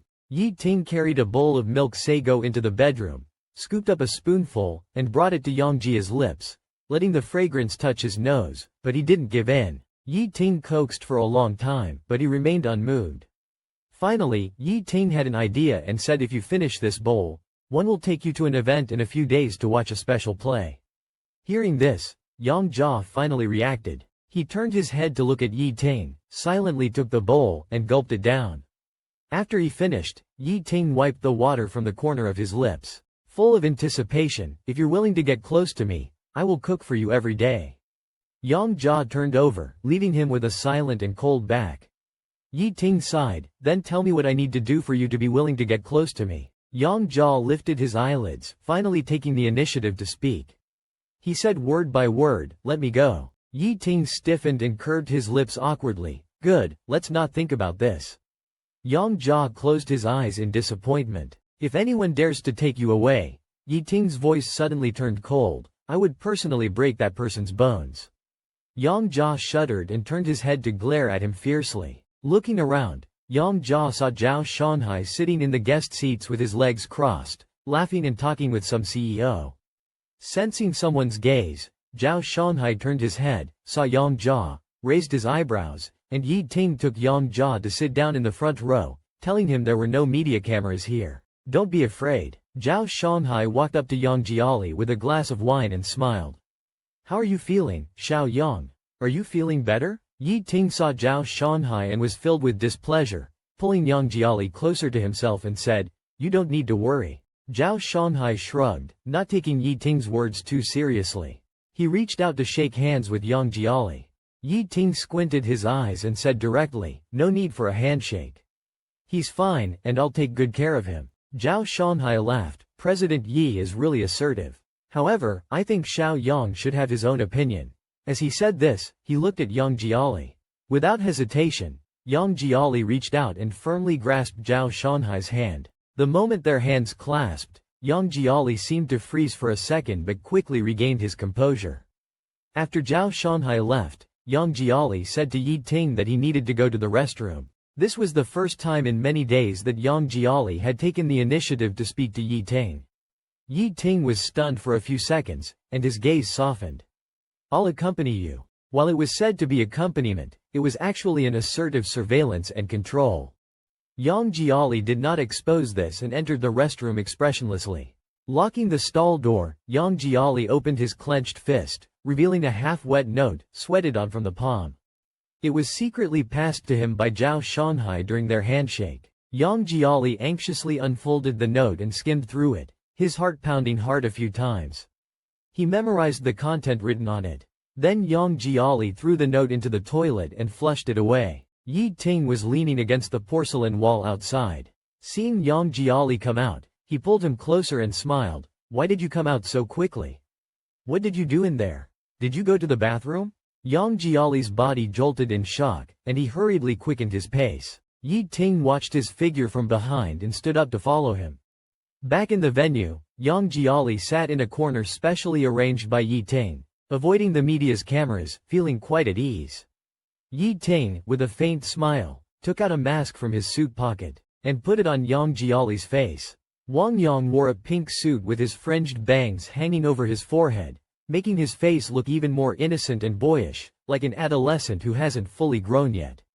He briefly spoke a few words on stage, which immediately ignited the fans' wild screams from the back rows. Yang Jiali heard someone in the back rows criticizing, accusing him of being pretentious and hyping things up, and showing off at the charity gala. Suddenly, a lengthy post appeared, written from the perspective of an insider, detailing how Wang Yang and others had. Someone impatiently hissed, "He's being really popular now. His fans are rampant all over the internet. Who dares to criticize him will just be waiting to be torn apart. Better not talk about it, to avoid trouble for yourself. Isn't it just because he has a financial backer? The circle's opinion of him is so poor now. Once the backer doesn't want him anymore, I think he's done for." Looking up, there seemed to be a disturbance at the main stage's entrance. A shadow broke free from the staff's control and charged straight onto the stage. Wearing a cap and a black mask, holding a bottle, he approached Wang Yang and suddenly splashed the contents of the bottle all over Wang Yang. Wang Yang, still lost in the song, was wiping the few tears from his eyes. Looking up, his whole head was drenched. The thick black liquid dripped down along his hair, staining his entire face. Wang Yang's expression froze in an instant, and the venue erupted in chaos. Wang Yang's manager hurriedly wrapped the shocked Wang Yang in a blanket and quickly retreated backstage as he wasn't in good condition. Yi Ting sat amid the uproarious crowd, watching the scene unfold, chuckled, and whispered in Yang Jiali's ear, "Baby, the show has just begun." When Wang Yang attended an event the next day, he was surrounded by media, cameras nearly pressing against his face, and microphones almost poking into his nostrils. Wang Yang, annoyed by the flashing lights, had just put on his mask when someone, itching to do more, reached out and yanked it off, causing his ear to suddenly hurt. Wang Yang covered his ears, feeling dizzy. A woman's voice tinged with sobs then rang out, "Wang Yang, you deceiver, betraying our emotions." Suddenly, an egg flew towards him. With a smack, it hit Wang Yang's face.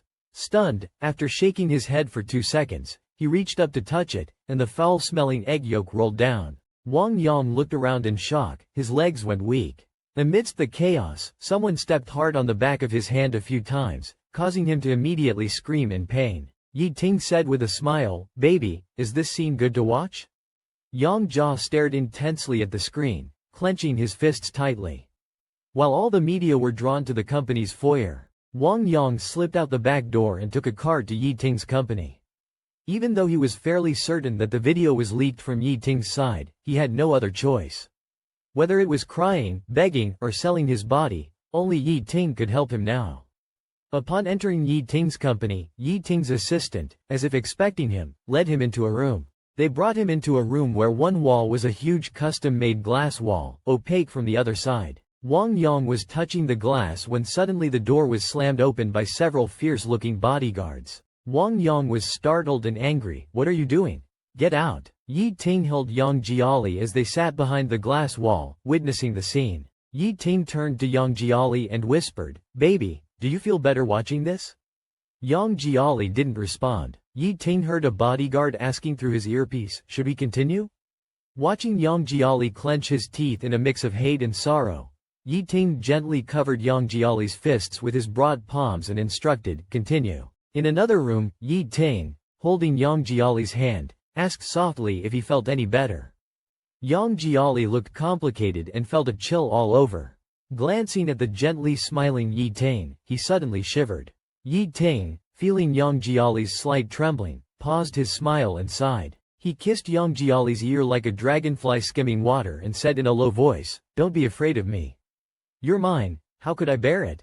Just stay by my side, will you?" Yang Jiali looked at the fresh bloodstain on the floor inside the glass wall, took a breath, and hurriedly stood up. Without looking at Yi Ting, he walked into the dark resting room. Yi Ting sat beside his bed, touched his face with the back of his hand. Yang Jiali glanced at him and said hoarsely, "You, go back." Yi Ting was silent for a moment and then softly said, "All right, you sleep. I won't disturb you anymore. If you wake up and can't sleep or feel upset, you can come find me next door, no matter the time, as long as you want." As he spoke, Yi Ting lowered his head, his nose almost touching Yang Jiali's. He leaned towards Yang Jiali's lips and slowly bent down. Yang Jiali didn't resist much. He let Yi Ting kiss him lightly at the corner of his lips, the warmth fleeting. Yi Ting's eyes deepened and finally, he said, "Baby, you can come to me. I'll treat you well, but you're not allowed to go see other men and make me worry. Remember that?" Yang Jia tightly closed his eyes, neither agreeing nor arguing. Yi Ting smiled, turned off the light, and walked out of Yang Jia's room in the dimness. Hearing the click of the door closing, Yang Jia's heart relaxed, and he finally breathed out. The wall clock tick-tocked. Yang Jia lay in the dark with his eyes open, sleepless. At midnight, all was silent. The night deepened. Yang Jia quietly got out of bed and opened his backpack in the dark. He quickly packed a change of clothes, a medical appointment, important documents, and other essentials. Then he changed into a black down jacket and pants, his figure blending into the night, hardly discernible. At 12:29, he put on a cap and a black mask, stood at the window looking out through the building's windows. The dilapidated neighborhood was peaceful. At the back gate of the neighborhood, a row of trees was planted, and a car was parked far away under their shadow. Yang Jia raised his watch, staring at the second hand, tick-tock, tick-tock. He counted down in his heart, 6, 5, 4, 3, 2. As the second hand jumped the last notch, he eagerly looked towards the car. In the dim night, the car's headlights flashed 3 times quickly. Yang Jia shuddered. The opportunity had come. Yang Jiali didn't turn on the light, the room was pitch black. He felt for the doorknob and quietly opened the door. There was no sound in the hallway, it was silent all around. Only the dim green light of the emergency exit sign at the base of the wall was glowing. Yang Jiali knew that Yi Ting was a light sleeper, so he didn't dare to run recklessly while going downstairs. Just like a child learning to walk, he held onto the railing and carefully placed one foot after another on the steps, not making a single sound. 4th floor, 3rd floor, 2nd floor. Yang Jiali felt his heart pounding violently in his chest. As long as he got out of this building, he could run freely. As long as he ran out of the neighborhood and got into the car waiting to pick him up, with the car door closed, Yi Ting would be history. The closer he got to the building's entrance, the faster his heart beat. The intense yearning for freedom was like the most potent stimulant, making his eyes shine brightly, his muscles tense, and his blood boil. Just as he was stepping off the stairs, the silence in the hallway was suddenly broken by the sound of a lighter clicking. A small flame lit up in the dark, illuminating a tiny cigarette butt. Yang Jiali held his breath. He saw Yi Ting leaning against the wall at the entrance, still wearing his black shirt and trousers from the day, his features sharp and distinct, his eyes deep and profound. With a sigh, Yi Ting said softly, "Baby, it's so late. Where are you planning to go?" Freedom was just one step away, but in the end, he failed. Yang Jiali's face turned pale rapidly, large beads of sweat appeared on his forehead, and he was so scared that he forgot to blink. Yang Jiali was on the verge of tears. He rushed down recklessly, but his steps faltered and he missed a stair. He screamed in shock, crashing down onto the staircase. His vision blurred briefly, and he hugged his leg, moaning in pain. Cold sweat drenched his face, his features twisted in agony, and tears flowed from the pain. The footsteps behind him grew closer. Desperation burned inside him. Despite the searing pain in his leg, he forced himself to endure it. Like a fugitive, he scrambled and crawled towards the exit. The door was tightly closed. Yang Jiali didn't care about anything else. He used all his strength to bang on the door. He put every ounce of energy into it, his heart filled with panic and the fear of imminent capture, driving him into a frenzy. Like a wild beast trapped in a cage, he pounded on the door, crying and screaming desperately. With his forceful efforts, the door finally cracked open. Outside stood 3 expressionless bodyguards in suits and leather shoes, who called out, "Good evening, Mr. Yang." Yang Jiali's body stiffened, as if his soul had been sucked out, leaving him completely deflated. Yi Ting, unbeknownst to Wen, had stopped walking and was watching him from the corridor not far away. Yang Jiali, in a rush of emotion, tried to break past the bodyguards, but his 2 fists were no match for their 6. The bodyguards quickly blocked him inside. Yang Jiali burst into tears, clutching at the sleeve of one of the bodyguards. "Big brother, please let me go. I'm begging you, big brother." From a distance, Yi Ting watched him, feeling a sharp thorn piercing his heart, the unceasing flow of blood carrying a strong tang of sourness and heartache, along with a variety of complicated and indescribable emotions. It struck his entire body like an electric current, nearly knocking him off balance. The hand holding the cigarette trembled violently as Yi Ting carried Yang Jiali upstairs. Overwhelmed by intense emotions, Yang Jiali's already burdened heart collapsed like a dam, unleashing torrents of pent-up emotions that left him gasping for breath. His chest heaved with each breath, his sobs mixed with choked whimpers. Despite his chest's violent rising and falling and the desolate cries escaping his throat, he was still carried upstairs. Lying on the bed, Yang Jiali had no strength left in his body, as if his soul had been drained, lifeless and motionless. Yi Ting sat by the bed, his eyes bloodshot. He went to the cabinet, poured a cup of hot water, tore open a sachet of antidepressant and sedative granules, and mixed them well. Yi Ting blew on the steaming medicinal liquid, took a small sip, his atoms apple-bobbing slightly, then said it wasn't too hot, the temperature was just right. "Be good, open your mouth and drink the medicine, then I'll treat your wound." Yang Jiali stared blankly ahead, his lips unmoving. Yi Ting's phone started to ring, a call was coming in. "Did you get the license plate number?" he asked the person on the other end. "Did you note it down?" But these words scared Yang Jiali pale with shock. You've had someone waiting at the door all this time. You want to?" With a bitter smile, Yi Ting curved his lips. "Rest assured, I can't bear to do anything to you. I only despise those who try to take you away." Without saying anything more, he picked up the medicinal liquid that had cooled off significantly. Immediately, Yang Jiali took the liquid and gulped it down, the sound echoing in his throat, the brownish medicine trickling down from the corner of his mouth. After finishing, he held up the empty bowl, saying, "One drank it, I drank it all." Yi Ting put the bowl aside, lost in thought. Yang Jiali assumed he was still intent on investigating further. The ruthless decisiveness Yi Ting showed when dealing with Wang Yang rose in his mind, stirring up fear and anxiety. He stumbled to Yi Ting's side. His arms trembling, he wrapped them around Yi Ting's waist and rested his head on his chest. "Don't look into it anymore, Yi Ting. Let's just leave it at that." Yi Ting lifted Yang Jiali's head and looked into his reddened eyes. Yang Jiali was trapped in Yi Ting's embrace, his breathing ragged and restless. Yi Ting lifted Yang Jiali's chin with his fingers, sighed, and asked, "Baby, then answer me, are you still going to run away?" Yang Jiali was speechless. The words stuck in his throat. After a while, he closed his eyes, his voice trembling with a thick bitterness and resignation. "If I stand up, can you let me go?"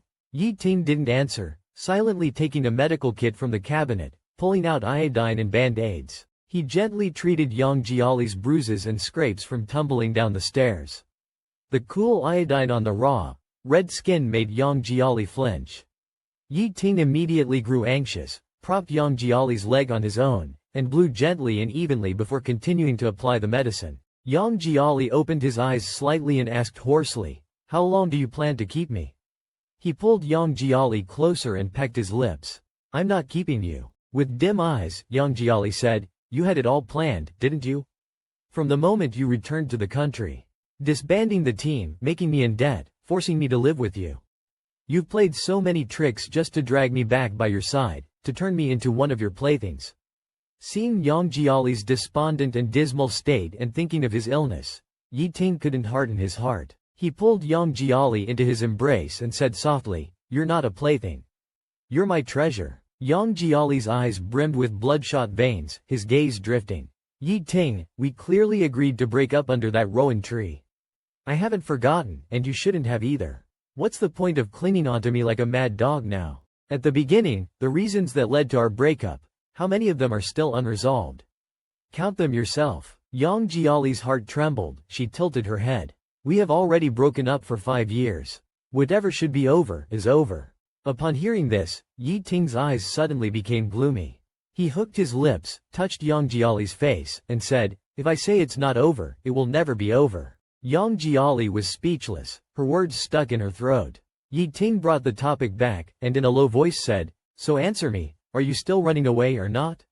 Yang Jiali turned her head away, silent. She has a straightforward personality and can't lie. Whenever she tries to lie, she gives herself away. But she couldn't say this out loud. Yang Jiali chose to remain silent. Yi Ting observed her reaction, his gaze deepening. He suddenly said, "I can make people stop chasing the car that helped you escape and call them off." Yang Jiali was shaken, looking at Yi Ting in surprise. After struggling internally for a while, she ultimately did not want to implicate Brother Hai and the driver he sent to help her escape. Biting her lip, she reached out and hugged Yi Ting's neck, adopting an extremely intimate posture. He carried Yang Jiali into his bedroom and placed her on the spacious double bed. He tucked her in without saying anything and closed his eyes. Until dawn, Yang Jiali was playing with Ah Fu, while in her mind she went over the events of last night again, quietly pondering how Yi Ting could have guessed that she was planning to run away, and had been waiting at the entrance early in the morning. She was so deep in thought that she didn't notice the doorbell ringing several times. When she finally snapped back to reality, she quickly put down Ah Fu, went to the door, and opened it. Outside stood a somewhat familiar young man with short hair, round eyes, and a youthful look that couldn't be hidden. Seeing that it was Yang Jiali, the young man scratched his head and asked somewhat embarrassedly, "Excuse me, is Yi Ting, who lives here, in? I just wanted to ask him something." The boy became shy again, his clean face suddenly flushed. "Do you still want to rent my room? I can move out. I'm a bit tight on money lately." Yang Jiali blinked, noticing that the Patek Philippe watch on the boy's hand was gone. Just then, the door opened, and Yi Ting dressed in a black shirt and slacks entered with a briefcase. When he saw the scene inside, Yi Ting's eyes darkened further. He approached Yang Jiali with a cold face, not saying a word, grabbed his arm and silently pulled him onto the couch. He asked Lan Tian what he was doing here. Lan Tian coughed, "I just wanted to ask you if you're still renting my room? I'm a bit short on money lately." Yi Ting crossed his legs, uninterested. "You can leave now." Before Lan Tian could speak again, Yi Ting's gaze shifted to Yang Jiali, noticing his opened neckline and the cool breeze passing through. Yi Ting frowned, looking around the room. "Where's the caretaker?" The nurse was frowning beside him. Lan Tian's eyes suddenly lit up when he heard this. He had just been wondering, what if the house can't be rented out? How should I raise money? Yi Ting's words gave him an idea. He carefully raised his hand. Yi Ting glanced at him coldly, always finding him annoying. Lan Tian whispered, "Mr. Yi, are you thinking of hiring a caregiver for Yan Yan?" Lan Tian swallowed nervously and chuckled sheepishly. "If you're considering hiring a new caregiver, do you think I'd be suitable?" Yi Ting's expression darkened, and he rejected him without hesitation, leaving no room for negotiation. Yang Jiali watched the scene and suddenly spoke up. "Yi Ting, my throat feels rough." His voice softened. "What's wrong? Why am I speaking?" Yang Jiali glanced at Lan Tian and suggested, "Let him be my caregiver." Yi Ting sighed, "I'll find you a professional who can take better care of you." "Be obedient." Lan Tian hurriedly clung to the doorframe. "Mr. Yi," Yi Ting's hand on the doorknob, his gaze cold and indifferent. "Anything else?" Yang Yang agreed to have me as his caregiver, Lan Tian muttered quietly, why are you still being stubborn? Lan Tian seized the last opportunity to defend himself, but Yang and I really hit it off. It's only been an afternoon, and I'm already close to him. Yi Ting's gaze suddenly grew colder, and with a sneer, he said, that makes it even worse. After speaking, he slammed the door shut. Yi Ting said nothing, took a shower, and came out wrapped in a towel, his muscular chest covered in water droplets. Yang Jiali instantly shifted his body toward the wall. Yi Ting, displeased, asked, just because I won't let that person be your caregiver, you're going to be mad at me? Yang Jiali was forcibly held in Yi Ting's arms and couldn't break free. He simply gave up struggling, using one hand to push against Yi Ting's chest to keep some distance. He also lowered his voice, I just want to be in control. Can't I hire someone to my liking? Yi Ting sighed, baby, I said he. I don't want a cold and indifferent caregiver, Yang Jelly interrupted Yi Ting, cutting him off mid-sentence. He looked into Yi Ting's dark eyes with a bitter smile and said, you've already locked me up. I'm locked in this cage all day long. I finally made a good friend, can't I be happy for a moment? Yi Ting pressed his lips together without speaking, looking deeply at Yang Jelly. Yang Jelly's heart skipped a beat. Yi Ting said, I'll investigate his background first. Once I'm sure there's no problem, I'll bring him over. Yang Jelly didn't want to fail at the last moment. He hesitated for a few seconds, thinking that sleep is sleep no matter how it happens, so he didn't resist and let Yi Ting embrace him. Yi Ting pressed against the top of his head and said softly, it would be nice if you always listened like this. Yang Jelly didn't speak. In the pitch-black night, his eyes seemed deeper, as if hiding something. In Yi Ting's company, Lan Tian's features were too distinctive. The assistant didn't have to put in much effort to thoroughly investigate Lan Tian's background. The findings were surprising. Yi Ting held the documents handed over by the assistant, sitting in his executive chair with his legs crossed, flipping through page after page with an expressionless face. Finally, he closed the documents and smiled, as expected, he's not simple. After a while, he casually said, this Lan Tian probably won't stay for long either. The assistant quickly replied, Mr. Lan ran away from home for some unknown reason. His family is apparently coming here to fetch him soon. It seems Mr. Lan will be taken back in no time. Yi Ting nodded, letting his assistant leave. Squinting at the bright daylight outside, he thought it was a place he couldn't stay for long. But since Yang Jia insisted so much, he would agree this time. The scene shifts to Yang Jia's small room. Lan Tian was cooking in the kitchen, almost blowing it up. Yang Jia said quietly, I have hands and feet, I can take care of myself. Feeling a bit embarrassed, Lan Tian said, Mr. Yi asked me to take care of you, but I haven't done anything all these days. I'm still getting paid, which feels quite awkward. Eventually, it was Yang Jia who made breakfast. Taking advantage of Yi Ting's absence, he curiously asked Yang Jia, Yang, what exactly is your relationship with Mr. Yi? Yang Jia laughed at himself, I'm a pet he keeps in a cage. Seeing Yang Jia a bit unhappy, Lan Tian made a funny face trying to cheer him up. Suddenly, Yang Jia lowered his voice and his gaze deepened, I need your help with something. Lan Tian asked, what is it? Yang Jia half opened his eyelids and glanced around the room filled with hidden cameras, whispering mysteriously, come here. The scene shifts to Lan Tian taking Yang Jia to a restaurant, looking around cautiously as if in a spy movie. Yang Jia said helplessly, isn't this too nervous? Lan Tian, holding his racing heart, said with widened eyes, how can I not be nervous? Mr. Ye's wrath might be lurking in any corner watching us.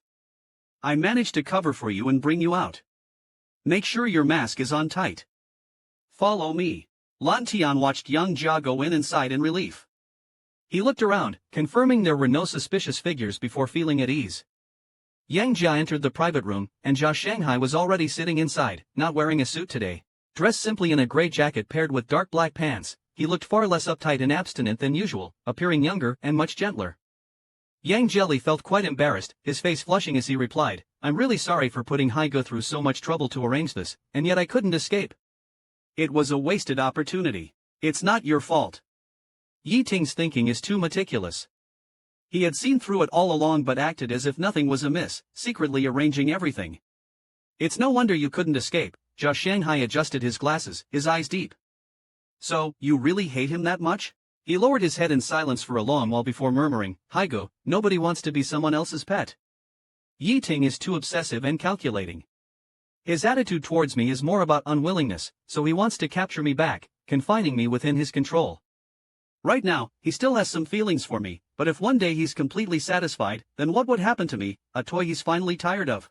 Yang Jelly thought of the scene where Wang Yang was forced to bow, and shuddered.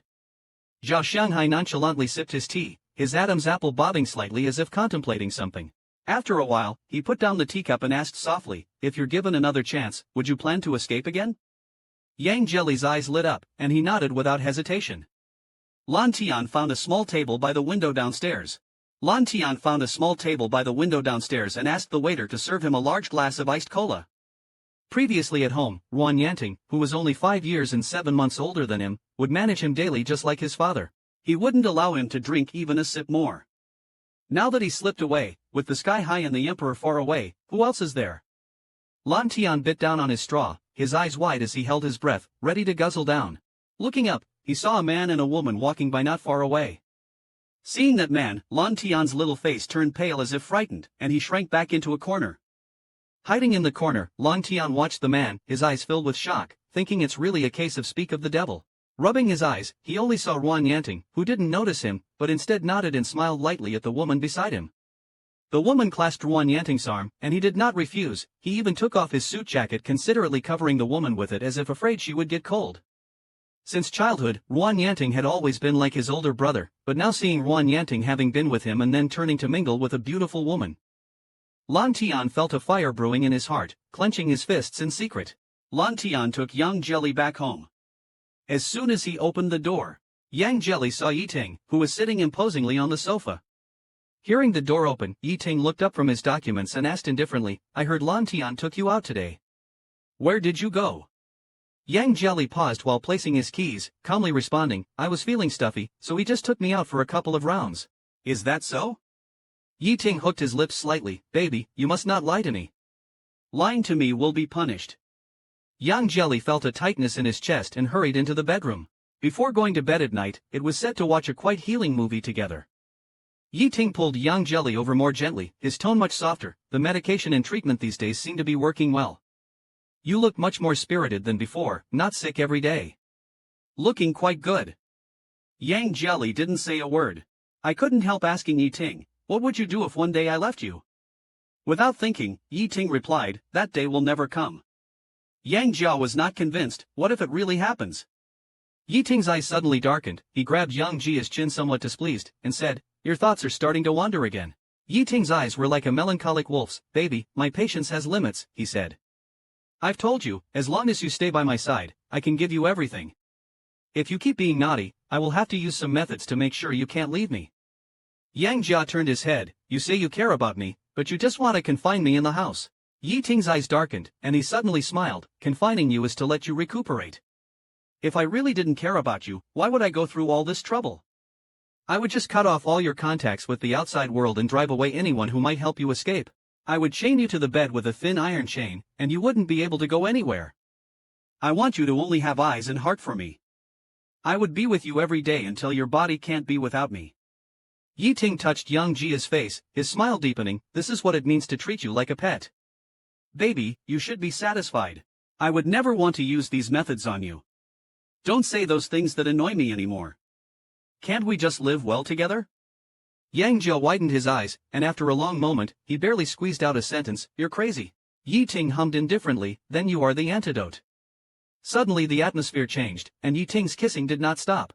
Moving slowly up Yang Jia's neck to his earlobe and ear, Yang Jia shuddered as he realized Yiting's intent. He panicked and quickly pushed him away. Yiting kissed Yang Jia's cheek and sighed, "When and how will you be willing to open up your heart and body to me? We are supposed to spend a lifetime together. How long do you plan to keep running away?" Yang Jelly closed his eyes, his teeth clattering, feeling something amiss. Lan Tian has been acting as if he's hiding something these past few days. Yang Jelly was busy revising the songs he wrote before, and when he looked up, he saw Lan Tian staring out the window soullessly, still holding the milk pouring gesture. The milk had already overflowed the cup and was dripping onto the floor from the coffee table. Yang Jelly coughed loudly, snapping Lan Tian back to reality. Seeing the spilled milk, Lan Tian stuck out his tongue and hurriedly started cleaning up. Yang Jelly sighed, "What's been wrong with you lately? Ever since we came back from the restaurant, you've seemed out of sorts." Lan Tian shook his head, "I'm fine, I'm really good, and quite happy actually." Yang Jelly smirked and shook his head, then suddenly, there was a knock on the door. Avoiding further discussion, Lan Tian got up, "I'll get the door." He walked to the door and pressed the handle to see a tall, handsome man standing outside, with striking eyebrows and piercing eyes. The moment Lan Tian saw this man, his mind buzzed and he squeezed out 3 words between his teeth. Ruan Yanting. He merely smiled faintly. He reached out and touched Lan Tian's cheek, smiling. Had enough of your runaway game? You've been out for so long, isn't it time to come back with me? Lan Tian cursed. What runaway game? I'm serious here. Ruan Yanting casually hummed, all right, if you say it's serious, then it's serious.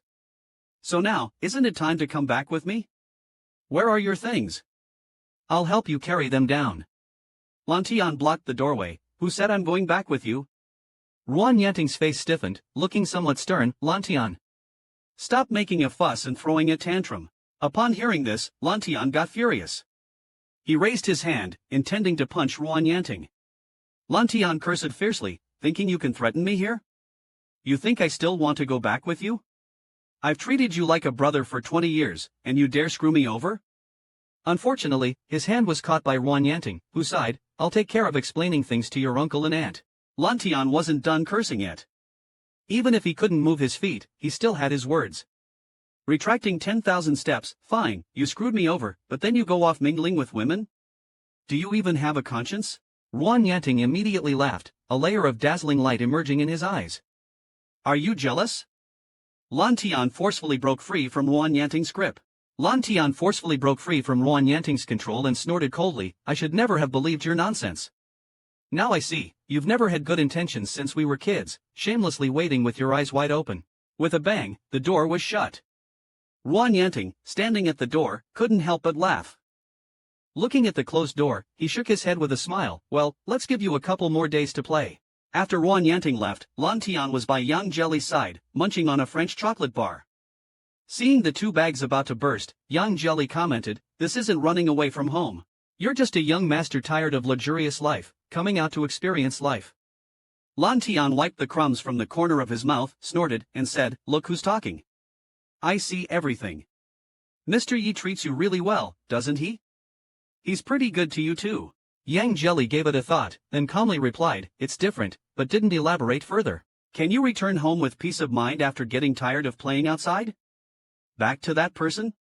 Lan Tian was left speechless by the question. But I'd rather not have days like these.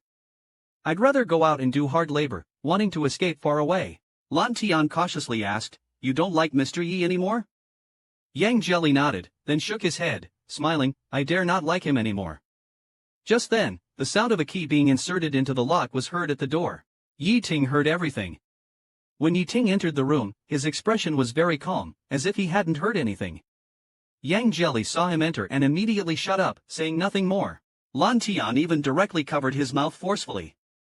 After Lan Tian left, the atmosphere in the whole house became solemn when Yi Ting came back. Yi Ting's voice had a hint of gritting teeth. You've changed, becoming ungrateful. Yang Jelly sensed extreme danger from Yi Ting's tone. Yi Ting said, baby, I like everything about you, but there's one thing I really hate. Yi Ting held the person tightly, sneering, haven't I been good enough to you? How many times have I told you, as long as you stay by my side, nothing will happen. Yang Jelly looked into Yi Ting's eyes. He always felt like he was now a beast on the edge of rage. Yang Jelly didn't say a word, tightly pressing his lips together. Yi Ting lifted Yang Jelly and placed him on the table. His gaze was burning hot. You'd rather go out and do hard labor to escape far away, and you don't want to like me anymore. Your repeated rejections don't anger me as much as this sentence. With that, he pulled down Yang Jelly's pants.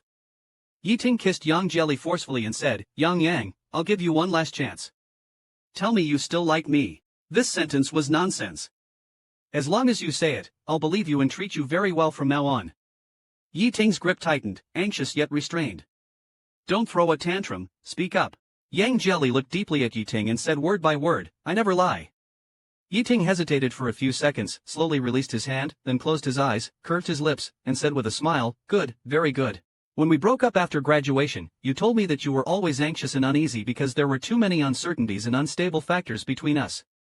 After the breakup, I went to the United States, seized power, and made myself strong quickly. Once I had enough leverage, I immediately transferred back to the country with the aim of bringing you back. After learning that you had depression, I did feel guilty for the hardships you endured over the years. I understood your helplessness and tried to empathize with you. But after bringing you back, Yang Yang, I genuinely didn't know what to do next. Yi Ting's eyes were filled with intense suppression. You're always resisting me. That thought of escaping in your head never seems to rest. You used to love being close to me, but now no matter how I try to care for you, it never works. It's really frustrating. Yang Jelly's Adam's apple moved. You don't treat me like a person. The way you're treating me now is both obsessive and distorted. You've changed so much since college. Now, I only find you terrifying and dangerous, making me just want to escape. Yi Ting smiled, nodded, and said, since you put it that way, fine. He lifted Yang Jelly's chin. You might be disappointed to hear this, but I won't let go. I must have your body and mind and will make you unable to leave me. Your mental state needs treatment now, so I will get the best experts to develop the optimal plan and provide you with the best care to restore your mental health. For now, I won't force you to have feelings for me. Before that, Yi Ting took a deep breath and said with a smile, baby, I'll start with your body first. Yi Ting thought about the last time, when he forced Yang Jelly to submit both physically and mentally by handcuffing him to the bed. The expression on Yang Jelly's face was agonizing and repressed, and Yi Ting himself didn't feel much better either. He had taken possession of the person. Yang Jelly's body was right under him, unable to escape, unable to leave. Yang Jelly's pleasure or pain was all under his control. But even so, he still felt very distant from him. Yang Jelly turned his face, constantly struggling, trying to escape from Yi Ting's grip on his hands, with madness surging in his eyes. Capturing Yang Jelly's body or heart became an obsession that Yi Ting couldn't get rid of. Like the intertwined roots of a giant tree, difficult to separate. From the moment he was transferred back from abroad, Yi Ting was determined to bring Yang Jelly back. Until now, he has followed his plan, using tactics to bind Yang Jelly close to him. But every day, Yang Jelly thinks about how to escape from him, and says he doesn't want to love him anymore. He seemed to feel that he had already controlled everything about Yang Jelly, but in a daze, it seemed like he hadn't obtained either Yang Jelly's body or heart. He could remain rational and calm in dealing with business affairs, and stay composed when facing various troublesome competitors. But when it came to matters involving Yang Jelly, it could always cause his emotions to fluctuate intensely. He had set the trap to capture Yang Jelly for too long. If he still couldn't obtain him, Yi Ting felt he would become anxious and obsessed, even possibly doing something crazier. Even doing crazier things, Yang Jelly was pinned down by Yi Ting, his face was mostly flushed. Yi Ting looked at his furrowed brows and coaxed, baby, why won't you accept me now? Yang Jelly tightened the bedsheet, his voice laced with reluctance, I don't want a mad dog. Yi Ting's prominent Adam's apple moved, his eyes filled with desire and frustration. He stared at Yang Jelly's evasive eyes, I haven't taken a deep breath yet to say the answer. Baby, say you still like me. Let's stop here today, no more going forward. Yang Jelly clenched his fists, tilting his head back, refusing to speak. Yi Ting seemed anxious, emphasizing his tone, say something. Yang Jelly scowled, his chest heaving. Yi Ting waited for a long time, seemingly disappointed. He silently grabbed Yang Jelly's wrist, leaning down. Yang Jelly felt his burning breath, knowing he was serious now. Instantly panicking, he pressed his palm against Yi Ting's chest and said, give me a week. Yi Ting squinted his eyes. Yang Jelly said, give me a week to prepare. I can't accept you the way you are now. Yi Ting bit Yang Jelly's lips, his fingers caressing his chin, he sighed, give you a week. Will you be willing to say that word, or willing to sleep with me? Yang Jelly thought to himself, neither if you, this mad dog, don't change your ways, I won't be willing any day. But Yi Ting was in a frenzy, Yang Jelly didn't want to enrage him further, so he vaguely said, I'll think about it. Yi Ting gazed deeply at Yang Jelly, and after a moment, he slowly released Yang Jelly's hand, his voice hoarse, don't let me down. In the end, he couldn't bring himself to force anything. Yi Ting went to the restroom to sort himself out. That night, Yang Jelly was locked in Yi Ting's embrace. Yi Ting had already fallen asleep, but Yang lay awake, thinking a lot. The next morning after breakfast, Yi Ting dressed as usual in a suit and tie. Just as Yang Jelly was about to go back to his room for more sleep, Yi Ting held him back, come to the company with me today. Yang Jelly didn't want to go, but Yi Ting, having given in last night on matters of intimacy, insisted today. He gripped Yang Jelly's hand, not allowing him to let go, it's too boring for you to stay at home alone. I can talk to the sky if I'm bored, Yang Jelly countered, but Yi Ting coldly smirked, that kid always tries to trick you into leaving me. I'll drive him away sooner or later. Yang Jelly was shocked, you wouldn't dare. Yi Ting just smiled, forcefully scooped him up around the waist, since I said starting with the body, from now on, I will keep you by my side as much as possible, getting you used to my presence and everything about me. Entering the company lobby, when it was time to go upstairs, Yang Jelly glanced at the elevator and unconsciously let go of Yi Ting's hand, walking towards the regular elevator. Yi Ting, observing this scene, suddenly remembered the past.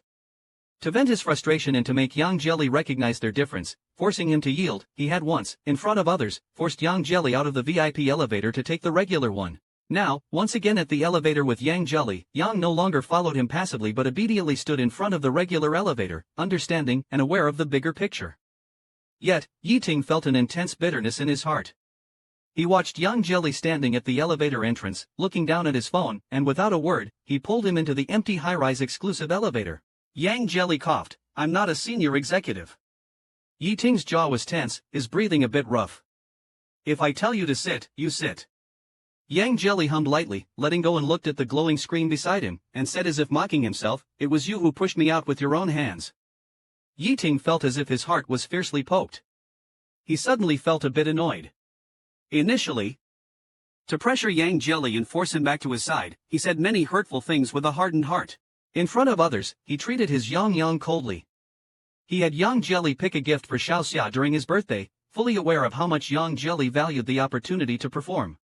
With just one phone call, he dashed that hope. Now, Yang Jelly really has become wise to these matters, incredibly obedient. He took the regular elevator on his own initiative.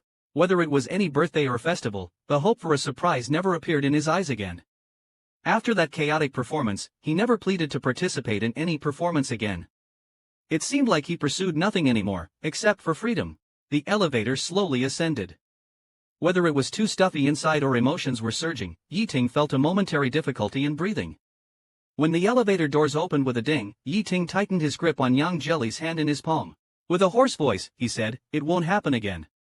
Yang Jelly hadn't yet grasped the meaning of his words when Yi Ting took him into the office. Yi Ting was always very busy in the morning. Several regular meetings were already prepared, waiting for his arrival. He hurriedly organized the necessary meeting documents for review. He looked up and said, "Please review this, please review this." Yang Jelly was already nestled on the sofa in the resting area. Just then, the secretary came in with a stack of documents. "President Yi, the senior executive meeting starts at 9. After the meeting, regarding the Tianhai District Investment Project, several main investors will have a discussion with you. This is the material needed for the discussion. Please review it." Yi Ting rubbed his temples, frowning. "Who's coming today?" The secretary opened the work manual. President Wu from Hengxin, President Ruan from Taifeng Finance, President Zhao from Ronghai Entertainment. His body tensed for a moment. Yi Ting glanced at him out of the corner of his eye and waved the secretary out. He walked up to Yang Jelly, looking at him with a faint smile. "Baby, Zhao Shanghai will come over later." Yang Jelly's heart trembled slightly, but he maintained a calm facade. "Got it." Yi Ting's finger rested on Yang Jelly's lips, his eyes dark and deep as he asked, "Do you want to see him?" Yang Jelly thought, "Even if I wanted to see him, you crazy dog wouldn't let me." Sure enough, the next second, Yi Ting pulled Yang Jelly over and kissed him, laughing, "Even if you want to see him, I won't let you. He likes to meddle too much, always instigating things. I really don't like him now." Yi Ting patted Yang Jelly's face, "Don't trust him anymore. Stop believing him. Listen to me." Yang Jelly couldn't stand what he said about Hage. In a fit of anger, she retorted coldly, "I decide where I go. It's none of your business." Yi Ting squinted his eyes, his face darkening immediately. He forcibly pulled Yang Jelly into the lounge of the office, pressing her onto the bed. "You're tired and need rest. Have a good sleep here. I'll be back." Before closing the door and leaving the office, Yi Ting told the following bodyguards, "Keep a good watch over him.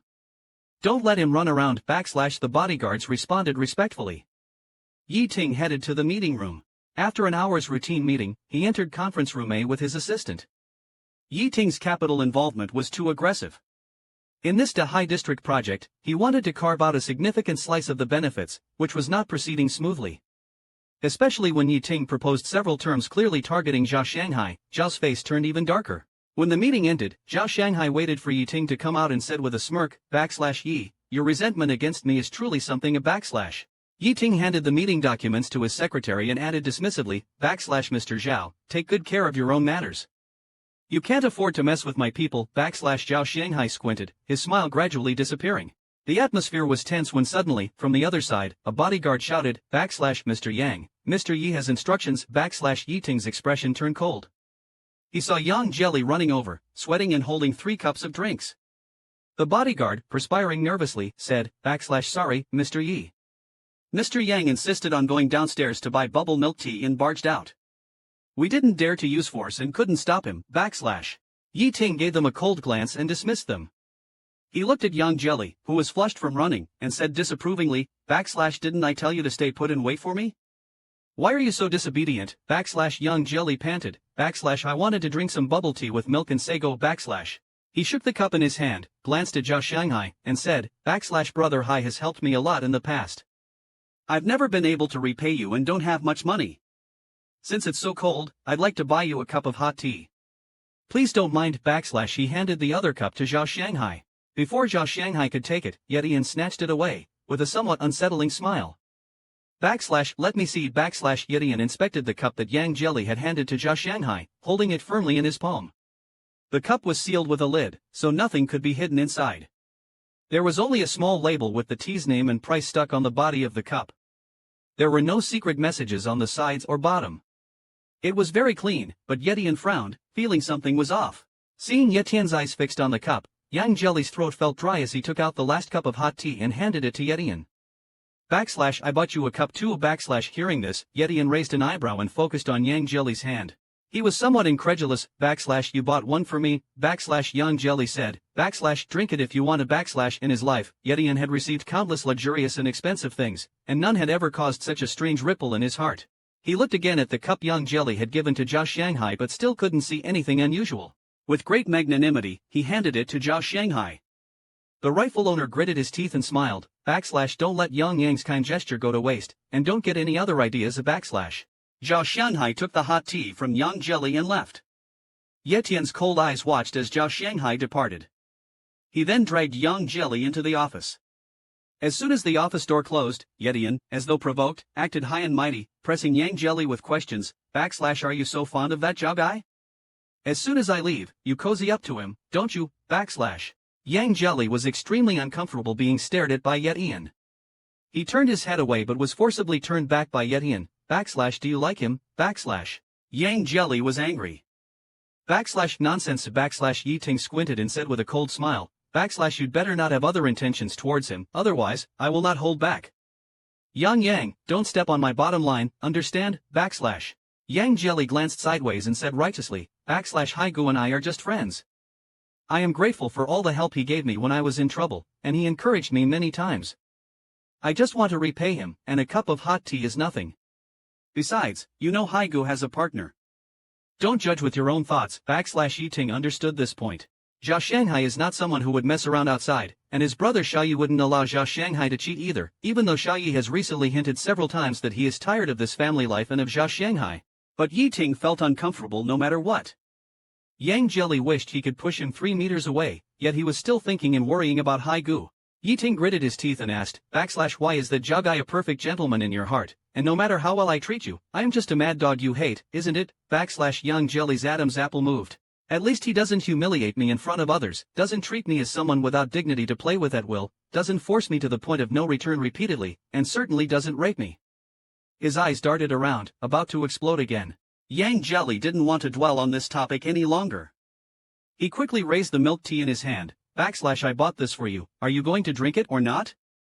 It's getting cold. If not, I'll throw it away. Yi Ting was stewing in anger. Seeing the tea handed over by Yang Jelly, the fire in his eyes inexplicably subsided a little. He cast a sideways glance at Yang Jelly. Yang Jelly inserted the straw and brought it to Yi Ting's mouth, maliciously saying, drink it now, and don't leave a single drop. Yi Ting was silent for a few seconds, thinking this was one of the few times Yang Jelly showed goodwill. It softened his heart, and he obediently sucked on the straw, like a ferocious beast suddenly petted smooth. Yang Jelly was really tired, she yawned and went into the break room, while Yi Ting sat back at his desk and busily dealt with company affairs. Zhao Shanghai held the cup of hot tea Yang Jelly had given him in his palm and scrutinized it. Earlier, when Yi Ting had snatched it to check, his gaze also lingered on it for a while. Yi Ting didn't notice anything unusual, and neither did he. However, a few days ago, he had met privately with Yang Jelly and had promised to leave with someone within half a month at this critical juncture. At this critical moment, Yang Jelly brought him a cup of inexplicable hot tea. It's definitely not a whim. Zhao Shanghai frowned and looked it over and over, but couldn't figure out the trick. Zhao Shanghai looked at the printed label on the cup. His gaze fixed on the label, his smile abruptly paused. One corner of the small label was not quite smooth and had some tiny creases, as if someone had picked at it. Zhao Shanghai used his finger to pick at those creases, slowly peeling the label off. He looked at the small black characters on the sticky side of the label and smiled again, whispering, "Really clever, quite clever indeed." Yi Ting felt that Yang Jelly had seemed to learn to behave in the past few days, unlike before when he wouldn't let him touch anyone. Now, he had learned to obey, snuggling obediently in his arms without much resistance. People who used to hate talking to him even for a day, now occasionally responded to his words. Although the reason behind Yang Jelly's newfound obedience needed further investigation, his closeness still made Yi Ting quite relieved. If Yang Jelly had been this obedient earlier, Yi Ting wouldn't have had to go through so much trouble. Coming out of the bathroom after a shower, Yi Ting dried his wet hair and sat next to Yang Jelly. Yang Jelly was half reclining on the bed looking at his phone, his face illuminated by the screen. Yi Ting leaned over and asked in a low voice, "What are you looking at?" Yang Jelly flicked the screen, a string of chat messages. Smelling the scent of male hormones on Yi Ting, Yang calmly said, "Chatting with Li Di and Lier. They are attending a gala as guests this Friday. They asked if I was going. Yi Ting immediately refused. You're not allowed to go. I have inescapable social engagements that evening." Yang Jelly rolled his eyes and stood up. "Then you go busy yourself with your engagements, and I'll just go to my gala." Yi Ting squinted and was about to speak when Yang Jelly added, "Anyway, you've placed so many bodyguards around me all the time, don't think I don't know. My phone is also monitored by you. I have no privacy at all. What else can I do?" Yi Ting always felt uneasy. Yang Jelly's eyes rolled in a circle, he put down his phone and looked up at Yi Ting. Seeing his sheepish look made Yi Ting's heart soften. "What exactly do you want?" Yang Jelly took the initiative to lean closer to Yi Ting's neck. "I just want to see them.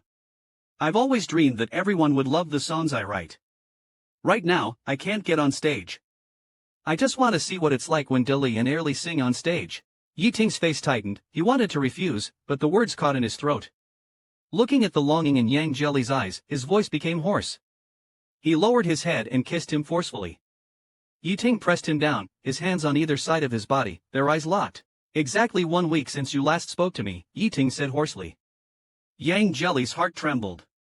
The last time Yi Ting tried to advance on him, he managed to delay it with a stalling tactic. Indeed, a week had passed. Yi Ting moved closer, their noses almost touching. "Baby, have you decided to obey and let me have a taste, or just say you like me?" Yang Jelly stiffly turned his head. "I haven't decided. You have to decide sooner or later." Yi Ting sighed. "If you really want to go, fine, I'll let you go. But I'll also assign bodyguards to stay by your side and protect you at all times, understood?" Yang Jelly's eyes dimmed, and after a moment, he said indifferently, "Whatever." On that Friday, Yi Ting's social event started at 6 o'clock. Before leaving, Yi Ting watched Yang Jelly put on a new suit. Yi Ting's eyes brightened, and he smiled, "My baby is as handsome as ever." He tied Yang Jelly's bow tie and lingered, caressing his ear. In a magnetic voice, he whispered, "After you see them, come home early. I'll be waiting." Yi Ting added, "Baby, if you don't obey, I'll punish you. But if you keep being good, I'll treat you very, very well. Understand?" Yang Jelly's heart trembled. Yi Ting smiled and pointed to his lips. "I've let you go to the venue, shouldn't you show some gratitude?" He didn't say anything and obediently caught Yi Ting's muscular waist, took the initiative to kiss him on the lips. Yi Ting enjoyed it immensely, looking much happier, and hugged him tightly. Yang Jia went backstage first. Backstage, he saw Li Di and Lier changing clothes. Upon seeing Yang Jia, their eyes lit up. Lier rushed over for a bear hug, crying out, "Dear brother, your little brother has missed you so much." Before the hug could warm up, the bodyguard timely stepped forward to separate the two, warning Yang Jia in a low voice, "Mr. Yang, Mr. Yi wouldn't be pleased with you having intimate contacts with others." Yang Jia's mouth twitched, but he didn't say anything. Li Di also came over. "Bro Yang, where have you been these days? You didn't come to see us." Yang Jia sniffed and said with a smile, "Isn't this me coming to see you guys?" The three of them chatted for a while. It was almost time for the show to start. Yang Jia took a deep breath, his eyes seemed to hold thousands of emotions. Yet he spoke calmly, "Do a good performance, including mine too." The stage lights came on, the audience lights went out, and it went dark.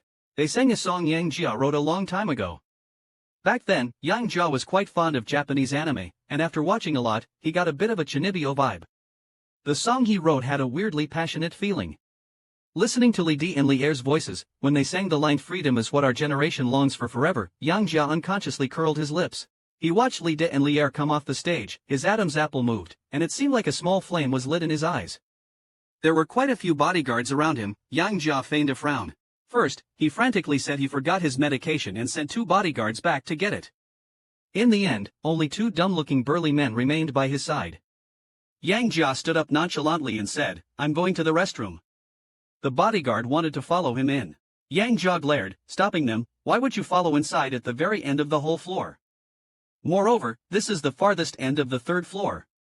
Could I possibly fly away from here?" I could. Just like the bad habits I learned from Dog, Ting. Annoyed, Yang Jia continued, "Just wait at the door. I hate it when people watch me while I'm using the restroom. Don't I have any dignity?" After saying that, he slammed the door shut, blocking the 2 bodyguards outside, then he quietly locked the door, his heart pounding as if it was about to leap out of his throat. His heart was beating so fast it felt like it would jump out of his throat. He quickly walked to the innermost stall and from the toilet paper box, took out the sturdy rope that Zhao Shanghai had prepared in advance, tied it to the iron pipe, and made a dead knot. Yang Jelly threw the rope out, climbed out of the window, tightened the rope, and stepped on the small ledge, slowly descending. His palms were sweating profusely, his fingers trembling slightly, and his heart was pounding fast. 3rd floor, 2nd floor, 1st floor. Meter by meter down, Yang Jelly felt he had the potential to be a spy. With only a short distance left, he couldn't hold back and let go of the rope, jumping down with a dull thud. He patted the dust off his body, looked around cautiously, and seeing no one, immediately sprinted towards the back door. When he reached the back door, there was already a car parked inconspicuously in the shadows. A small lamp pendant hung from the exterior rearview mirror. Holding his breath, Yang Jelly sneaked to the car, opened the back door, and slipped inside. The driver, a middle-aged man, said nothing and directly stepped on the gas. The car took Yang Jelly to an office building in a development area. Pushing open the glass door, he rushed inside and opened an office door. Zhao Shanghai, holding a cup of coffee, stood by the floor-to-ceiling window with one hand in his suit pocket. Tall and upright, with a handsome and gentle demeanor, his elegant and serene aura was like a night breeze.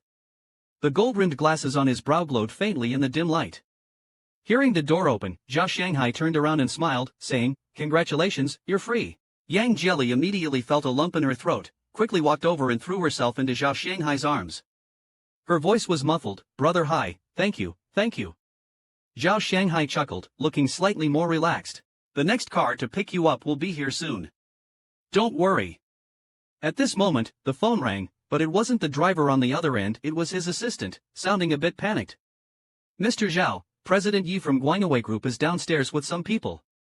He wants to see you but doesn't have an appointment." Zhao Shanghai's smile immediately froze on his face. His expression turned incredulous, and even his voice changed. "Yi Ting is downstairs?"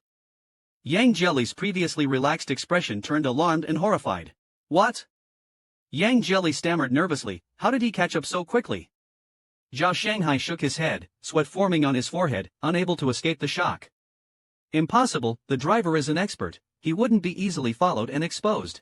And even if Yi Ting immediately contacted the authorities to check the surveillance and find the route, he couldn't have made it here so quickly." He glanced at Yang Jelly's impeccably tailored suit. Suddenly, he noticed something. "Is this suit new?" Yang Jelly tugged at her clothes. "Did you buy this?" Yang Jelly shook her head. "I can't afford such a luxurious brand." "It was Yi Ting who." Yang Jelly's eyes suddenly widened, her whole body covered in goosebumps as if she had caught onto something crucial. Zhao Shanghai's voice turned cold and urgent, "Take off the suit." "Let me see." Yang Jelly quickly took off her jacket. Zhao Shanghai searched the pockets thoroughly until a small item suddenly fell out. He grabbed a tiny, card-thin black piece. Zhao Shanghai sneered, gritting his teeth, "A micro GPS tracker." Yang Jelly looked at the object, feeling as if he had fallen into an ice cellar. In a daze, a jumble of thoughts flashed through his mind like lightning. Suddenly, everything became clear to him. He and Zhao Shanghai had not controlled the situation. Yi Ting had always been the most astute hunter.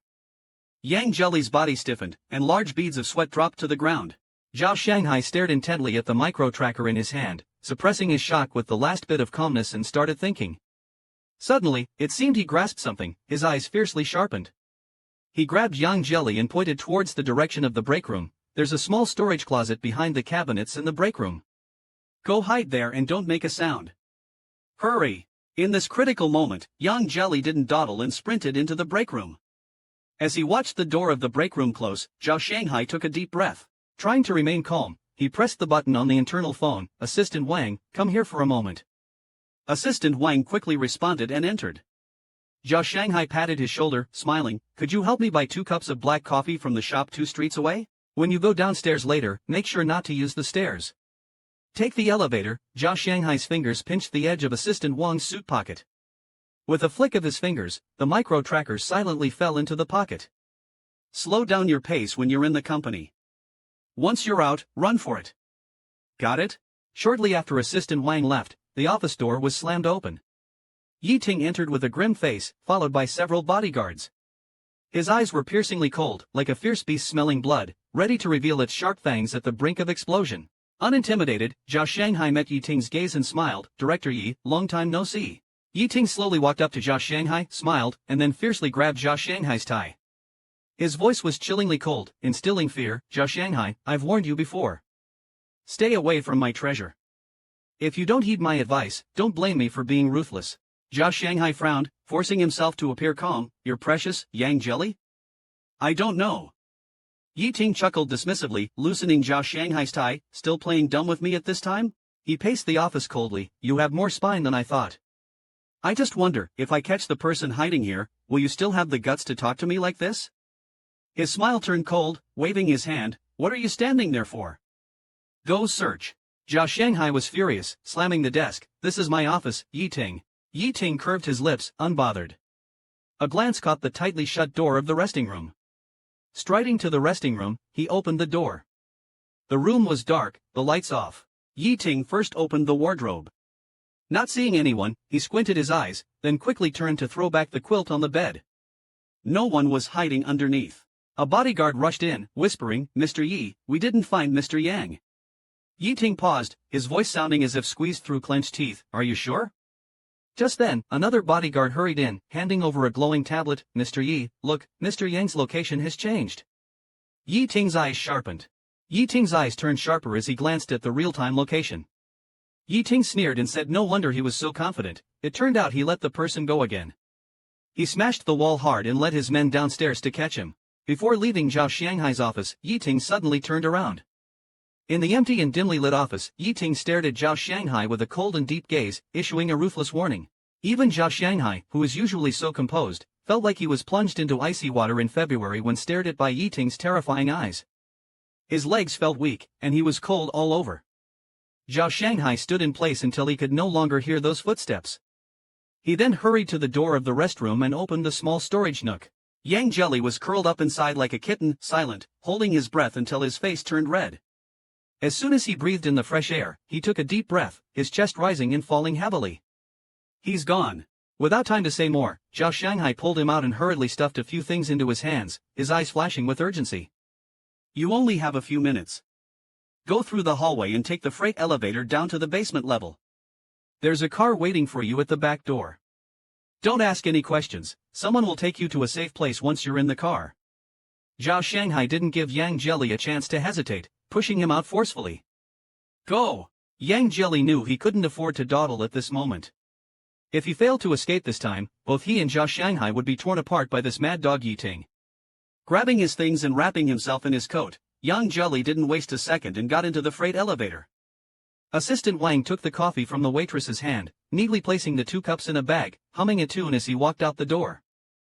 Suddenly, there was a commotion behind him, but Assistant Wang paid no mind. A sudden force from behind knocked him down like a dog eating dirt. Assistant Wang cried out in panic, Who are you? What are you doing? The bodyguards who had caught up were dumbfounded to find that this person wasn't Yang Jelly. Yi Ting arrived a few seconds later. Seeing Assistant Wang's face, he instantly understood everything. Zhao Shanghai had played a trick right under his nose, pulling off a switcheroo, a diversion tactic. Yang Jelly quietly made his way to the basement, cautiously surveying his surroundings. Finding no sign of Yi Ting's men, he bolted toward the back door where a car was parked, its rear door ajar. His eyes lit up as he dived into the back seat and slammed the door closed. The driver, with a voice deep as a drum, sat in front. "Mr. Yang," Yang Jelly panted, "it's me." The driver, half his face shrouded in darkness, smiled and told him to buckle up, only to encounter Yi Ting, who had just returned. Yang Jelly could only cover his head, use his hat to hide his face, and pray he wouldn't be seen. He later realized his shirt was soaked through with sweat, sticky and damp. Swallowing dryly, he tried to speak but found himself too exhausted and weak. A sly smile crept on his lips, he was no longer a pet. Yi Ting forcefully pushed open Zhao Shanghai's office door. Zhao, in a slender, self-colored shirt, neatly adjusted his collar and tie. Behind his gold-rimmed glasses were a pair of shrewd, handsome eyes, twinkling with a hint of amusement. "Why are you back, Mr. Yi?" he said half calmly, half smiling. "I'm not hiding anyone here." Yi Ting strode towards Zhao Shanghai, loosening his black tie. Before Zhao could speak, Yi Ting chuckled. With a fierce fist, Yi Ting punched Zhao Shanghai straight in the face without warning. Caught off guard, Zhao stumbled backward, nearly losing his balance. His gold-rimmed glasses flew off due to the force of the punch and landed on the ground. Zhao looked up, his eyes quickly filling with anger. Yi Ting, radiating an aura of intense aggression, stood before a steadying Zhao, ready to land another punch. Gripping Zhao Shanghai's collar tightly, Yi Ting's eyes reddened with fury, resembling an enraged beast. Zhao got the feeling that, in that moment, Yi Ting might genuinely have harbored the intent to kill. "No wonder Yang Jelly is so desperate to escape from you," Zhao said, his eyes coldly amused. "You're indeed nothing more than a mad dog that knows only how to bite." Zhao Shanghai, as if aiming at a moment when Yi Ting's guard was down, suddenly threw punches back, striking Yi Ting's cheek with knuckles cracking loudly. "Zhao Shanghai, you're courting death." Both being prominent bosses, they wrestled, with their bodyguards surrounding them, staring dumbfounded at their bosses fighting Zhao Shanghai. Yi Ting's gaze remained cold as ice. "Ferocious Zhao Shanghai, remember well what you have done. Daring to snatch my treasure from my hands, you better be prepared." After saying that, Yi Ting turned his head, and "Mr. Zhao, you may leave." Picking up his gold-rimmed glasses from the ground, Zhao Shanghai wiped the dust off them and put them back on. After the brief storm, his eyes returned to being calm and rational. Even if Yi Ting is brutal, it's still uncertain whether he can really chew through this tough bone. The car passed the national highway smoothly. He swallowed, feeling his throat dry, and asked the driver, who was still driving ahead, "Uncle, have we arrived at the place?" Not far away, there was a huge stone with 6 red-painted characters, Jin Yuan Leisure Villa. He still didn't understand what this place was, only to see a man running towards him in the distance, excitedly shouting, "Xiao Yang, over here, come here." The man, Yang Jelly, looked very familiar. It always seemed like he had seen him somewhere before. "Xiao Yang, you finally arrived."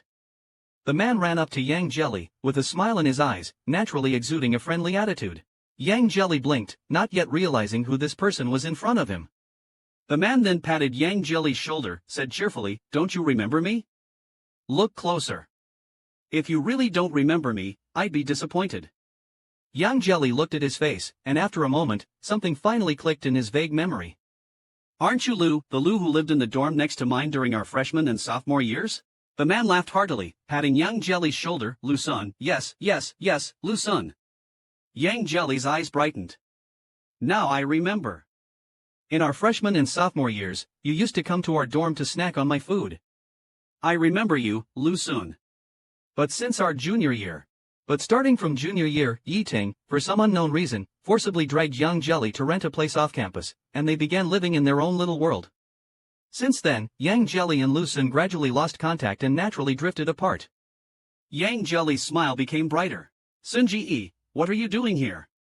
Seeing Yang Jelly's puzzled expression, Lu-sun continued to explain, "I got to know Hai-ji through partnering on a few investment projects. We had talked before and knew we were college alumni. After you got into trouble, Hai-ji privately contacted me, asking if you could hide at my place for a while. Coincidentally, I recently opened a new leisure resort, which is perfect for you to lay low. Rest assured, my place is absolutely safe and hidden, no one will find you." Only then did Yang Jelly feel relieved. Yi Ting used all the manpower he could and meticulously searched for several days. He investigated all possible hiding places for Yang Jelly, reviewed related surveillance footage, and checked vehicles. However, there were too many vehicles coming and going nearby, and the traffic on the national highway was even denser. After several days, there was no progress at all. It was as if Yang Jelly had grown wings and flown away, disappearing without a trace. Yi Ting's face had grown increasingly gloomy these past few days, and his temper had become extremely irritable. After a moment of silence, he started the car and drove to Zhao Shanghai's house. Only Zhao Shanghai and his daughter were home. When the daughter heard the doorbell, she immediately ran to open the door. Yi Ting walked in unceremoniously. Considering Zhao Shanghai's daughter was in the room, he didn't immediately act out. Zhao Shanghai gave him a cold glance, squatted down, and said to his daughter, "Lele, Daddy has something to discuss. Go back to your room and finish this week's journal. Daddy will check it tonight. Okay?" Lele glanced timidly at Yi Ting, who looked like a demon, and then looked at Zhao Shanghai, nodding obediently. Zhao Shanghai sat down on the sofa. "What do you want from me?" Yi Ting's voice was icy. "I'll give you one last chance." "Where is he?" Zhao Shanghai poured himself a cup of tea and slowly said, "I told you, I don't know." Yi Ting squinted his eyes and grabbed Zhao Shanghai's shirt collar. "Zhao Shanghai, don't you dare refuse my kindness." The anxiety from not finding Yang Jelly completely burned away Yi Ting's patience. If he thought he could force Zhao Shanghai to reveal Yang Jelly's whereabouts by roughing him up now, Yi Ting felt he wouldn't hesitate to break Zhao Shanghai's bones. "Don't think I can't really do anything to you. I'm being polite to you out of respect for Xiao Yi. Otherwise, with just a few companies and that bit of power you have, do you really think you have the capital to fight me?" Zhao Shanghai's face also turned cold. "What do you want?" Before Yi Ting could speak, they heard the sound of a door opening behind him. Xiao Yi, who had just returned from the company, looked at the people in the living room and raised an eyebrow. "Yi Ting, why are you here?" Yi Ting glanced at him from the corner of his eye, snorted coldly, and reluctantly let go of Zhao Shanghai's collar. He didn't immediately answer Xiao Yi's question, but took a stack of documents he carried with him and slammed them heavily in front of Zhao Shanghai. "If you don't give me the person back in 3 days, I won't let you get a single cent from this project. I'll give you 3 days to lose everything cleanly." Xiao Yi, who couldn't stand it anymore, intervened between Zhao Shanghai and Yi Ting. Frowned, and asked, "What exactly is going on?" "Ask your wife." Yi Ting sneered with a mocking smile, coldly looking at Xiao Yi. "Xiao, take care of your wife. Don't extend your hand outside when you haven't even cleared up your own mess." Yi Ting left, leaving Zhao Shanghai and Xiao Yi staring at each other. Xiao Yi's face was displeased. "You took Yi Ting's person away?" Zhao Shanghai glanced at him, silently went to the kitchen, took off his coat to avoid getting stains on his shirt, and skillfully took an apron and tied it on. He started cooking. Seeing his actions, Xiao Yi became impatient. "I'm asking you a question." Zhao Shanghai calmly said, "This is my own business, don't interfere." Xiao Yi emphasized, "I don't care what the matter is. Since Yi Ting came to the house, don't make a fuss. Why are you meddling in other people's affairs?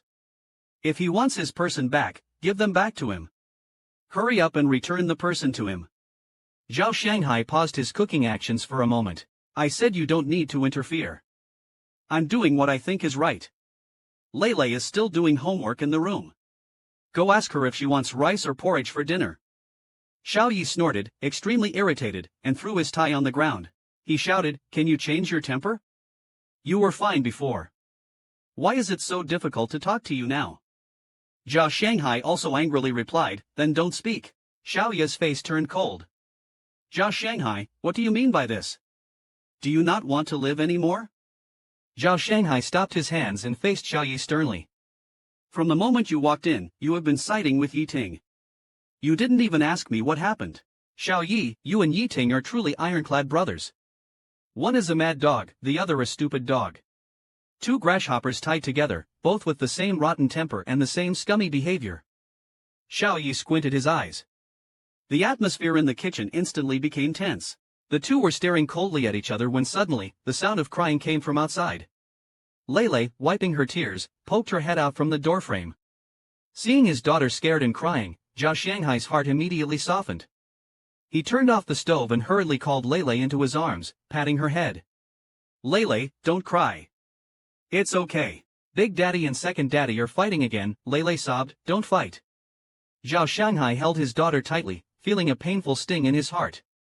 After a while, he picked Lele up, passed by Xiao Yi, and said, "Dinner is cancelled.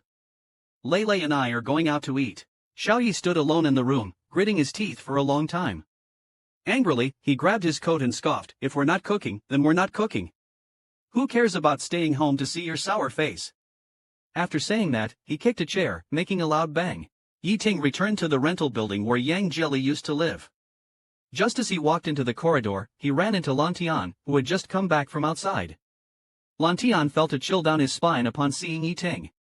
Mr. Yi, what a coincidence. Yi Ting glanced at him coldly, too lazy to even open his mouth. As he was about to open the door, Yi Ting suddenly turned his head and asked in a low voice, "Has Yang Jelly contacted you?" Lan Tian replied tremblingly, "No, I haven't received any word from him at all." Standing there alone, Lan Tian mumbled softly, "I don't know where he ran off to. Yang being out there by himself isn't safe. His illness hasn't fully recovered. What if he has a sudden depressive episode one day?" Yi Ting's face darkened, his chest felt like it had been violently pierced by a sword, aching, painful, and suffocating. Lan Tian's voice floated over faintly. The sound of the blue sky drifted faintly over. "I heard that some depression patients have suicidal tendencies. Yang probably wouldn't, right?" When Yeting heard this, his breath almost stopped in fright. He quickly walked up to Lan Tian, gripping his arm tightly. "Don't fucking say that, don't curse him." Lan Tian was so startled that he went silent and left your sickness. Opening the door to watch Yeting walk away, "It's all because of you." Lan Tian stuck out his tongue, "I didn't curse him. It's your fault he ended up like this. Yang will only get better and be happier after he leaves you. Go play with mud yourself." Yeting's eyes turned fierce. When his gaze shot over, Lan Tian had just closed the door, faster than a turtle retracting its head. Yeting entered the house with slightly disordered breathing, feeling as if something was stuck in his chest, unable to breathe. Yeting's headache was splitting, and when he opened his eyes again, he saw a little lamb toy on the floor, which he grabbed fiercely. He squeezed it until his knuckles cracked and his fingernails turned white. After a long while, he finally calmed down, his face icy as he bitterly threw the lamb into the trash bin. Lan Tian teased Yeting a bit, feeling quite amused inside. Suddenly, a voice came from behind. He turned to look and Lan Tian was startled, stuttering, You, why are you here?" "This is my place." Ruan Yanting hummed indifferently, "I would find a way in if I wanted to." He turned his head to glance at Lan Tian, a slight smile curling the corners of his lips. "Besides, what place haven't I been into? Why so surprised?" Lan Tian didn't understand. Ruan Yanting sighed, seemingly a bit helpless. "Have you had enough fun?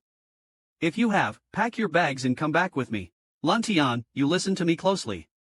I am tough as nails right now. Even if you put a knife to my throat, even if I were to jump off from here, even if I starve or freeze to death in some alley, I absolutely will not go back with you. There's no possibility at all." As he stood up and walked to the door, he turned back and pretended to be regretful, saying, "Since you're unwilling, then let's forget it. I just think it's a pity. I was thinking if you came back with me, I would agree to let you keep cats, a Bengal, a ragdoll, and a Siamese." Initially fuming, Lan Tian's body trembled slightly upon hearing this. Lan Tian's probing voice floated over, "Are you serious?" While Lan Tian was overjoyed, next door, Yi Ting was not in such a good mood. Yi Ting stayed in the study until late at night. His subordinate reported that today's search still found no clues of Mr. Yang. After hanging up the phone, Yi Ting was in a terrible mood, feeling like there was a thorn stuck in his chest, so anxious that he couldn't even sleep properly. In his dream, Yi Ting saw Yang Jialai. He decisively tied Yang Jialai's hands and feet with a rope. The dream did not end there. Yi Ting then saw Yang Jialai crouching in a dark corner, his depression acting up again, his breathing difficult, his face pale. And he could only watch helplessly as Yang Jialai disappeared into the darkness. These dreams frightened Yi Ting awake. He sat up in bed, gasping for air, and his hands were covered in cold sweat as he touched his forehead. No longer being polite, Yi Ting launched a retaliatory attack on Zhao Shanghai's investment projects. Yang Jialai, finally having a few peaceful days, found Lu Sun's villa to be well-equipped, a truly enjoyable place. He opened a web page and tentatively typed the name of Zhao Shanghai's company into the search engine. Yang Jialai looked at the strings of information that appeared on the screen, all recent and mostly bad news. Various financial audits, project suspensions, a branch office with frozen funds, and the doomed megastar plant facing bankruptcy. Others might not be sensitive to these things, but Yang Jialai had a strong intuition at first glance. This was definitely done by Yi Ting. Yi Ting was retaliating. He raised his head and said to Lu Sun with some worry, "Brother Sun, can I make a call outside?" Lu Sun's face turned serious. "No, making a call could easily expose your whereabouts. Not just you, even I haven't dared to inform Brother Hai these past few days, fearing that your guy might catch a clue." Yang Jialai frowned, deeply troubled. Lu Sun, seeing his expression, pondered for a moment. He handed a brand new phone to Yang Jialai. "You can use this phone to make a call outside. I had a professional tamper with it, creating a simulated number segment and virtual base station positioning. It shouldn't be traceable."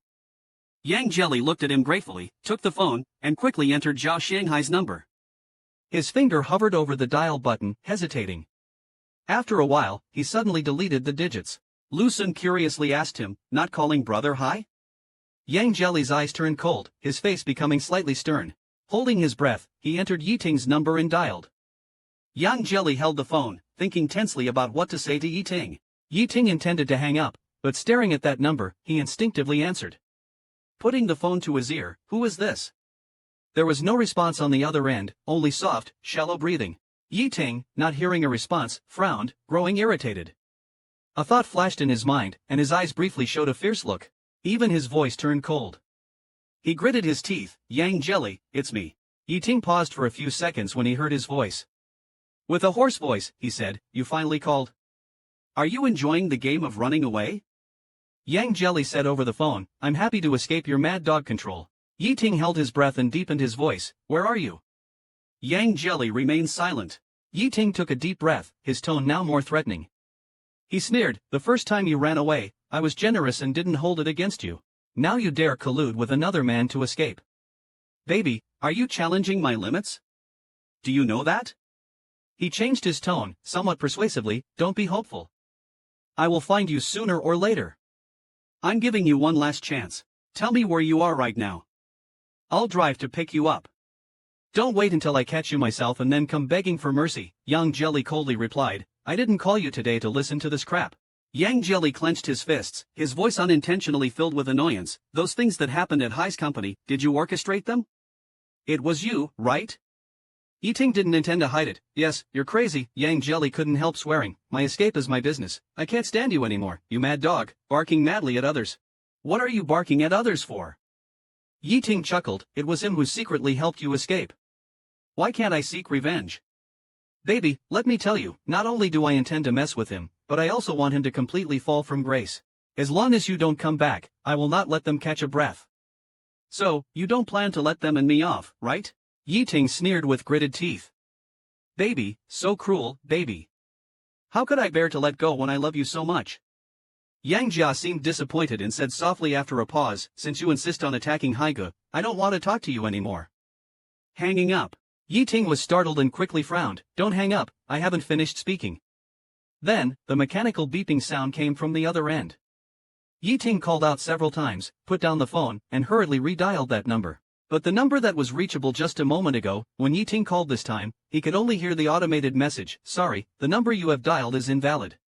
He immediately called the deputy in charge of finance and ordered him to take over immediately, and had his assistant contact the group's senior network engineer urgently, instructing him to trace the location of this number immediately. The engineer replied in a low voice, "President Yi, it's not that I don't want to help you.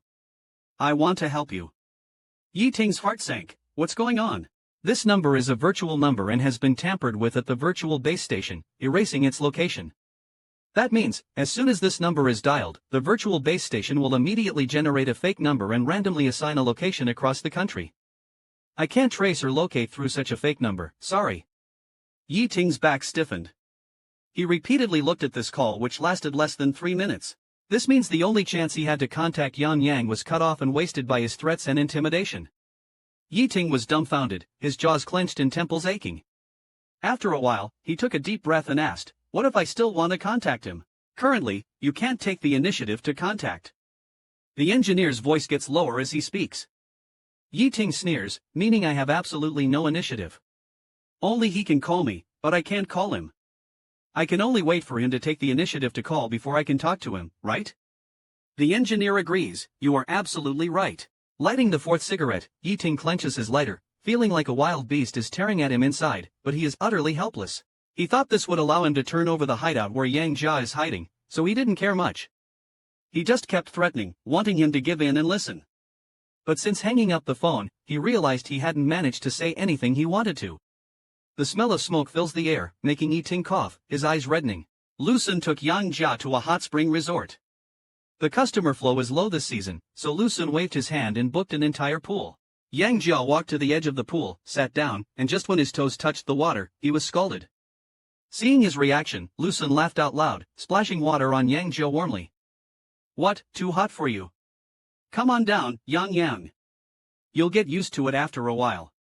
It's comfortable. If you don't come in, I'll have to carry you in." No, no, no, don't touch me. I'll get in myself, Yang Jia said, supporting himself on the edge of the pool and slowly immersing himself in the water. As soon as his feet touched the bottom, he couldn't help shivering, his forehead sweating and cheeks turning red from the heat. You look good, Lucen initially said with a smile, but upon seeing Yang Jia's slender and fair upper body, his smile froze momentarily and a shadow crossed his eyes. Blinking, Lucen smiled and said, you look good. I've always thought you were handsome. Yang Jia felt awkward at Lu Sun's words, scratching his head. Bro Sun, in the 2 years of college, as far as I know, you've had 2 girlfriends. Each with long dark hair and large breasts. You're a straight guy, and I'm a dude. Please don't joke like this. It's kind of embarrassing. After a long time, in a very low voice, he quietly said / whispered, what if it's not purely straight, / whisper he's enjoying the soak, / whisper. The phone, wrapped in a transparent bag, vibrates. Lucen picks up the phone and sees an unknown number. Frowning, he answers, only to hear Zhao Xianghai's voice. Zhao Xianghai chuckles, it's me, Zhao, me. Is Yang Jelly by your side? Is Yang Jelly by your side? Lucen said, yes, do you have any instructions? Zhao Shanghai comforted a few words with a smile and then asked about Yang Jelly's recent situation, confirming that he was doing well on Lu Sun's side before slowly speaking, have you called Yiting? Yang Jelly nodded, the equipment has been handled, it won't expose our whereabouts. I just wanted to call Yiting to stop him from attacking people like a mad dog, causing a ruckus. Thinking of Yiting's words on the phone, Yang Jelly's face turned cold, what else could I say? As soon as he opened his mouth, it was threats, giving me an ultimatum to return, or he would intensify the attacks on you and others. Zhao Shanghai laughed, sounding relaxed, don't let him scare you. Stay peacefully in the villa. At least he won't find your whereabouts so quickly. Don't worry about me. Since I dared to do this, I have a way to handle it. Yang Jelly was grateful, brother Hai, thank you so much. Zhao Shanghai hummed lightly and reminded, whenever you feel up to it, give Yiting another call. He has already threatened me. Yang Jelly looked at the rippling water, feeling a bit annoyed, I can't communicate with him. As soon as he opens his mouth, he's so extreme, with a tone of treating people like pets, it makes me very uncomfortable. After a few seconds of silence, Yang Jelly sighed, I'll call him back when I feel better. Yiting was never addicted to his phone, but in the past 2 days, even his secretary noticed that Yiting was unusually checking his phone frequently. The secretary could see Yiting checking his phone 3 times while delivering a cup of coffee to the office. It was a brand new number, belonging to Guizhou, and like the first time, it was automatically identified by the phone as an advertisement. His breath tightened and his throat went dry. He quickly stood up and smiled at the others, excuse me for a moment, I have to take a call. He quickly pressed the answer button, suppressing his surging emotions as he put the phone to his ear, calmly and deeply saying hello. The other end quickly responded, it was a female voice saying hello. Hello, a female voice said. Yiting frowned as he listened to the rapid-fire speech from the other side. Hello sir, this is the Guizhou distillery. Congratulations! You've been selected as a lucky customer nationwide. The original price of Maotai original liquor is 1,000 yuan, but now it only costs 199. Yiting cursed under his breath. At the entrance of the mansion, he ran into Zhao Shanghai again. Yiting glanced at him, squinted, and asked, have you called Yang Jelly? Yiting's tone wasn't as harsh as it had been in recent days. Zhao Shanghai looked at him in surprise, then snorted. It seems like President Ye's temper has indeed softened. Yang Jelly only ran away because you pushed him away yourself. He doesn't want to stay with you. Expecting him to call you? You'll have to wait until he feels like it. Yiting coldly laughed and retorted, you're the boss, how can you mind other people's business so diligently? Yang Jelly doesn't want to stay with me. Do you think Xiaoyi enjoys staying with you now? How long has it been since he went back to the home you two share? Don't you know? Zhao Shanghai's expression darkened as Yiting hit the nail on the head. Clenching his fist, he forced himself to calm down and said, my family affairs are none of your concern, President Yi. It's true that Xiaoyi hasn't been home for a long time. Even when he does come home, it's only to drop off Lele. He leaves shortly after. Just now, at a dinner meeting, a boss hinted sarcastically, President Zhao, you'd better keep an eye on President Zhao. Young, handsome, and wealthy as he is, temptations are never ending around him. Yiting got back into the car, which started smoothly. Leaning back in the rear seat, a fire still burned in his chest as Yang Jelly's voice kept replaying in his mind. His phone vibrated, it was a call from an unknown number. Yiting frowned but answered the call. Unsurprisingly, it was the same damned scam distillery. Maybe it was because Yi Ting had picked up their call last time and listened for a while. These days, it seems like the scammers have smelled potential profit, like ants to sugar or locusts to crops. Ling Yeting has been receiving an increase in scam calls from unknown numbers. But now that he knows some of these calls might be from Yang Jelly, he has to pick up, even if he doesn't want to. The car took Yeting back to his rented apartment, which felt completely devoid of life. Yeting suddenly remembered that when Yang Jelly lived here, the atmosphere was different. Even when Yang Jelly was unhappy or upset, he would find ways to make himself feel better. Sometimes he would go to the kitchen to make pancakes, the oil sizzling, or he would water the plants on the balcony, learning to prune them. When he was absolutely bored, he would lie on the floor full of little lamb plushies, rolling around and sighing deeply. Every time Yeting came home and saw him, his heart would inexplicably soften. He thought about keeping him by his side for a lifetime, giving him whatever he wanted, just to treat him well. That wouldn't be so bad. Yeting walked silently into the living room, half knelt in front of the trash can, and felt a lump in his throat. Hesitating and torn, he picked out a dirty little lamb plushie from the trash can. Staring at the plushie's perpetually stitched smile, Yeting sighed lightly and, in a voice barely audible, said, "Baby, come back. I'll treat you better this time." The phone beside him buzzed again. Yeting was already exhausted by all the scam calls. He glanced at the unfamiliar number. It was from Guizhou, probably another cursed call from a liquor company. His face steeled as he answered the phone with a harsh tone, ready to scold. "I told you to stop harassing me with these calls. I told you, your lousy liquor company won't get away with this. Get lost." There was silence on the other end. After a moment, Yang Jelly's hoarse voice said, "Fine, I won't bother you again. Bye." Yeting's heart skipped a beat. It was only then he realized that this time it wasn't a scam call. It was the long-awaited call from Yang Jelly that he had been anxiously hoping for.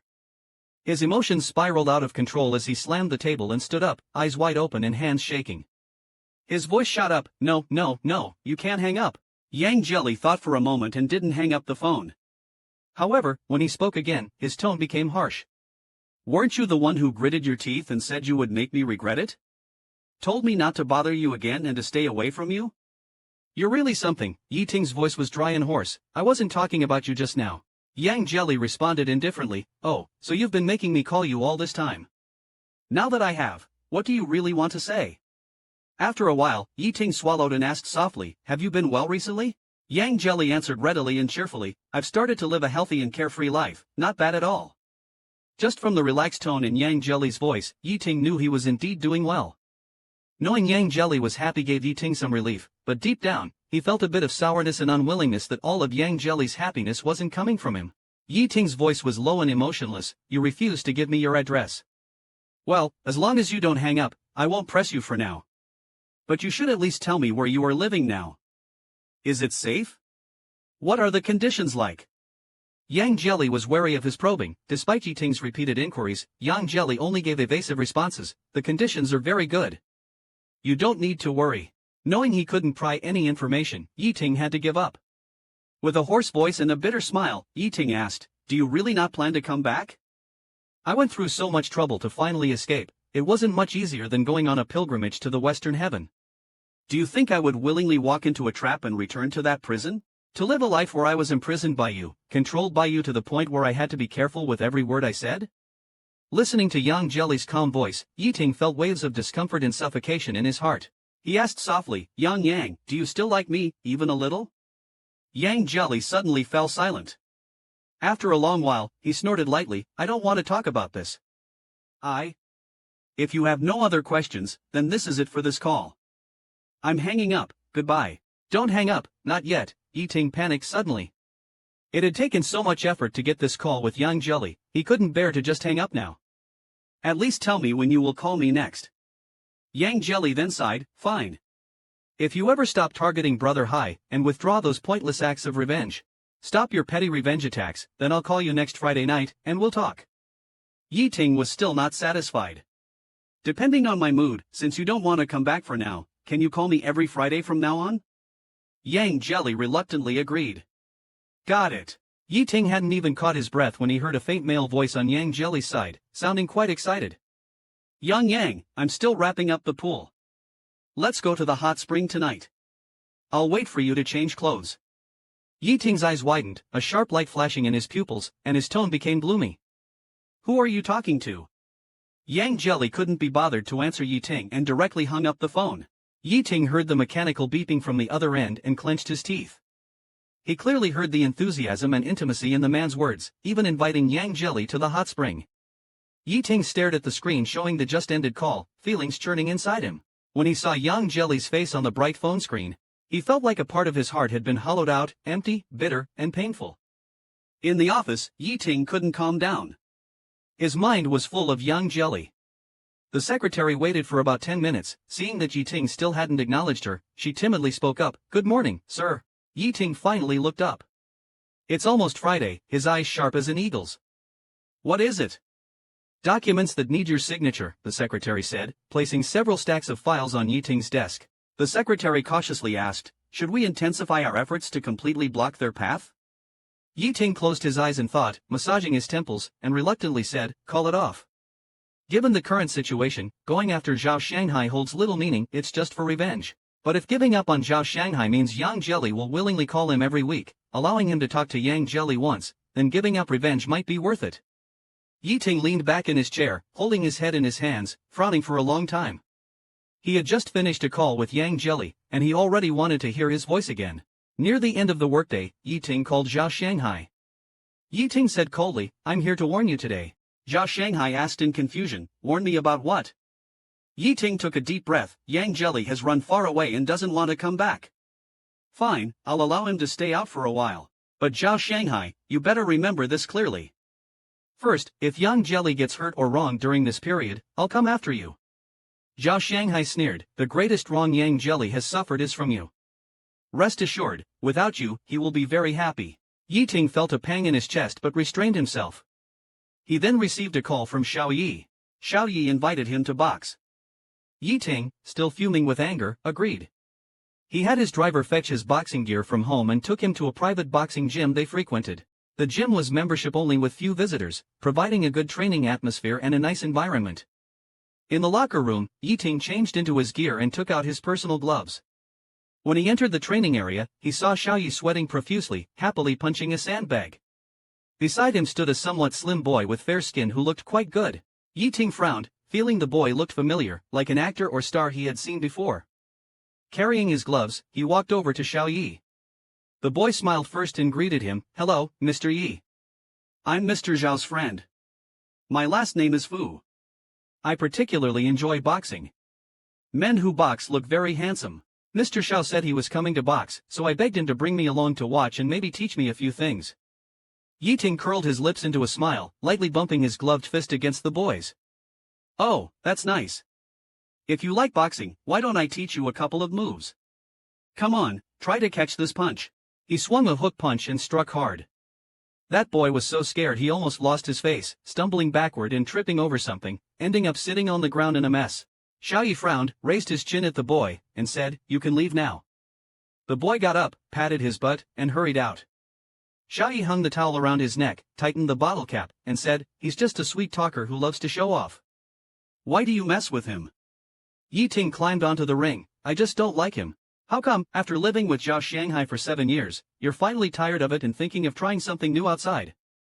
Xiao Yi jumped onto the ring as well. "I just find it interesting." Yi Ting asked again, "Does Zhao Shanghai know?" Xiao Yi paused his movement of adjusting his gloves upon hearing this and said in a muffled voice after a while, "He doesn't need to know." Yi Ting made a sound of acknowledgement and said nothing more. The two brothers had a good fight, both with something on their minds, making the fight particularly intense. In the end, it was a tie. They got off the ring, took a shower, changed clothes, and went to the top-floor private room to drink. After pouring the drinks, Xiao Yi motioned with his chin towards Yi Ting, teasing with a smile, "Doesn't he look like someone?" Yi Ting calmly took his glass. "Look like who?" "Like your little Yang. Xiao Yi crossed his legs and swirled the wine in his glass. "You still haven't brought him back?" Yi Ting frowned, downed his drink in one gulp. Xiao Yi said lightly, "He's trying so hard to escape, just let him go." "Can't you find someone like him elsewhere? Why must it be him? Just let it go, it'll be easy for both of you." Yi Ting slowly put down his glass, his eyes darkening. "No. If one day Zhao Shanghai decides to leave you, not wanting to stay with you anymore, would you just let it go and make it easy for both of you?" Xiao Yi was taken aback, obviously never considered this question. After a long moment, he coughed and said in a low voice, "I've been with Zhao Shanghai for 7 years. He won't leave. Yi Ting smiled, me too. On his way home from work, Zhao Shanghai received a call. Assistant Wang reported a few business matters, saying that all restrictions on Yi Ting's side had been lifted, funds had started to flow back, and the project's restructuring was progressing well. After finishing these reports, Assistant Wang hesitated for a few seconds. "There's one more thing," he stammered. "I saw Mr. Xiao, bringing a celebrity into the boxing gym today." The smile on Zhao Shanghai's lips faded. After a moment, he said calmly, "I understand." Zhao Shanghai instructed calmly, "Send some people to keep an eye on things. Report to me if there's anything significant." From a distance, Zhao Shanghai saw Lele. And smiled, waving at her. After hanging up the phone, he squatted down and picked up Lele. Lele kissed Zhao Shanghai on the face and exclaimed, "Daddy, today I received a red flower as a reward from my teacher." "Look." Lele giggled, glanced around, and then looked a bit disappointed.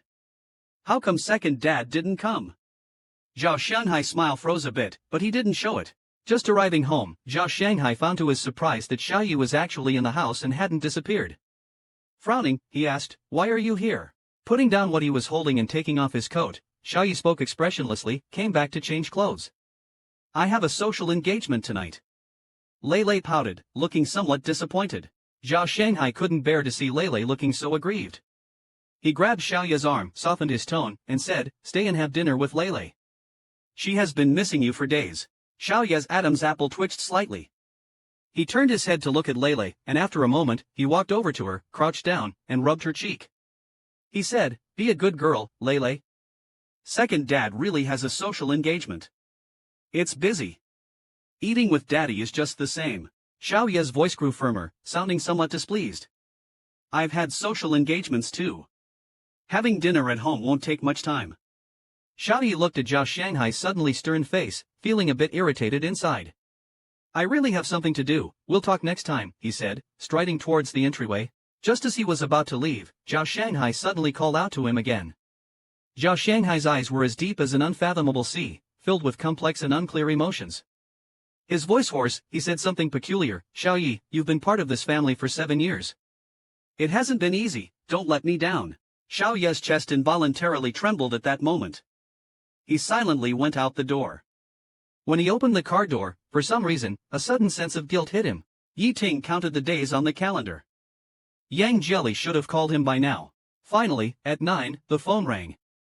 Yi Ting softly said in a husky voice, "Baby, I bought you a very big sheep. Do you like it?" Yang Jelly was startled by Yi Ting.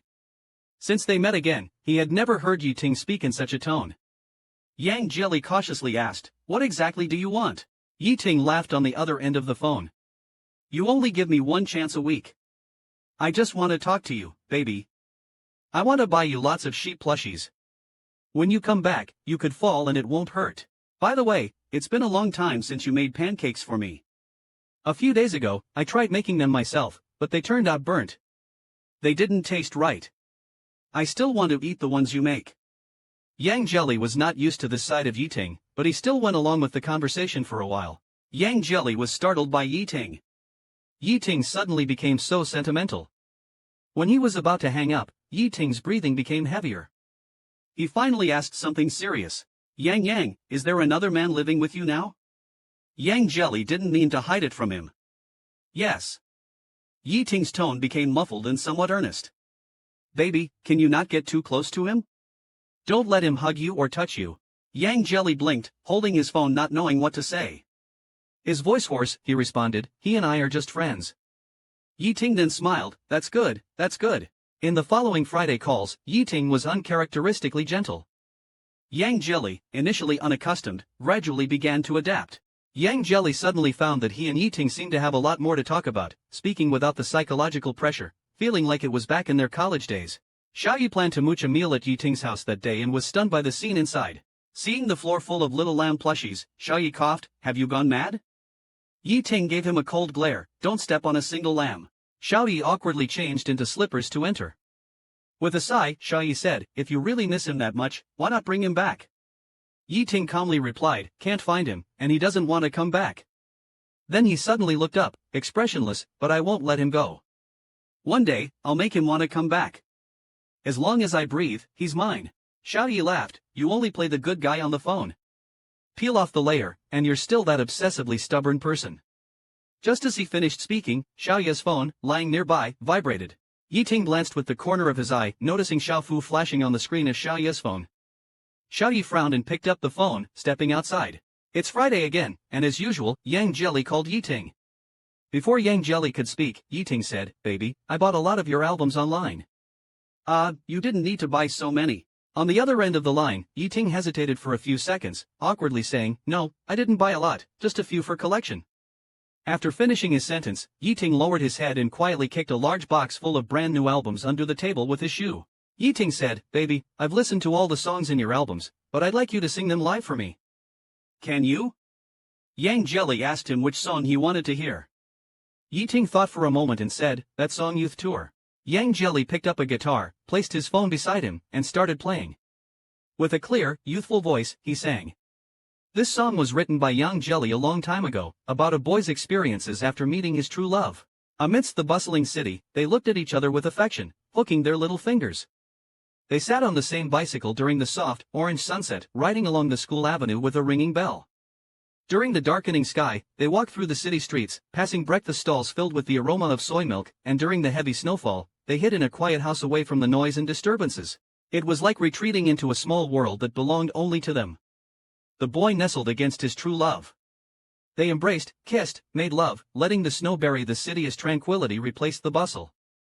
After the song finished, Yi Ting remained silent for a very long time. After a while, he finally spoke, Yang, is this song about you and me?" Yang Jelly gently replied, "Yes, about us during our university days." Yi Ting let out an ambiguous laugh. The phone call remained silent for a while before Yi Ting spoke again, but his voice turned hoarse, Yang. He said, Yang, if I told you I had a bit of regret, would you believe me?" Yang Jelly asked him what he regretted. "I regret that when I came back from America, I wasn't so resentful towards you. Would you have been more understanding and willing to smile at me if I had tried to understand you more? Instead of just trying to hold on to you, would I have been willing to hold your hand tightly when you reached out to me at that hotel banquet the first time? Would you have been willing to smile at me? Would you hate me as much as you do now?" Yi Ting gulped. "I still think that if I hadn't belittled you, hadn't used Xia to provoke you, hadn't thrown you out in front of everyone, and hadn't done those wrong things, would you still be as attached to me as you were in college, playful and smiling at me?" Yi Ting smiled. "Baby, I'm not forcing you. Can you honestly answer one question for me?" Yi Ting whispered, "Do you still like me a little bit?" "Not as much as before, just a little." "Do you?" Yang Jelly said softly, "Yi Ting, it's been so many years. We have both changed too much. I'm not as naive as I used to be. I used to say I wanted to be carefree all my life and live a carefree life, but society has beaten that out of me. I feel like I'm so worldly now, not the person you had in mind anymore. You too, in college, although you were cold and arrogant and a bit domineering, you were still quite nice. But now, you're like a vicious wolf, biting whoever you catch, extreme and brutal." Yang Jelly hadn't finished speaking when Yi Ting interrupted heavily, Yang, I could never bear to be brutal to you." Yang Jelly scoffed, "Humiliation, rape, binding, imprisonment, isn't that enough?" Yi Ting was silent for a moment. "If you are willing to come back, I promise none of that will happen again." Yang Jelly took a deep breath. "Honestly, I don't quite believe you." After a while, there was no response from the other end of the phone. Only then did he realize the call had been disconnected at some point. Coincidentally, his phone rang immediately after. News from the R&D department. The engineer sounded excited. "Through multiple comparisons and splicing of your call records, we successfully intercepted the correct number and located it. We have currently pinpointed several suspected addresses." The next afternoon, his personal assistant handed Yi Ting a booklet and promptly reported, "I conducted information investigations on these locations. There are 5 suspected sites in total. We can currently rule out 3, leaving 2. One is in a development zone in Haiban City. The area's economy is lagging, with many old residential buildings awaiting demolition nearby. The environment is quite poor. The other is in the suburbs, a secluded environment with only a newly built large leisure villa that stands out." The assistant opened a file and placed it in front of Yi Ting. "Regarding this villa, I also did some investigation. Jin Yuan Leisure Resort, with an investment of 23 million, was just completed this spring. The owner is named Lu Sun." Yi Ting squinted his eyes when he saw the name Lu Sun appear in his notebook. The life assistant asked, "What do you plan to do?" Yi Ting's voice sounded calm, but the fingers holding the cigarette trembled ever so slightly. Pick a few reliable people from the company. I'll pay for them to visit this resort for a few days as a benefit. He extinguished the cigarette but on Lu Sun's name expressionlessly. Watching the flame go out, the ashtray was ground into a pile of powdery cold ash. Only then did Yi Ting smile and said softly, he better not have any other intentions. The people sent by Yi Ting arrived at the resort the next day. They, like the most ordinary and normal tourists, checked in and toured around. Additionally, another person was also keeping an eye on Yang Jelly. The scene shifts to this person being Yi Fan, Yi Ting's brother. He plans to have someone approach and monitor Yang Jelly first, and this person is Wang Yang. After being devastated by Yi Ting, Wang Yang also had some mental issues. It was Yi Fan who helped him when he was at his most downcast. But Yi Fan is very skilled in PUA. He not only physically tormented Wang Yang but also verbally told him that he was the only one who helped Wang Yang and would treat him well in the future, among other things. This made Wang Yang both fearful and grateful towards Yi Fan psychologically, so Wang Yang never dared to refuse Yi Fan's orders. Yi Ting finally received an email from them. When he opened it, a series of photos popped up on the screen. The photos looked like they were taken secretly, they were poorly focused and somewhat blurry. Yi Ting scrutinized the photos for a long time and noticed Lu Sun, who was smiling brilliantly next to Yang Jia. Lu Sun touched Yang Jia's arm. Yang Jia's face wore a smile, his dimples slightly visible along with his small canine teeth. He picked up a pair of scissors and started cutting from the bottom up, snipping away until he completely separated the figures of Lu Sun and Yang Jia. He crumpled up Lu Sun's part into a ball and threw it into the trash can. Just then, his phone rang. The already frantic Yi Ting shouted, asking who it was. He picked up the phone from the desk and saw it was a message from employee Xiaoli, stating that Mr. Yang and Lu Sun had gone out together. Seeing this message made Yi Ting even more furious. He then replied to Xiaoli, asking him to detail what they had been doing together these past few days. Xiaoli replied saying they had been dining together often. They had spent time together at a hot springs a few days ago and took nightly walks by the lake behind the hills. The more Yi Ting read, the colder his heart felt. Eventually, he couldn't hold back and smashed his phone. Jealousy had completely clouded Yi Ting's reason, filling his mind with images of Yang Jia being intimate with another man. Yi Ting can't stand it anymore, he decided he must go in person, otherwise his wife might run off with someone else. Wang Yang, secretly relieved, finally found Yang Jelly alone and could take him back to complete his task. Wang Yang quietly approached Yang Jelly from behind, about to knock him out, when he heard him muttering to himself, ever since I quit being an entertainer, I've let myself go. If Li De and Li Er find out, they'll definitely laugh at me. Upon hearing the words Li De, Wang Yang suddenly stopped what he was doing, reminded of the times he was bullied. It was Li De who stood up to protect him. Li De was the only one who treated him as a person after he left the entertainment industry. Wang Yang, looking at Yang Jelly in front of him, thought he is Li De's best friend, I shouldn't harm him. But then he remembered Yi Fan's terrifying methods of punishment. Wang Yang didn't know what to do. Yi Ting made a call to his administrative assistant, his tone cold and commanding, I won't be in the office for the next 3 days. Call me if anything comes up. But remember one thing, don't let anyone know I'm out, especially Zhao Xianghai. After giving these instructions, he hung up and looked at Yang Jelly's photo on the screen, murmuring softly. After hanging up, he looked at the picture of Yang Jelly on the screen and softly said, Baby, I am very close to you now. Can you feel it? I miss you, do you know that? At this moment, he heard someone talking.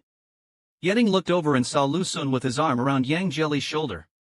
The two were very close, chatting and laughing happily. Lu Sun also smiled at Yang Jelly, placing his arm around Yang Jelly's shoulder. Their shadows were elongated by the sunset, merging together seamlessly. Yeting hurriedly rolled up the car window. Yeting squinted his eyes and tightened his grip on the leaf, his knuckles popping. All this time, Yang Jelly had rarely smiled so happily at him. When he was by his side, being hugged, it was out of resignation and numbness rather than willing acceptance and joy. On the other side, Yang Jelly returned to his bedroom after a walk and took a shower. Remembering that it was Friday, he called Yi Ling.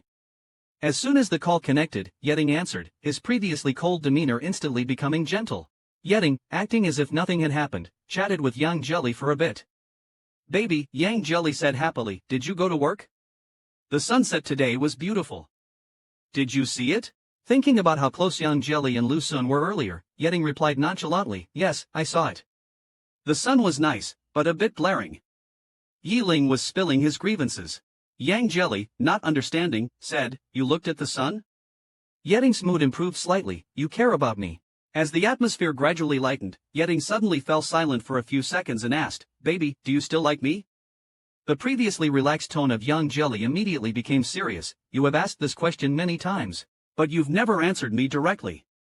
Yiting took a deep breath, gave a bitter smile, and said, "Give me an answer, baby, please. Just say something, okay?" Yang Jia was silent for a long time, finally sighed softly and said, "The happiest years of my life were those spent with you. Even if things have changed, I will never forget how you were back then." Yiting breathed deeply, his voice hoarse as he pressed on, "So, are you willing to come back now?" He quickly added, "Don't be afraid, and don't rush to deny it. As long as you come back, I'll treat you very well." Yang Jia listened for a long time, then finally replied softly, "Let's talk about it later." Yiting, with a suppressed tone, asked, "Tell me the truth, are you just scared of me or is it because of the man who's now by your side that you don't want to come back?" "He's just a friend, nothing more," Yang Jia said, his voice growing heavier. It took a while before he spoke again, trying to keep his voice even. "Yiting, did you call today just to pester me about this and start a fight?" Yiting paused, softened his voice, and gently said, "Baby, I just want you to come back." Yang Jia didn't respond. After a while, Yiting heard him gently hang up the phone. Yiting put away his phone, looked at the cold night sky and the dark low clouds, feeling a fire burning in his chest. Yiting returned home and drank sullenly alone. Xiaoyi joined him for a while but couldn't stand it anymore and stopped Yiting's hand from pouring more drink. "Yiting, stop, that's enough." Xiaoyi snatched the bottle and sighed, "If you want to drink, don't gulp it down like that. What's gotten into you today?" With a slightly drunken gaze, Yiting's eyes were cold. He grabbed Xiaoyi's arm and asked hoarsely, "What does he need to trust me?" Xiaoyi asked, "Who? Who do you want to trust you?" "Yang Jia?" With alcohol on his breath, Yiting chuckled.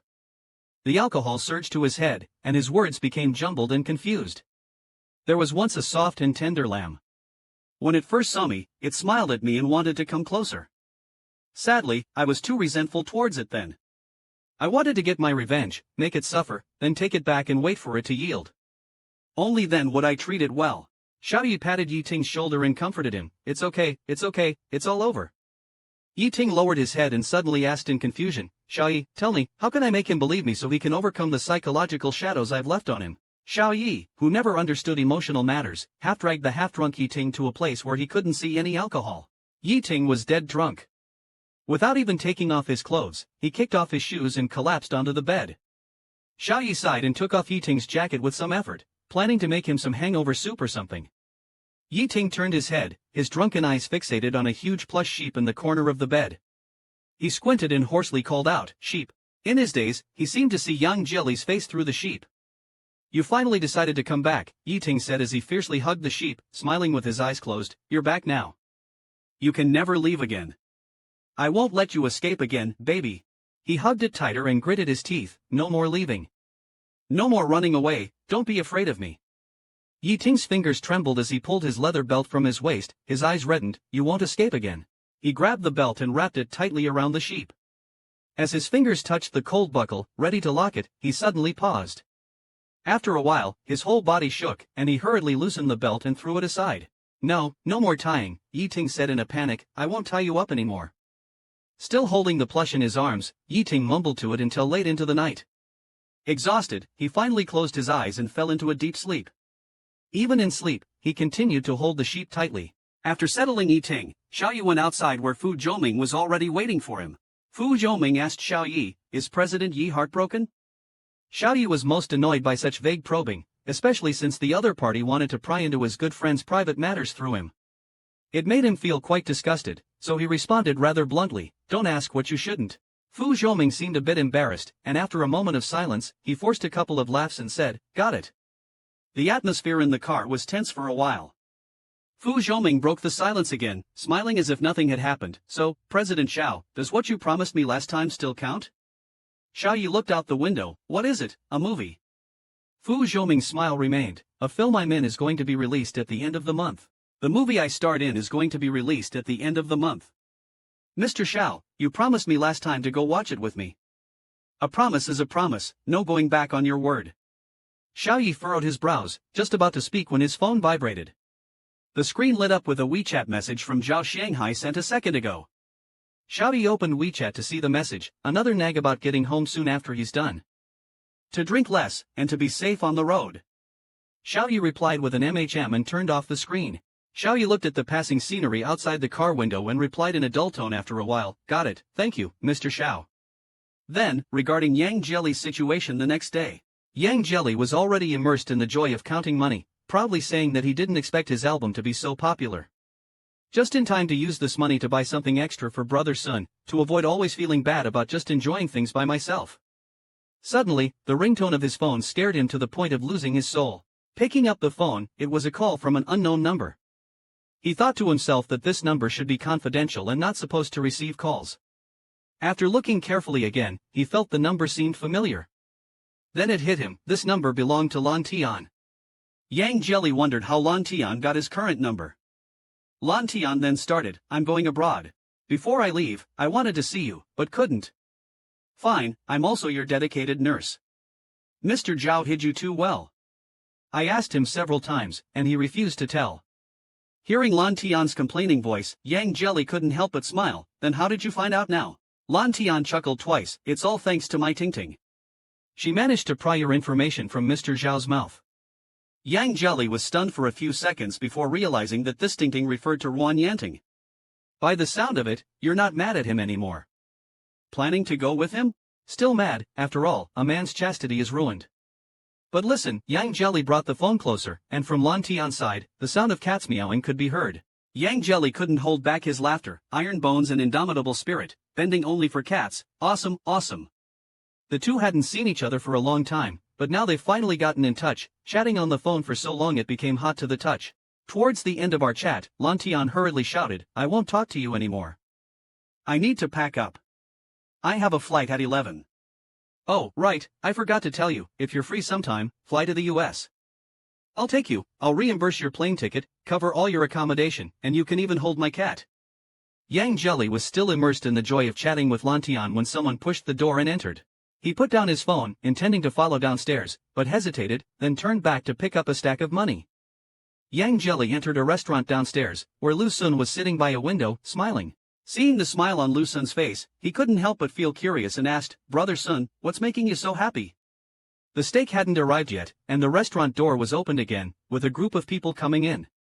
He found it strange, there were many empty seats around, yet many people, for some reason, chose to sit quite close to Yang Jelly's table, not talking much, just silently waiting after ordering. After Yang Jelly looked away, those few people also sneakily glanced over. He felt a bit puzzled, but after thinking it through, he figured he was just being too sensitive. If there was an issue with this traveler who had stayed for so long, Yi Ting would have found out early. One of them, who was closest to Yang Jelly, silently took out a mobile phone and gently placed it upside down on the table. The waiter brought over the steak that Lu Sun personally cooked. Yang Jelly cut a small piece, put it in his mouth, chewed for a while, and after swallowing, he didn't skimp on praise. "Just a few days of practice and you've got this skill, Brother Sun, you're quite talented." Hearing this, Lu Sun was overjoyed, his handsome eyes shining brightly. Liu Bei was preparing to say something softly, but Yang Jelly felt a bit embarrassed and didn't know how to react. "Brother Sun, what are you doing?" Lu Sun's eyes gradually became fiery. Before Yang Jelly could speak, Lu Sun suddenly reached out and grasped Yang Jelly's hand, his eyes filled with intense earnestness. Yang Jelly's hand was held by Lu Sun, feeling somewhat embarrassed. He exerted force in his arm, trying to pull his hand out of Lu Sun's grasp, but Lu Sun held on very tight and wouldn't let go, his gaze becoming increasingly passionate as he looked straight into Yang Jelly's eyes and spoke. "Spending time with you, I've realized that I really like your personality. Seeing your genuine smile makes me happy too. I love this feeling." So, Lu Sun paused here, took a deep breath, and looked at me intently. "I know you're single now, so I wanted to ask, if you're willing, can we, maybe, give it a try?" The person closest to Yang Jia had his phone on the table, the screen still lit and the call ongoing. Yi Ting heard all of this, anxious and restless, waiting for Yang Jia's response. Yang Jia looked down, silent for a moment before responding. "Sorry, Brother Sun, I don't feel the same way." At these words, Yi Ting's face broke into a relieved smile. Yang Jia scratched his head, embarrassed, and continued, "Moreover, I actually came here today to consult with you. I wasn't planning to make a decision so quickly, but after this incident, it's awkward to stay any longer." Hearing this, Lu Sun panicked a bit. "Did I scare you off? Why do you have to leave?" Yang Jia couldn't tell the truth. It wasn't right to say she was just avoiding temporarily and would come back after things cooled down. "Also, thank you for covering these expenses during this time. I hope you can accept this," she said, handing him a money bag. Yang Jia got up to leave, with Lu Sun following behind. Friday evening came, and as usual, Yang Jia called. This time, Yi Ting talked with him for half an hour. They tacitly avoided the previous topic. Yang Jia was still oblivious to everything, and Yi Ting remained unassuming, quietly listening to Yang Jia's youthful, clear voice fading into his ears. By the end of the conversation, Yi Ting, with her raspy voice, smiled and said, "Baby, you might not know, but this house has become particularly great." Yang Jelly also casually asked him back, "What makes it good?"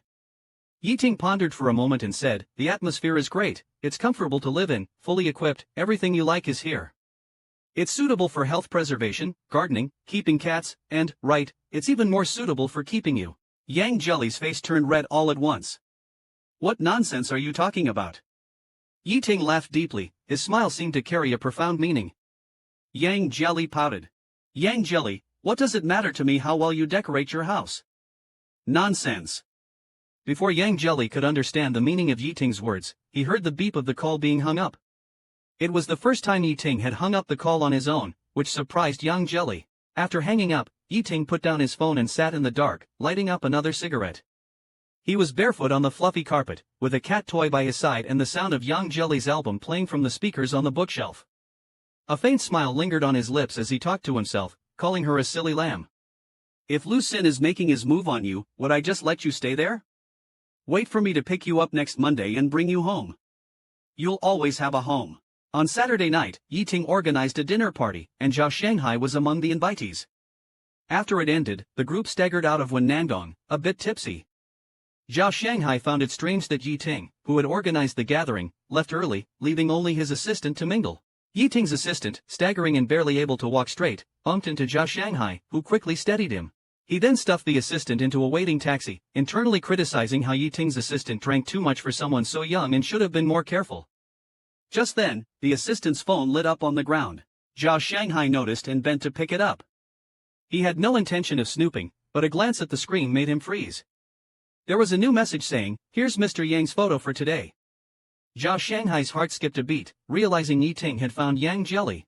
He took a moment to calm down before throwing the phone back to the assistant and waiting for the taxi to leave. Zhao Shanghai took out his phone and called Yang Jelly. When Yang Jelly answered, it seemed like she had been awakened by the call, yawning sleepily and saying, "Brother, hi?" Zhao Shanghai calmly asked, "Yang, are you still at the villa? I'm still here planning to find a house and then move away." "What's wrong?" Zhao Shanghai held his breath, his voice deep. "What I'm going to say next is very important. Adjust your state first, make sure your emotions are stable. Don't panic." On Monday, Yi Ting set off with his bodyguards as planned. This time, Yi Ting didn't hide, instead, he entered the villa with his entourage openly. Lu Sun's expression was unpleasant. Seeing Yi Ting entering with people, he just sneered twice. Yi Ting, observing Lu Sun's sneer and his reaction, suddenly felt uneasy, sensing a bad premonition. Only when Yi Ting approached did Lu Sun slowly put down his teacup and said indifferently, "Mr. Yi of Changhui Group has also deigned to visit this unremarkable villa. I apologize for the lack of proper reception." Yi Ting narrowed his eyes. The two men silently stared at each other for a while. Yi Ting spoke coldly, "I don't want to beat around the bush. Give me back my person." Lu Sun played dumb. "Person? What person? Did I kidnap someone from Mr. Yi?" Yi Ting then reached out and firmly grasped Lu Sun's neck, slamming him against the wall. His eyes fierce with shock and anger, he repeated, "Say it again." Lu Sun coughed twice, his face turning red from the choke. Staring with wide eyes, finally grinding his teeth and putting aside all pretense, he said, "He knew you were coming, how could he not run away quickly?" Yi Ting's fingers gradually tightened. He turned his head and swept a glance at his bodyguards and coldly ordered, "Go check." The bodyguards did as told and soon returned, drenched in cold sweat. "Mr. Yi, he's indeed not here." Yi Ting turned back, his eyes blazing with a bloodthirsty intensity. He gritted his teeth. "Then where did he go?" Lu Sun, unable to escape Yi Ting's frenzied grip, choked out, "I don't know." Yi Ting clenched his other fist, the knuckles cracking ominously. "Lu Sun, I'm warning you again, stop playing your tricks in front of me. You're nothing in my eyes. Where is he? Tell me now, immediately." Lu Sun's eyes were wide open, showing a defiant spirit, a vein throbbing on his forehead. "I told you I fucking don't know. He knew beforehand that you were coming. He packed up and left the night before, even I didn't get a chance to tell. He only left money and a letter." Yi Ting was half convinced until Lu Sun took out the letter from his pocket and then he finally let go. Yi Ting read the letter quickly and thoroughly, his eyes brewing a storm. He crumpled the letter, gave Lu Sun a piercing look, and waved for his bodyguards to leave. Before leaving the VIP lounge, Yi Ting turned his head and said indifferently to Lu Sun, "You should feel lucky that Yang has been living with you these days. You've indeed treated him well. And you're lucky you didn't really succeed." After saying that, he picked up his foot and violently kicked Lu Sun in the stomach. Having said his harsh words and thrown his punch, Yi Ting left swiftly without looking back. Wang Yang, who was in the shadows, witnessed all this and only then realized that Yang Jelly had left. The scene shifts to the next day. The bodyguard, who worked overtime last night to track Yang Jelly's movements, informed Yi Ting's assistant. So, the assistant came early to report to Yi Ting. After listening, Yi Ting looked up and asked, who from the military district was supposed to meet him? The assistant replied, no one met him. The car just went straight in. Our people couldn't get in because the security is too tight. Yi Ting extinguished his cigarette in the ashtray and ordered, keep a close eye on the people nearby. Check everything thoroughly. At this moment, the assistant mentioned another discovery, saying that when they checked the surveillance last night, they found a suspicious man who had been following Yang Nyonyo for a week. Yi Ting, looking at the surveillance video handed over by the assistant, wondered why he dared to show up. The assistant stuttered in reply, Wang Yang is not acting alone. Our initial judgment is that the person behind him is Fan Xiao. Yi Ting suddenly stood up, incredulously shouting, Yi Fan? This morning, as usual, the assistant came to report Yang Jelly's activities to Yi Ting. We've seen Mr. Yang from a distance a few times. He seems to be in good condition and adapting well to the environment there. After listening, Yi Ting felt somewhat disappointed. It seems he really doesn't plan to come out to see me. No matter how much I want to treat him well, he really refuses to come back to me. Yi Ting was silent for a moment before suddenly asking, how are things on Yi Fan's side? The assistant replied, we also have people following him. Recently, it seems he has increased his manpower. Yi Ting stood by the window, looking at the scenery outside. His eyes darkened. He couldn't wait any longer. If he delayed, Yang Yang would face more danger. He had to find a way to get Yang Yang to go out. The assistant was also a bit troubled after hearing this. Mr. Yang was very cautious and even arranged meetings with friends within the military district. Suddenly, Yi Ting had a flash of inspiration. Who did Yang Yang meet with? The assistant replied, it was his former teammates, Li De and Li Er. Yi Ting smiled slightly and came up with a plan. How could I have forgotten about them? How could I forget them? The bait to get Yang Yang out is ready. Besides, Yang Jelly has no idea that Yi Ting is plotting again. He is happily entertaining Li De and Li Er. They haven't seen each other for a long time. As soon as they met, Li Er threw herself into Yang Jelly's arms expressing how much she missed him. Yang Jelly wiped Li Er's tears and said, alright, haven't I come back to see you guys? There's hot pot prepared inside, let's talk while we eat. Upon hearing there was food, Li Er's eyes lit up, and she looked no longer sad. The three of them ate the hot pot noisily. Li De asked Yang Jelly about his future plans. Yang Jelly wiped the sauce from the corner of his mouth and said, I want to find a regular job to get by for now. Once things settle down, I still want to sing. Li De put his hand on Yang Jelly's and said, Brother Yang, no matter what, I'll follow you. Li Er also said firmly, believe in Brother Yang and you will have eternal life. No matter how poor or down and out we are, we will always be a team, a family. Hearing their words, Yang Jelly felt a sudden pang in his nose. Thank you guys. Say no more, everything is in the drink. Yang Jelly's gloomy mood lifted. He sniffed, picked up a can of cold beer, banged it on the table, and shouted, let's go, drink up. It's indeed happiest with friends. Given the chance, I should get Brother Hai to come over for a gathering. To hell with men or whatever. Thinking of this, Yang Jelly sent a WeChat message to Zhao Shanghai asking him to come over for a meal when he had time. Zhao Shanghai was at the office at that moment. Seeing the WeChat and the photo of the three of them at the gathering, he couldn't help but shake his head. This little Yang is still like a child. At this moment, Assistant 2 pushed the door open and came in. His face looked a bit worried, his eyes filled with concern. Zhao Shanghai found his appearance a bit strange. Why are you in such a panic? Assistant Wang's voice was a bit soft. President Zhao, the photos we just received. Zhao Shanghai asked, whose photos? Assistant Wang replied, President Zhao's. Zhao Shanghai's hand, which was wiping sweat, unknowingly froze. Assistant Wang raised his head, his voice faltering. President Zhao went to see a movie with a young celebrity, and they were photographed. Zhao Shanghai took the tablet from Assistant Wang's hands. The screen glowed quietly, displaying a photo. In the photo, Xiao Yi was as tall and handsome as ever, accompanied by a young and attractive boy. Zhao Shanghai silently looked at the photo for a long time before asking in a hoarse voice, "When was this?" Assistant Wang whispered, "It was taken last night." Zhao Shanghai nodded, recalling last night. He had been in the study helping Lele with homework until 10 o'clock, then took care of Lele until he fell asleep. Seeing that Xiao Yi had not returned, he made a pot of hangover soup in the kitchen and went to bed reassured. Before sleeping, he sent a message to Xiao Yi, asking if the social engagement had ended, advising him not to get drunk and to come home early. Informing him that there was hangover soup in the kitchen. Xiao Yi only replied with 2 words, "Busy now." So this is what kept him so busy. Assistant Wang looked at him with concern, "President Zhao, are you alright?" Zhao Shanghai smiled calmly and shook his head, "You can go now. Come to pick me up at 8 in the evening." Zhao Shanghai walked around the home he had lived in for 7 years. He touched the warm-colored wallpaper, his fingers gently caressing the family portrait of the 3 of them, all with bright and warm smiles. Holding the photo, he seemed to linger and gaze at it for a long time, then let out a light laugh and placed the photo face down. After all this, he took out his phone and sent a message to Xiao Yi, 7:30 p.m., "Come home. I have something to discuss with you." The clock's hands slowly moved towards 7:30. Zhao Shanghai had long been sitting on the sofa, waiting, thinking that it was time to put an end to everything. Soon, Xiao Yi walked in from outside. Zhao Shanghai looked up at him, "You're late."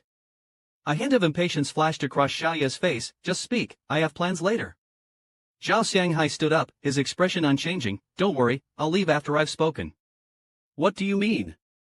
"From now on, I won't interfere with your plans anymore." Xiao Yi was stunned, not understanding his meaning. Zhao Shanghai, after a moment of silence and determination, walked up to Xiao Yi, looked up at the man he had loved for 7 years, and said without dragging his feet, "Xiao Yi, let's break up." Xiao Yi's brows furrowed, somewhat in disbelief. "What did you say? Break up with me? Why?" Zhao Shanghai lifted his phone in front of Xiao Yi, showing a photo of Xiao Yi and Fu Zhongming that had been taken. Xiao Yi looked at it and didn't take it seriously, thinking Zhao Shanghai was just jealous and throwing a tantrum over this. "I just watched a movie with him, nothing else." "Are you really making a fuss over this?" he said, as he put his hand on Zhao Shanghai's shoulder. Zhao Shanghai forcefully pushed Xiao Yi away without mincing words, piercing through the facade, "What's the big deal? Should we wait until we catch you in the act to say it's something? Xiao Yi, neither of us are fools. The nature of your relationship with Fu Zhongming is clear to everyone." Xiao Yi's gaze tightened, and he pursed his thin lips. "Aren't you being annoying? Haven't I just explained?" Zhao Shanghai calmed himself down and spoke again, "I don't need explanations. Let's break up and set each other free." Xiao Yi turned his head away, with a look of frustration, "If you're willing to make a fuss over this little thing, then let's break up. Who outside isn't more understanding and sensible than you?" A hint of defiance suddenly appeared on Zhao Shanghai's usually composed face. "Coincidentally, I now also think those younger guys outside are more pleasing to the eye than you, a mad dog. Oh, and that little star has quite the charm. Not just you, even I want to have a go. How about that?" Xiao Yi's face turned dark instantly, his teeth clenched. Zhao Shanghai. Seeing his dark expression, Zhao Shanghai's smile grew even wider. He walked towards the door with ease. "I don't have time to argue with you. From now on, we'll mind our own business." Zhao Shanghai, feigning strength, didn't look back until he reached outside the villa, where he felt utterly drained. The chilly night wind blew against his face. Damn, 7 years of relationship finally ends. At this moment, Zhao Shanghai saw Xiao Yi's luxury car. He walked up to the car and saw Fu Zhongming's clothes still in the passenger seat. He thought Xiao Yi and they might have been in the car before. Zhao Shanghai suddenly felt waves of anger surging in his heart. He picked up a stone from the ground and threw it with great force. The stone smashed into Xiao Yi's car window with a sharp momentum. "Fuck you, Xiao Yi." It was as if he had finally erupted after holding back for many years. He furiously smashed the car window again, shouting angrily and desperately, "Fuck you, Xiao Yi." The next day, as soon as Yi Ting arrived, he asked his assistant, "Have Li Di and Li Er been invited?" The assistant hesitated and said, "They are on their way, but Yi, is this really appropriate?" Yi Ting smiled and said, "Why not? Mr. Yang is clearly afraid of your methods. If we target Mr. Yang's friends, won't he be even more upset?" Looking at Yang Jelly's photo, Yi Ting calmly said, "Let him resent me. It's better than him falling into Yi Fan's hands. Besides, I don't want to force him this time. I just want to meet him and make a deal with him." Moreover, Yang Jelly, after meeting Li Di and the others, started looking for a job. It wasn't as smooth as he had thought, just preparing the job resumes took a long time. Also, many of the demos he made before were in the practice room. Moreover, before I made many demos that were left in the practice room, I asked for help from Lidi and Lier, but they did not respond. Yang Jelly looked at the WeChat interface. The messages sent to Lidi and Lier never received a response again. At first, Yang Jelly thought they were busy and didn't pay much attention, but when he didn't get a reply from Lidi and Lier for 2 consecutive days, he started to feel uneasy. He was thinking about taking a taxi to check on the place where Lidi and Lier lived. Before he could leave, he received a phone call. The call was from Yi Ting's assistant. The assistant said calmly on the other end, "Mr. Yang, President Yi would like to invite you to come to the office for a visit. He has some matters to discuss with you in person. Don't worry, your freedom will not be restricted, and you can leave after the talk." Yang Jelly knew that it was only a matter of time before Yi Ting discovered his whereabouts, but he did not expect it to happen so soon. After spending a good while mentally preparing himself, he regained his composure and said, "I don't know what there is to talk about, I and he." "Mr. Yang," the assistant interrupted him, gently hinting, "have you lost contact with the two Mr. Lees?" Yang Jelly was shocked, his eyes widened suddenly, and he clenched his fists instantly. "Is it you?" The person on the phone replied, "President Yi has invited the two Mr. Lees as guests." Yang Jelly's breath halted, and his vision darkened. He agitatedly stood up. His whole person was like being thrown into a hot pot, restless. After so long, he didn't expect Yi Ting to still be able to force him to show himself in this way. As he was frantically thinking about how to respond, the assistant said, "Please think it over carefully, we await your arrival." The call ended. Yang Jelly held the buzzing phone, feeling as if his soul had been drawn out, and he slumped onto the sofa. The next day, with red eyes and a bowed head, he went out, hailed a taxi, and prepared to go to Yi Ting's company. After running away for so long, he was going to meet Yi Ting again. The assistant led him into the room, and Yang Jelly's eyes brightened when he saw a little lamb doll. The assistant smiled and said, "This is a gift President Yi wanted to give you." As Yang Jelly was staring blankly at the lamb, the assistant brought over a cup of sweet and fragrant milk sago soup, as instructed by President Yi. Yang Jelly, looking at the steaming milk sago soup, asked with a hoarse voice, "Where is he?" "Mr. Yi is in a meeting. He will come over right after. Please wait a moment." Yang Jelly nodded, took a deep breath, and waited for about 20 minutes. He started to feel a bit uneasy and got up to walk around Yi Ting's office. There wasn't much to see, except for a photo on Yi Ting's desk that caught his attention. He remembered this photo was taken in their freshman year.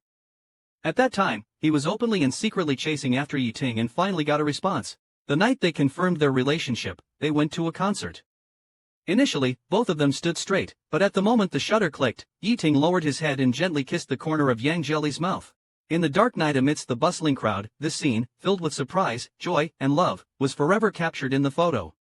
Just as Yang Jelly was engrossed in the photo, a pair of hands suddenly wrapped around his waist from behind. Just like how Yi Ting suddenly lowered his head to kiss Yang Jelly back then, this time Yi Ting tightly embraced Yang Jelly from behind. Hearing Yi Ting's heartbeat, Yang Jelly gradually calmed down. With a hoarse voice, he said, "You finished your meeting?" Yi Ting nodded, buried his head in Yang Jelly's neck, and stayed silent, relishing in Yang Jelly's scent. After a while, he gently kissed Yang Jelly's neck and whispered in a low voice, "Baby, I miss you so much." "Did you know that?" Yang Jelly's body trembled slightly. He slowly pushed Yi Ting away, turned around, and looked at Yi Ting's face. Yi Ting kept staring at Yang Jelly, as if he could never get enough. Feeling a bit uneasy from Yi Ting's gaze, Yang Jelly asked, "What do you want this time?" Yi Ting's Adam's apple moved. His warm hand gently touched Yang Jelly's cheek, caressing it with affection and reluctance. In his tone, there was a barely noticeable sigh and grievance as he said, "You speak so bluntly the moment you start. You don't even say you miss me." Yang Jelly didn't want to waste words with him. He moved Yi Ting's hand away, lifted his head to meet his gaze, and said, "I don't want to talk about anything else right now. You use Li Di and Lier to threaten me. Fine, as you wish. I'm here now, just tell me straight how you want to torment me this time. But before that, I need to make sure nothing happened to Li Di and Lier." Yi Ting looked deep in thought, as if he wanted to say something, but ultimately he didn't speak. He silently took out his mobile phone from the side, dialed a video call, and handed the phone to Yang Jelly. When Yang Jelly took the phone, the call had just connected. The screen was blurry for a moment, then Li Di and Lier appeared.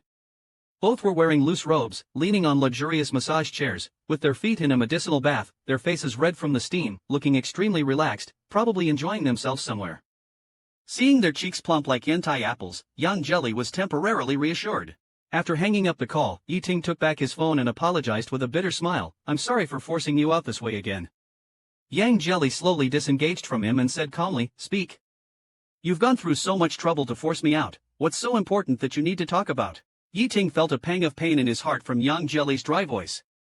He led Yang Jelly to sit on the sofa, picked up the cup of milk with sago, and said, drink this first, then I'll tell you. Knowing that Yang Jelly just didn't want to accept his kindness, Yiting smiled wryly, scooped a spoonful and brought it to Yang Jelly's lips. As long as you obediently finish this cup, I'll tell you my intentions. Yang Jelly had no choice but to sip the milk sago little by little. Yiting's eyes sparkled with excitement. Seeing Yang Jelly finish, he leaned over and lightly kissed the corner of Yang Jelly's mouth, his eyes immediately smiling, whispered, baby, you're really sweet. Yang Jelly's ears heated up, and he instinctively moved a bit further away, grumbling, I finished the drink. What do you want to do now? Hurry up and say it. Returning to the main topic, Yiting's previously relaxed expression gradually became serious, seemingly very reluctant to face it. After a long moment, he finally turned to look at Yang Jelly, his eyes brimming with a sticky bitterness. Escaping from under my watch twice, hiding in the villa for so long, and even fleeing to the United States alone, just to avoid being caught by me. Baby, I want to ask you, do you really not want to be with me anymore? Yang Jelly clenched his fists quietly. He wanted to say yes, but seeing Yiting's gaze, the words just wouldn't come out. The words were on the tip of his tongue, but he couldn't spit them out. Yiting didn't wait for his answer, lowered his head, and chuckled meaningfully. To be honest, after all this chasing, both you and I are tired. I don't want to continue this game anymore. Yiting took a deep breath and said, what I want to say is you're free now. You don't need to run around anymore. You don't need to hide from me. You're free. I won't bother you anymore. Seeing Yang Jia's eyes suddenly widen, Yiting added, of course, you still need to agree to one condition. Yang Jia's heart tightened sharply. What condition? Yang Jia's heart tightened sharply. What condition? Yiting gently stroked Yang Jia's cheek and stared intently for a while. He leaned close to his ear and whispered, stay with me for 1 more month. Yang Jia frowned, 1 month? Yes, Yiting whispered, move in with me for 30 days, 1 month. Yiting's gaze turned distant. I need you to be with me wholeheartedly for this month, without any distractions, just like during our college days. Yang Jia reminded him, we've already broken up. Yiting frowned slightly, displeased, and lightly scratched Yang Jia's waist with his claw. I know, you don't need to remind me. Yiting turned around and sighed, whether it's genuine or whatever, even if it's an act, you need to act like you still love me, just like in our college days. Just like when you were always chasing after me. Before I'm really ready to let you go, just 1 more month. Stay with me for 1 last month without regrets, okay? Yang Jia slowly turned around and saw Yiting's handsome face, his eyes bloodshot. His lips trembling, he frantically grabbed his belongings. Let me think, he stumbled back to his rental room. After hearing such impactful words, Yang Jelly spent another sleepless night. Sitting up in frustration, Yang Jelly regretted agreeing to give Yiting a response the next day. What now? In a few hours it will be daylight and I still haven't decided. Forget it, I won't sleep. Just as Yang Jelly was about to get out of bed, he looked down and saw the box under the cabinet. He took it out and started to look through it while sitting on a stool. What caught his eye was the photo he saw at Yiting's place. Holding the photo in his hand, it was taken after they attended a concert together, posing with Xiao Jiao Jiao. Yiting had a copy, and so did he. Yang Jelly touched the beaming faces in the photo. Indeed, there was a note written by himself on it. He then flipped through the other photos, including one of Yiting cooking for him. Back then, the school held a collective wedding for the staff. Yang Jelly, amidst the sweet atmosphere, lightly bumped his head twice against Yiting's chest and asked softly with sparkling eyes, do you think we'll have a day like this? Yiting rubbed his head, we will, because you are mine for life. They broke up in their senior year amidst the hustle and bustle of people, the contagion of separation spreading at the eve of graduation, the ceremony, and the farewell station. That summer, many people drifted apart. Regrets and resentments, no matter how well hidden, were secretly etched at the bottom of their hearts, in places they least wanted others to know. Yang Jelly stroked the photo, his nose tingling with sadness, tears flowing involuntarily. It wasn't just Yiting who felt regret, Yang Jelly felt the same. Nevertheless, he agreed to the 1-month pact. Only by doing so could they both truly let go of the past, forgive each other, and welcome a new life. No one knows whether tomorrow or an accident will come first. Yang Jelly had just decided to agree to Yiting's 30-day agreement, but someone was scheming against him in secret. The scene shifts to Wang Yan curled up on the ground, repeatedly saying he's starving. At this moment, someone comes over with a piece of bread in front of Wang Yang. Seeing it's Yifan, Wang Yang sits up in terror and backs away a few steps. Yifan frowns at the scene and says coldly, "Are you truly not hungry, or are you just throwing a tantrum and deliberately not taking what I give you?" Wang Yang trembles and says, "I'm sorry, I didn't dare, I'll eat right away." Saying this, he takes the bread and gulps it down hastily, fearing Yifan would punish him if he moved slowly. Yifan rubs Wang Yang's head and says, "That's my good Yang Yang. How does it feel to be hungry? These punishments are all your own doing." Yifan looks at Wang Yang sternly and continues, "If it weren't for your failure at Gingyuan Villa, we would have caught Yang Jelly by now. However, I'm reluctant to be too harsh on you, so I'm giving you another chance to make up for it." Wang Yang anxiously shouts, "I'll do anything as long as I'm not punished." Yifan looks down at him, "I want you to go to Yang Jelly's rented place and lure him out, knock him out, and quietly bring him back. This time I'll arrange for help." He leans into Wang Yang's ear and whispers a threat, "Yang Yang, this is our last chance. If you fail, you know what will happen." Wang Yang shivers and says, "I'll get it done." Yifan curls his lips into an evil smile, "Good boy." Meanwhile, the targeted Yang Jelly is packing his clothes. Thinking to tidy up first so that when Yiting arrives, I can take her straight away, I heard the doorbell ring and Yang Jelly thought it was Yiting, and hurried to answer the door. When the door opened, it was a man dressed heavily. Yang Jelly felt the man looked strange and somewhat familiar, but couldn't recall who he was. He asked, "Who are you?" The man was none other than Wang Yang.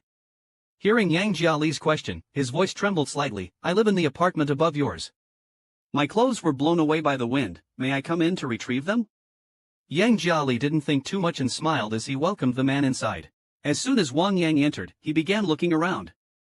Yang Jiali found this odd, thinking, "Isn't he here to retrieve something? The balcony is over there." Wang Yang made no move in that direction, which made Yang Jiali suspicious. Yang Jiali quickly stepped forward and grabbed Wang Yang's arm. "You aren't here to retrieve anything, what are you trying to do? Please leave my house." As Wang Yang struggled, his hat coincidentally fell off. Yang Jiali pressed forward and as he approached Wang Yang, he saw Wang Yang's pupils dilate suddenly. Just as he felt something was wrong, a hand reached from behind and covered his mouth and nose tightly with a wet cloth. Meanwhile, Yiting was heading upstairs holding a cup of milk with sago. Who could have imagined someone was waiting for him? As he reached the door, he saw chaos in the corridor. The bodyguards looked anxious and pale under the corridor lights. Yiting stepped forward and asked what happened. The bodyguards broke out in a cold sweat, causing a chill in Yiting's heart. The smile froze at the corner of my mouth. "Where is my person?" Yiting had a thought as he pushed away the protective clock, only to see the room in a mess. But there was no sign of Yang Jelly. Yiting immediately got angry, grabbed the bodyguard by the collar, and demanded, "What's going on?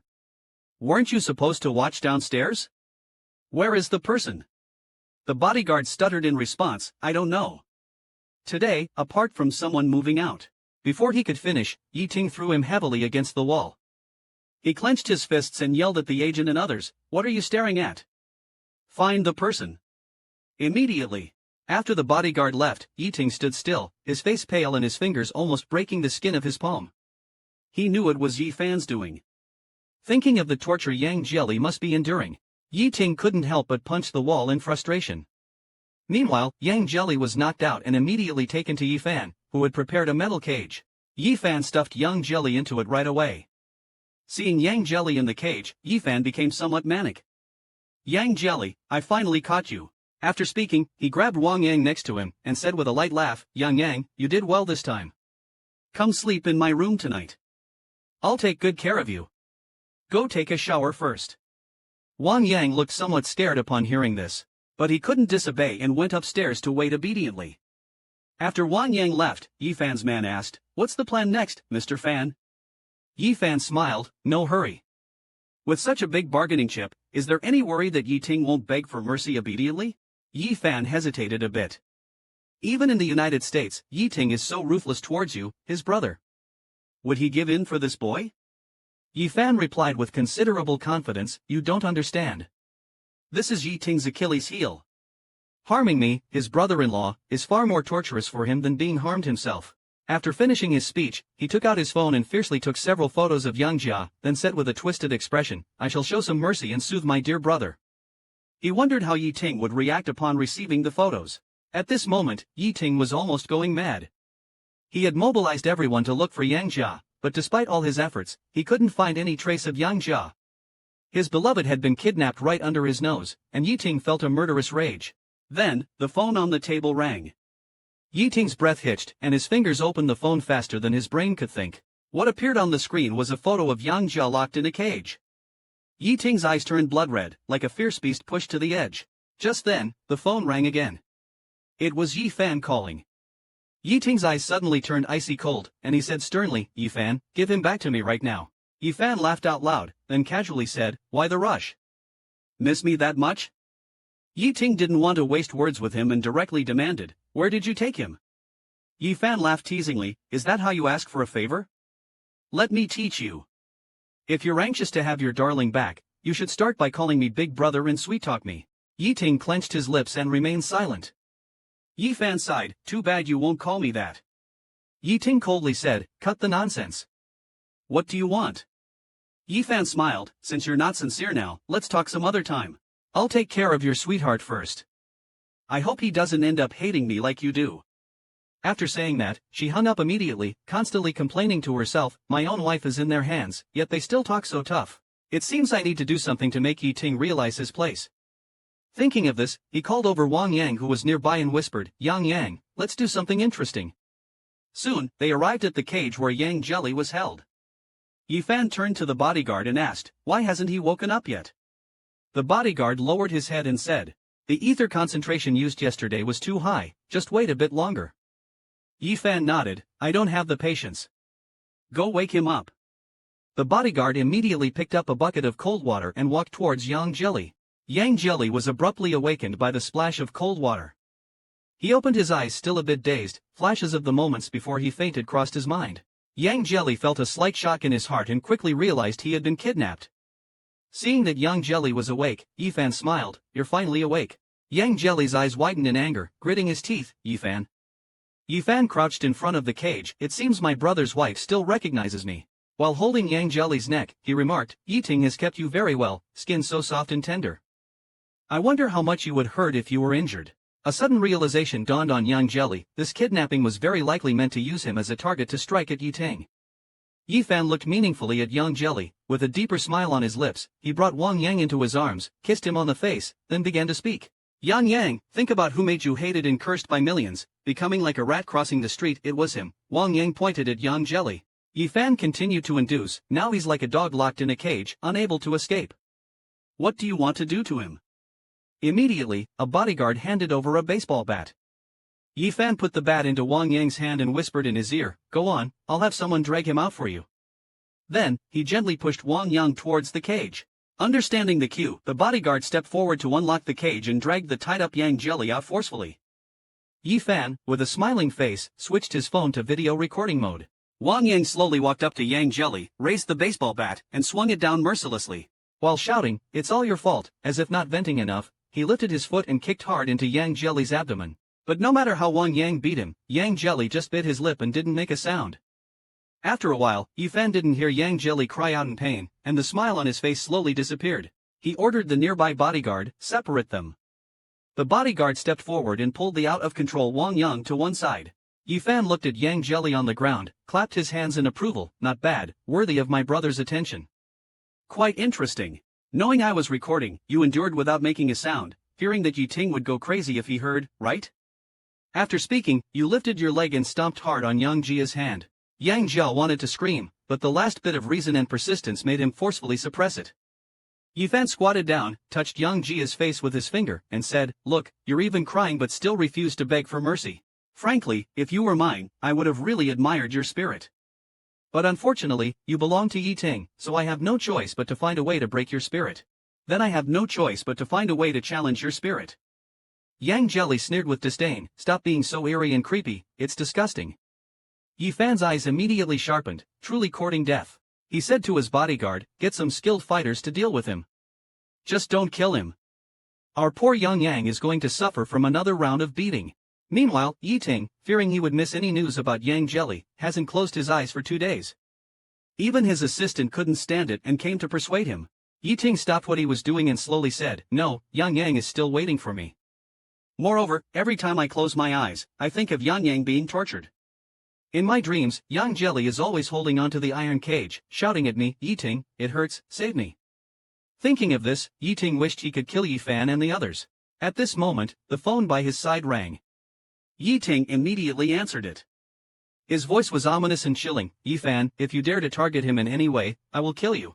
Yi Fan smiled. So, can we have a proper talk now? Yi Ting got straight to the point. What are your conditions? Just say it all at once. Yi Fan, while wiping his knife, didn't beat around the bush and directly said, first, I want that piece of land in Tianhai district. Yi Ting almost immediately agreed without thinking. Yi Fan raised an eyebrow. I'm not finished. I also want 8% of the shares in Guangwei. Yi Ting bluntly said, you're being too greedy. Yi Fan sneered, greedy? I haven't demanded all the shares you have, which is already sparing you face. Moreover, a mere share in exchange for your beloved's safety, I think you're making a profit. Yi Ting took a deep breath, considered for a few minutes, and finally agreed, fine, I'll have my secretary prepare the contract. The secretary hesitated. After all, it wasn't a small matter and wanted to advise Yi Ting to reconsider. When Yi Ting saw that the secretary wasn't moving, he yelled, what's taking so long? Get on with it. The secretary sighed and had no choice but to go prepare. Hearing this, Yi Fan was even more pleased with himself. I have one last demand. I want you to withdraw from the coastal area bidding this time. Yi Ting hesitated now. This was his biggest project since returning to the country and taking office, having consumed nearly a year of the company's efforts. Yi Ting clenched his teeth and sneered, you want to devour the fruits of my year's work and then run to the Yi family to claim merit and use this to suppress me? Yi Fan blinked and exclaimed, no wonder grandfather favored you, indeed, your insight is profound. Yi Ting silently retorted, what makes you think I would hand over such a big project to you? Yi Fan, wrapping his arm around Yang Jiali's neck, threatened, because right now, I'm standing here with a knife at your Yang Yang's throat. If you displease me, my hand might slip, and I might accidentally cut off his ear.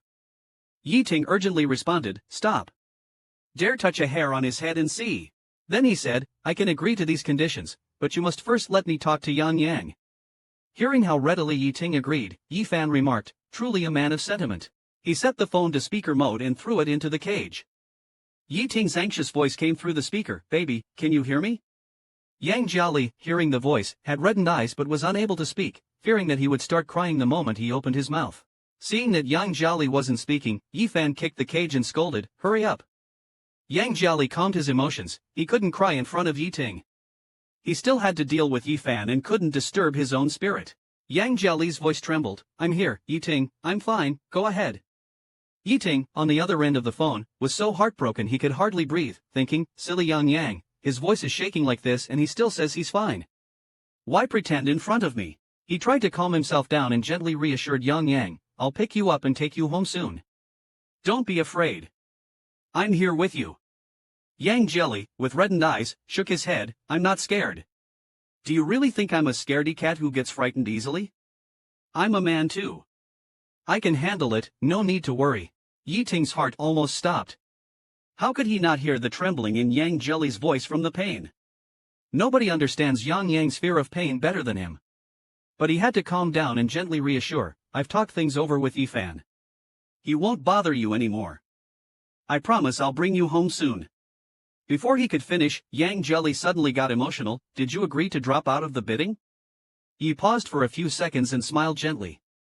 It's just a project, no big deal. Yang Jiali's eyes reddened even more, almost as if they would bleed. It is a big deal. Yi Fan can't kill me. Why would you give him the project? Haven't you worked hard on it for a year? You clearly told me it was important to you. Stop pretending it doesn't matter. Yi Ting sighed, Yang Yang, don't get upset. Listen to me. Yes, I put a lot of effort into the project, but compared to your safety, it's worthless. We can earn money again, but there's only one Yang Yang for me. I can't afford to lose you. Yang Jiali laughed and cried at the same time, still joking at a time like this. You're hopeless. Yi Ting's laughter was warm, as if reaching through the phone to comfort Yang Jiali, if I'm hopeless, so be it. Don't think too much. I know what I'm doing. Wait for me to pick you up, okay? Yang Jiali still wasn't willing, sniffling with a strong sense of bitterness, shaking his head, don't. Yi Fan couldn't stand it anymore. Not only was Yang Jiali persuading Yi Ting to keep bidding, but this wave of affection was too much to handle. He grabbed the phone, time's up. Yi Ting's tone immediately turned serious, I'll have the project team write the withdrawal statement in a moment. Don't forget your promise. You must return Yang Jiali to me immediately. Yi Fan smiles without diminishing, but I'm really afraid you'll play tricks. I've experienced your methods. Wait until the day before the bid opening to make sure you don't have any tricks up your sleeve before letting him go. Yi Ting angrily says, Yi Fan, don't push your luck. Yi Fan sneers, so what if I push my luck? If you want this little lamb to return intact, you must listen to me. After a long while, Yi Ting manages to suppress his emotions and says, fine, you're ruthless. I can wait until the bid opening, but if anything happens to Yang Yang before that, I will make you pay with your life. I mean what I say. Yi Fan's face immediately turns dark. Furious, he throws his phone violently to the ground. At this moment, Yang Jelly is seething with anger, his eyes filled with intense loathing. Yi Fan, you're really a coward for using such means to compete. Once Yang Jelly starts swearing, he doesn't hold back, saying whatever ugly words come to mind. Yi Fan raises an eyebrow and laughs loudly. Now I know why Yi Ting cherishes you so much. It's too interesting. You speak so boldly. Are you also so vigorous in bed? Why don't you let me have a go, and I'll consider letting you out of the cage. I was considering letting you out of the cage when Yang Jelly suddenly bit down hard on Yi Fan's finger. With a strained face, he quickly pulled his finger out, his eyes darkening. Impressive, since you're so spirited, you won't be eating today. After speaking, he turned around and left in a huff. On his way upstairs, he ran into Wang Yang and said, keep an eye on him, you got it, Fan Ji. Give him nothing but water. But Wang Yang looked somewhat dejected. I've already obeyed and hit Yang Jelly, why is Han Ji still so harsh on me? If he's unhappy, will he punish me again? Worried, Wang Yang walked up to the cage and reached out to pull Yang Jelly's arm, mumbling his dissatisfaction. Yang Jelly, startled by Wang Yang's action, quickly withdrew his arm. What are you doing? Wang Yang lifted his own arm and pointed to Yang Jelly's arm. These injuries are still not enough for him? Yang Jelly, shocked, observed the scars on Wang Yang's body and suddenly realized something seemed off about Wang Yang. Yang Jelly lowered his eyelids, considering in his mind. If Wang Yang was also being coerced by Yi Fan, maybe it was worth trying to ally with him. 10 days later, Yang Jelly was still curled up in the cage. Suddenly, he was awakened by Mimi's voice and looked up towards the sound, only to see Yi Fan upstairs, pulling at Wang Yang, who was continuously crying and begging for mercy. Yang Jelly finally understood how those pinch marks and burn marks on Wang Yang's body came about.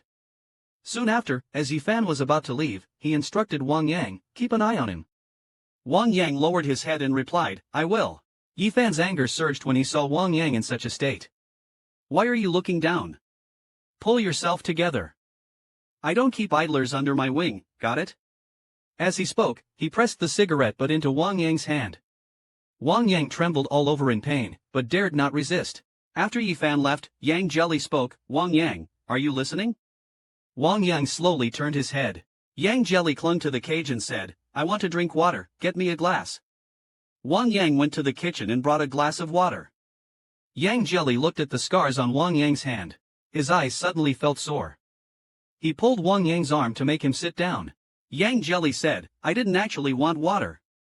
You're hurt, so let me help you treat the wound, or it will get infected. As he spoke, he took out a handkerchief from his pocket and dampened it with water. He carefully wiped Wang Yang's wound. Later, find a cotton ball to press on it, and if there's any burn ointment in the house, use it too. Wang Yang didn't understand Yang Jelly's purpose and asked, why are you doing this when we're clearly enemies? Yang Jelly shook his head, I'm not your enemy. You insulted my mom first and indirectly cyberbullied me, but later you faced retribution too. Our feud is settled, I don't hate you anymore. Wang Yang was stubborn. Despite Yang Jelly's goodwill, Wang Yang still stubbornly believed Yi Fan was his benefactor. No, Yang Jelly inquired, why do you think that? Wang Yang's gaze slightly unfocused. When I had no food or place to stay, Brother Fan took me in. He said he would treat me better in the future, and even brought you here for me to vent my anger. Yang Jelly retorted, now that Yi Ting has agreed to give up the bid, your goal has been achieved. Has Yi Fan's attitude towards you improved? Wang Yang was suddenly shaken. It seemed to make sense. Yang Jelly put his hands on Wang Yang's shoulders, with a pitiful tone, being forced to do those things every day must hurt, doesn't it? Are you very scared when he hits you? Wang Yang, he doesn't like you at all. Wang Yang seemed to be struck by these words. His eyes suddenly widened, you're lying, you're lying. Yang Jelly shook his head, calmly saying, I'm not lying. I once wholeheartedly liked someone, and I didn't want to see him in danger. As Yang Jelly spoke, he reminisced about the times he spent with Yi Ting, explaining how even the slightest sadness, heartache, and pain would deeply hurt you. Clearly, Yi Fan doesn't really like you. Wang Yang's eyes became dull, and he couldn't think of any rebuttal. Yang Jelly continued to press on. If you insist on believing in him, let's do an experiment. Tonight, I will call Yi Ting and you listen in. When Yi Fan comes back and forces you again, resist him once, saying it hurts, and see how Yi Fan reacts. Wang Yang didn't say anything. It was unclear if he had taken it in. In the evening, when Yi Fan returned, as usual, he tossed his phone to Yang Jelly, impatiently saying, 10 minutes. Yang Jelly saw that Wang Yang hadn't left. His vacant gaze was fixated on the phone in his hand. Thank goodness, Wang Yang listened to me this morning. Yi Ting, don't mess up later. Yang Jia, holding her phone, called out somewhat coquettishly, Yi Ting. Holding her phone, Yang Jia called out somewhat coquettishly, Yi Ting. When has Yang Jia ever spoken in that tone? She asked anxiously, Yang Yang, what's wrong? Are you not feeling well? Yang Jia replied pitifully, it's nothing, I just accidentally twisted my hand today. The joint is very painful and uncomfortable.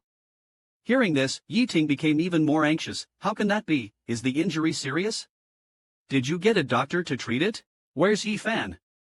Yi Fan, listen to me on the phone. Yang Jia handed the phone to Yi Fan. Yi Fan took the phone with a grim face and started negotiating with Yi Ting. Wang Yang silently observed all this. His usually indifferent eyes ignited a small spark. Yi Ting can't bear to see Yang Jia in pain. Is this what liking someone is like? After Yi Fan finished negotiating with Yi Ting, he handed the phone back to Yang Jia. He instructed the bodyguard, take the phone away when the time is up, don't let them talk too much. After saying that, he went upstairs with Wang Yang. Wang Yang turned and glanced at Yang Jia. Yi Ting's tone was so gentle. Then he turned back to secretly look at Yi Fan, wondering, could Fan treat me the same way? Yi Fan took Wang Yang to the second floor and immediately pushed him onto the bed, commanding with a tone of authority, strip. Wang Yang did not move, which displeased Yi Fan. Isn't ruining my mood in the morning enough? Don't make me say it a third time. Strip. Wang Yang thought about the experiment Yang Jelly mentioned to him this morning and cautiously said, Brother Fan, can we not do it today? I'm still in pain. Yi Fan gently grabbed Wang Yang's shoulder and said softly, where does it hurt? Wang Yang lifted the hand he had injured in the morning to show Yi Fan. Yi Fan's face turned gentle, it hurts here, huh? Wang Yang thought to himself, I knew Brother Fan cared about me. But then, Yi Fan slapped Wang Yang hard across the face. I'm making you hurt, am I? Do you think because Yi Ting just ordered me around, you've grown bold? Don't even look at what you are, daring to make demands of me. Wang Yang, frightened and trembling all over, quickly said, I didn't, I'm sorry, Fan go, I won't dare again.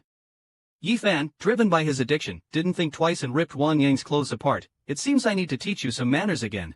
From downstairs, Yang Jelly heard faint screams of pain and agony. Feeling extremely uncomfortable all over, he couldn't help but shudder. He couldn't help but think, had he not made a mistake, Wang Yang wouldn't have suffered so much.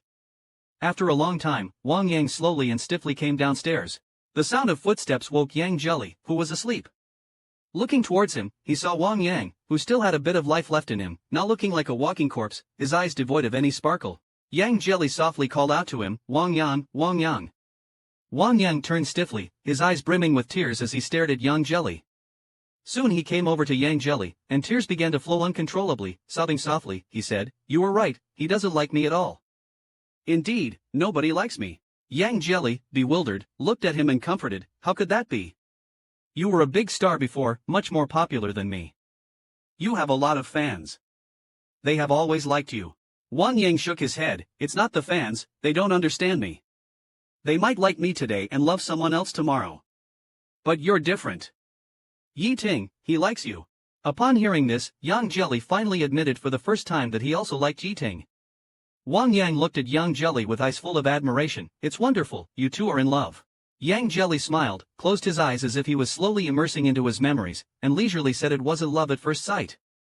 At the beginning, Yi Ting was particularly aloof and disliked me a lot, but I couldn't accept that in my heart and had to get close to this ice block. It took me a year of persistently chasing before I finally won him over. At this point, Yang Jelly raised a happy smile and continued, but after we got together, he was really good to me. Being loved by him is the most beautiful thing in my life. Actually, after we met again, I always felt he was heartless and cruel, treating me like a dog. But now I think about it, he was just too obsessive, but he never really wanted me to get hurt. He cherished me a lot, Wang Yang, do you know? I was a bit mad at him before, but now I really miss Yi Ting so much. In the following days, Wang Yang would squat next to Yang Jelly's cage after Yifan fell asleep, doing nothing, just quietly listening to Yang Jelly talk about his story with Yiting. Suddenly one evening, when Yifan came back in high spirits, he even ordered people to let Yang Jelly out of the cage. Yang Jelly asked in surprise, "What are you going to do now?" Yifan said as if bestowing a favor, "Nothing much, I'm in a good mood today, letting you have a good meal with me. After all, as my brother's wife, you can't just eat bread every day." After saying that, he handed over a chicken leg. Yang Jelly pursed his lips, "Who cares about your stuff?" However, his heart was crying for joy. "Wow, a big chicken leg, this damn Yifan finally decided to give me some meat." Yang Jelly hesitated for a moment, just about to pick up the chicken leg to eat, when he saw the business newspaper on the table. The front page headline read, "Huangwei Group announces withdrawal from bidding 10 days ahead of the bidding period." Yang Jelly was extremely shocked, never expecting Yiting to actually withdraw from the bid. Yifan, seeing Yang Jelly's expression and glancing at the newspaper beside him, laughed, "Surprised, aren't you? I wouldn't have let you out if it weren't for this. After all, Yiting could be so straightforward thanks to you, huh?" Yifan tapped his fingers lightly on the table, looking interestedly at Yang Jelly. "I'm really curious. Knowing that you could never enter the Elder's door, how could Yiting still be willing to do all this for you? What's so great about you that he's so obsessed? For example, in bed." After saying this, Yifan stretched out his hand and touched Yang Jelly's ear inside face. Yang Jelly jumped up like he was shocked, cursing, "Mother Fasterus cur, didn't your mom teach you? It's very impolite to touch others while eating. Disgusting and creepy." Yifan's face immediately darkened, and he waved his hand towards the bodyguards. "Take the disobedient thing back." After Yifan went to bed at night, Wang Yang went downstairs as usual, sitting next to Yang Jelly's cage, and asked, "Brother Yang, will you tell the story about you and Yiting today?" Seeing Yang Jelly not speaking, Wang Yang poked Yang Jelly's face. Yang Jelly then came to inside. "I'm sorry, I'm really not in the mood today. Every time I think of Yiting frantically looking for me outside, giving up so much for me, and I can only sit here with my hands spread, waiting for him, it feels terrible." Suddenly, Yang Jelly grabbed Wang Yang's fingers, pleading, "Wang Yang, I beg you, can you do me a favor?" Wang Yang firmly said, "You want me to let you out?" Yang Jelly shook his head, his voice lowering, "I want you to." Yifan, who was in deep sleep, was awakened by the noise downstairs, wondering who was making noise in the middle of the night. Putting on his clothes and looking downstairs, he saw Wang Yang, seemingly out of control, radiating an extremely irritable aura, beating Yang Jelly with a baseball bat. Yifan rushed downstairs without hesitation. He grabbed Wang Yang's arm, his sharp eyes staring straight at Wang Yang. "What are you making a fuss about?" Wang Yang, frenzied, said. He finally showed his true colors. Yifan, puzzled, "Speak clearly, what true colors?" Wang Yang, pointing at Yang Jelly as if he had discovered some great secret, "He has been talking to me these past few days, saying you're not my benefactor. Just now, he even asked me to open the cage. He's trying to escape." Wang Yang crazily said. He finally showed his true colors. Yifan was puzzled. "What do you mean true colors?" Pointing at Yang Jelly, Wang Yang seemed to have discovered a great secret. "He's been looking for me these past few days, telling me you're not my benefactor. Just now, he even asked me to open the cage. He wants to escape." Yifan looked towards Yang Jelly. Noticing Yifan's expression, Yang Jelly quickly waved his hands and defended, "Bullshit, I just wanted to go to the toilet. Who knows why he's acting crazy?" Yifan stepped forward and grabbed Yang Jelly by the collar, his eyes fierce and cunning. "Yang Jelly, I don't know whether to say you're tough or just stupid. Trying to run away? For the next 2 days, I won't give you a drop of water. I want to see if you still have the energy to scheme." After finishing speaking, he forcefully threw Yang Jelly aside. Yang Jelly was furiously about to curse when Yifan coldly advised, "You better save your breath and conserve your energy." Then, turning his head, he kissed Wang Yang on the face and smiled, saying, "Good job, Yang Yang. I've dealt with him. You'll get a reward too. Tell me, what do you want?" "Tell me what you want," Wang Yang said with stars in his eyes. "I don't want to live downstairs with him anymore. I want to be with Brother Fan every moment." Yifan laughed heartily upon hearing this. "Then move into my room from now on." After saying that, he picked up Wang Yang and went upstairs. Wang Yang and Yang Jia exchanged a smile. They had achieved their goal. It took 2 days before Wang Yang came out of the bedroom, limping downstairs. Yifan saw him and smiled. "You can come downstairs now. I thought you'd be lying down for 2 more days. It seems living with me really does help you recover faster." Wang Yang moved closer and hugged Yifan's neck, cooing, "Of course, it's better to live in brother Fan's room." Hearing this, Yifan was in a great mood. Yang Yang has been getting more and more obedient recently. "That's right, I've always said that as long as you're obedient, I'll treat you well." Just as the two were enjoying their affectionate moment, an untimely voice interrupted them. It was Yang Jia, who was hungry and making growling noises. Yifan walked over and joked, "How does it feel to not eat for 2 days? Still dare to run away?" Seeing Yang Jia motionless, he ordered Wang Yang, who was behind him, "Get him something to eat. It's not his time to starve to death yet." Wang Yang nodded. He brought over a piece of bread and sneakily glanced at Yifan, who was reading the newspaper on the sofa in the distance, before quietly saying to Yang Jia, "Here's what you asked for." In addition to the bread, there was also a small note. Yang Jia quickly took it, and upon opening it, he saw it was about the price and other details, immediately beaming with joy. "Our plan worked, Wang Yang. It's really Yifan's bid price." "That's great." This was what Yang Jia had asked Wang Yang to do. "Yiting, it's not just you who can protect me, I can protect you too," Yang Jia thought, his mind racing. To pass the information he knew to Yiting, he had to take a risk. Suddenly standing up and shouting loudly at Yifan, who was cleaning the car, "I haven't called Yiting today to check in. You promised I could talk to him every day." Yifan took out his phone, dialed Yiting, and kicked the phone next to Yang Jelly's cage. The call connected quickly, and Yiting's deep voice came through, "Baby, how was your day?" Before Yang Jelly could speak, Yiting continued anxiously, "It's getting cold, make sure you eat well and take care of yourself. Can you wait patiently for me to come pick you up?" Hearing this, Yang Jelly felt a wave of sadness, hid the bread behind her, and nodded with difficulty, "I'm fine, just missing you a bit." Hearing Yang Jelly's almost coquettish tone, Yiting's heart melted even more, and his voice softened, coaxing, "I miss you too. Don't be afraid, I will come to get you the day after tomorrow. How about I take my annual leave and we go for a vacation, okay?" Yang Jelly, with teary eyes, retorted, "Oh come on, you big boss, leaving your company to travel with me? How much money would that cost?" Yang Jelly counted on her fingers, shook her head and said, "I can't even calculate this number, you know I've always been really bad at math." Then, she suddenly smiled and asked, "By the way, do you remember how many marks I scored in advanced mathematics?" Yiting was slightly shocked when he heard this question. "Why are you asking this?" Yang Jelly playfully said, "Just tell me if you remember or not. You always act like you can't forget our campus days, don't tell me you've really forgotten our shared memories." Yiting quickly countered, "How could I? I remember everything." Then, Yang Jelly asked a few more bizarre questions. How many students were in our international trade major? How much did we usually pay for a bucket of braised pork? Yiting was perplexed and did not respond. Yang Jelly continued, "Can't answer again, huh? Just like in our freshman year, heartless as ever. Speaking of this makes me angry. How could you throw away the gift I gave you? That was money I earned from selling umbrellas, 100 umbrellas. Do you know how many I managed to sell in a month?" Yiting frowned, wondering why Yang Jelly always asked him such sudden questions. "Is this more important than checking in with me?" Yiting finally got impatient and gravely said, Yang, we only have one call each day. I'm more concerned about how you're doing. Can we talk about these secondary matters later?" Yang Jelly got a bit anxious. "Yiting, this isn't secondary. I even wrote a diary about it at the time. The diary is in the luggage I haven't packed. If you open it on December 5th, you'll see." Yifan saw Yang Jelly reaching for the phone and scolded, "Are you done talking? I want my phone back." Yang Jelly anxiously said, "Wait, let me say a few more words." She put the phone to her ear, her voice trembling slightly. "Yiting, from the time we met until now, you've always been protecting me, giving up many things for me.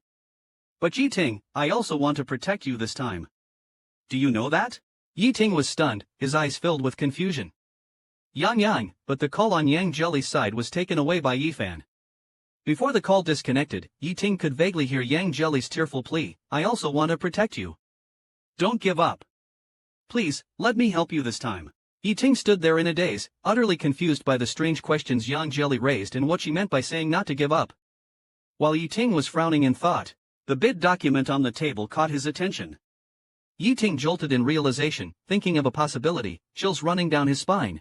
He quickly found the diary that Yang Jelly mentioned, swiftly opened it to the page for December 5th, which clearly recorded that 57 units were sold that day. Purchased 100 units, which means 57%. There were other issues too. Yiting tried hard to recall the answers. Advanced math score was 63, braised pork cost 15. Yi Ting hurriedly opened his bid document. Following the format above, apply this series of numbers. These are Yi Fan's bidding figures. Yi Ting's breathing momentarily stopped, and he felt numb all over, collapsing to the ground. In that instant, he understood everything, so this is what Yang Yang meant by protection. Even though Yang Yang was locked up in such a dark place, he still tried his best to help him. Yi Ting tightly hugged the bid document, tears streaming down his bloodshot eyes. The usually cold Yi Ting, this time, was like a child who finally got candy. After crying for a while, Yi Ting slowly recovered and secretly swore in his heart, "Wait for it, Yi Fan. Yang Jelly and this project must return to my hands." On Yang Jelly's side, the evening before the bid opening, Yang Jelly's hands were tightly bound with thick ropes. The bodyguard threw him out of the cage, and then Yi Fan instructed the bodyguard, "Go find a car with 2 drivers." Hearing this, Yang Jelly felt a twinge of unease.